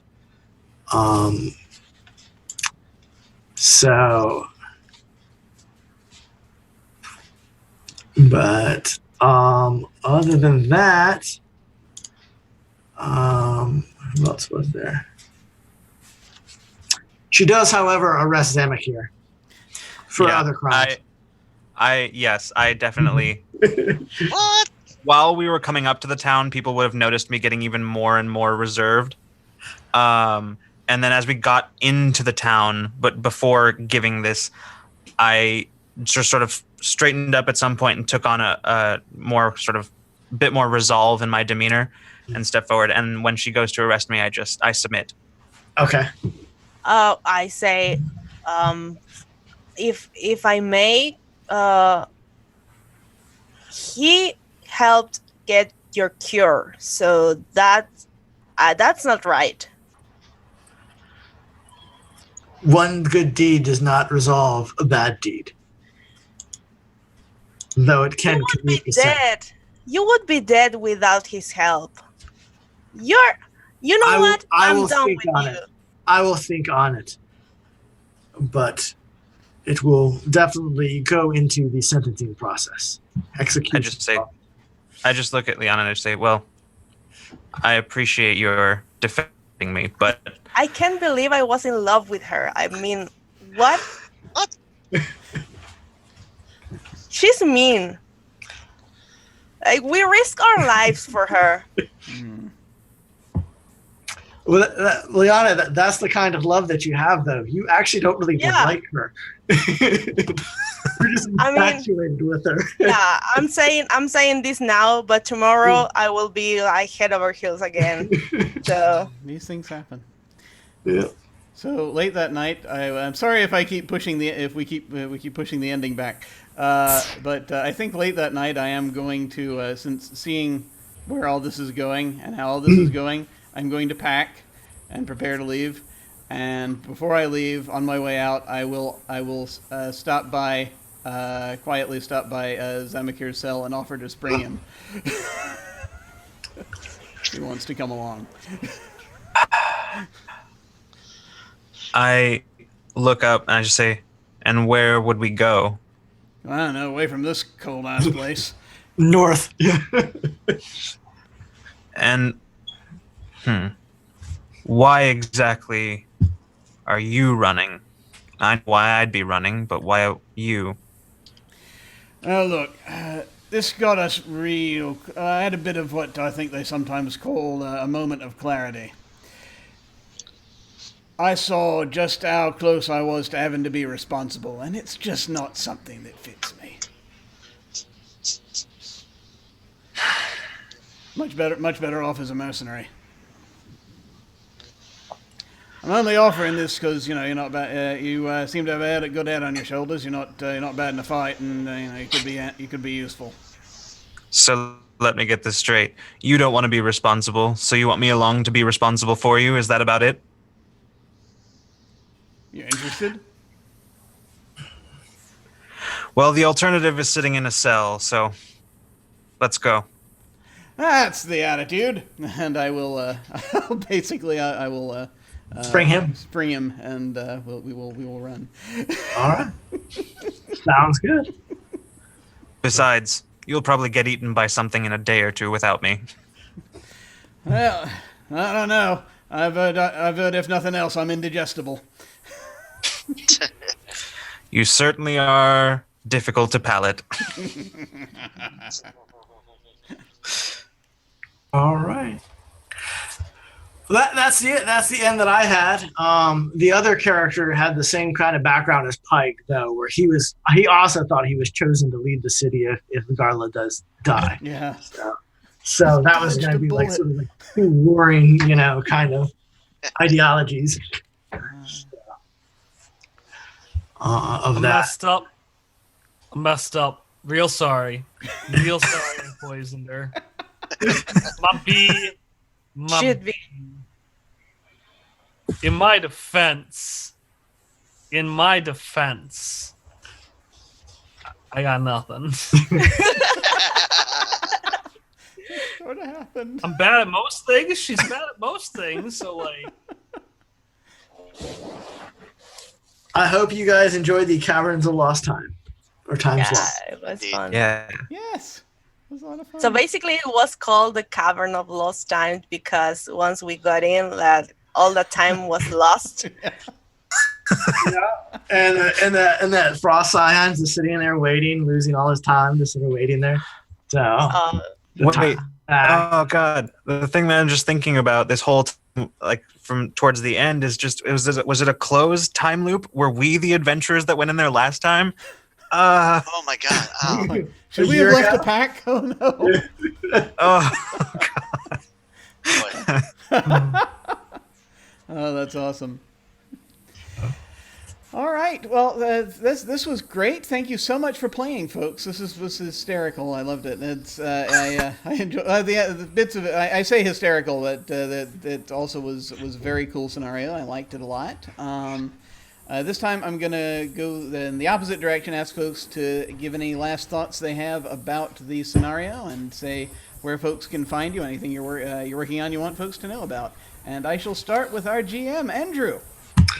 Hi, me again. Yep, Andrew Cady. You can find me at my20sidedlife.com or at Twitter at my20sidedlife.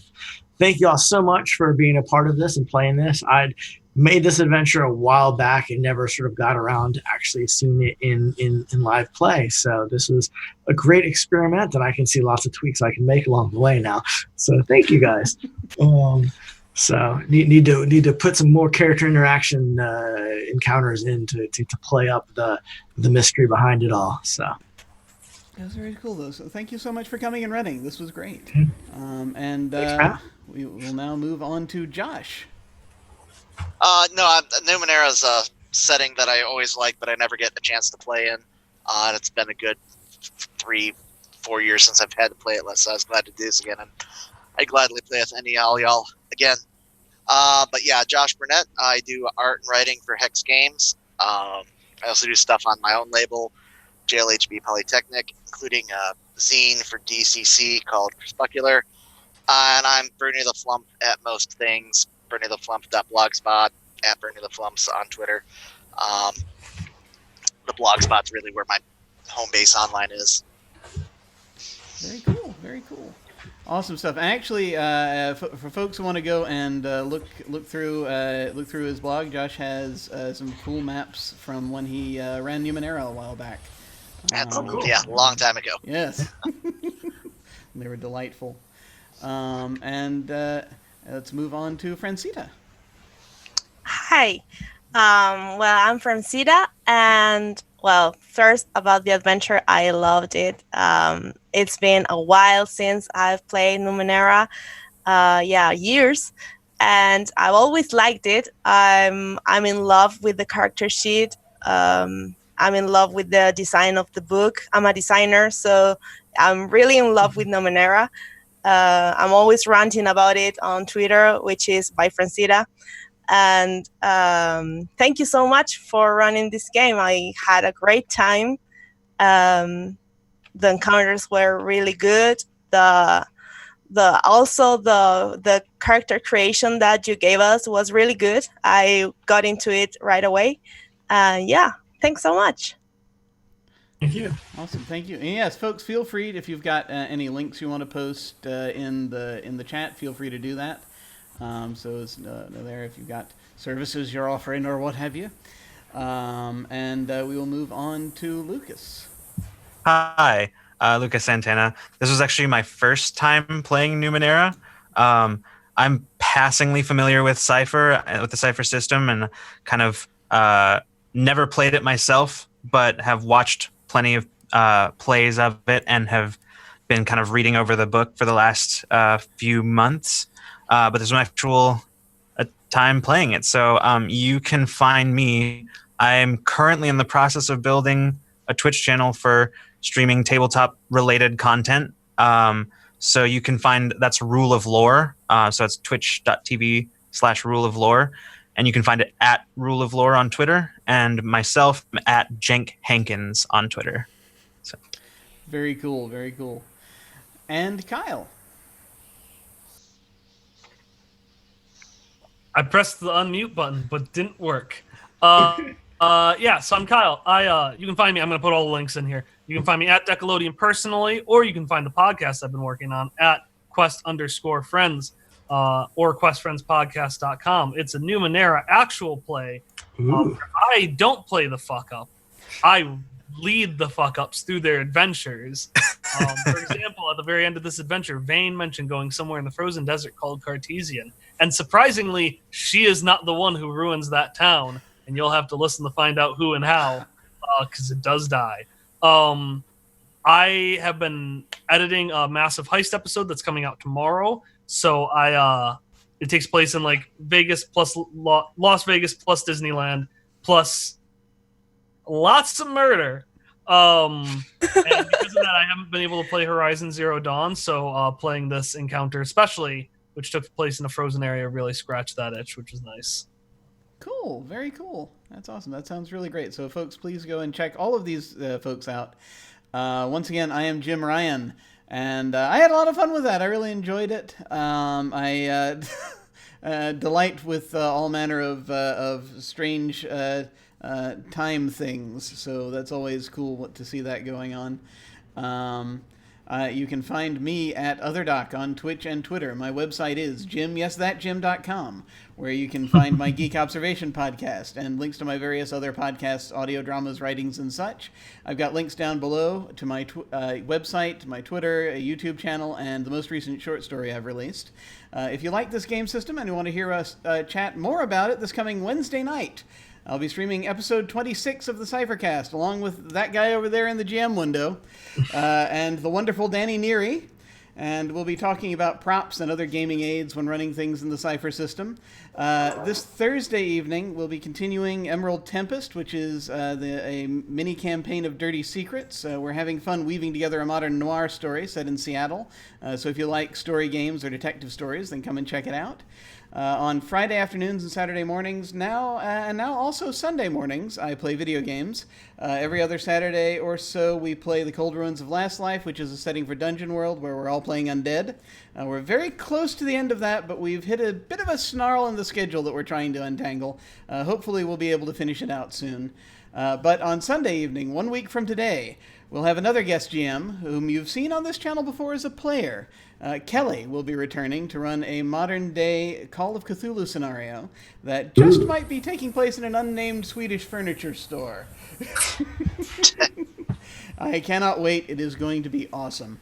But right now, those signups are still open for a one-shot I'm hosting later this month, Bad Streets, which is a 70s cop show style game that's powered by the apocalypse.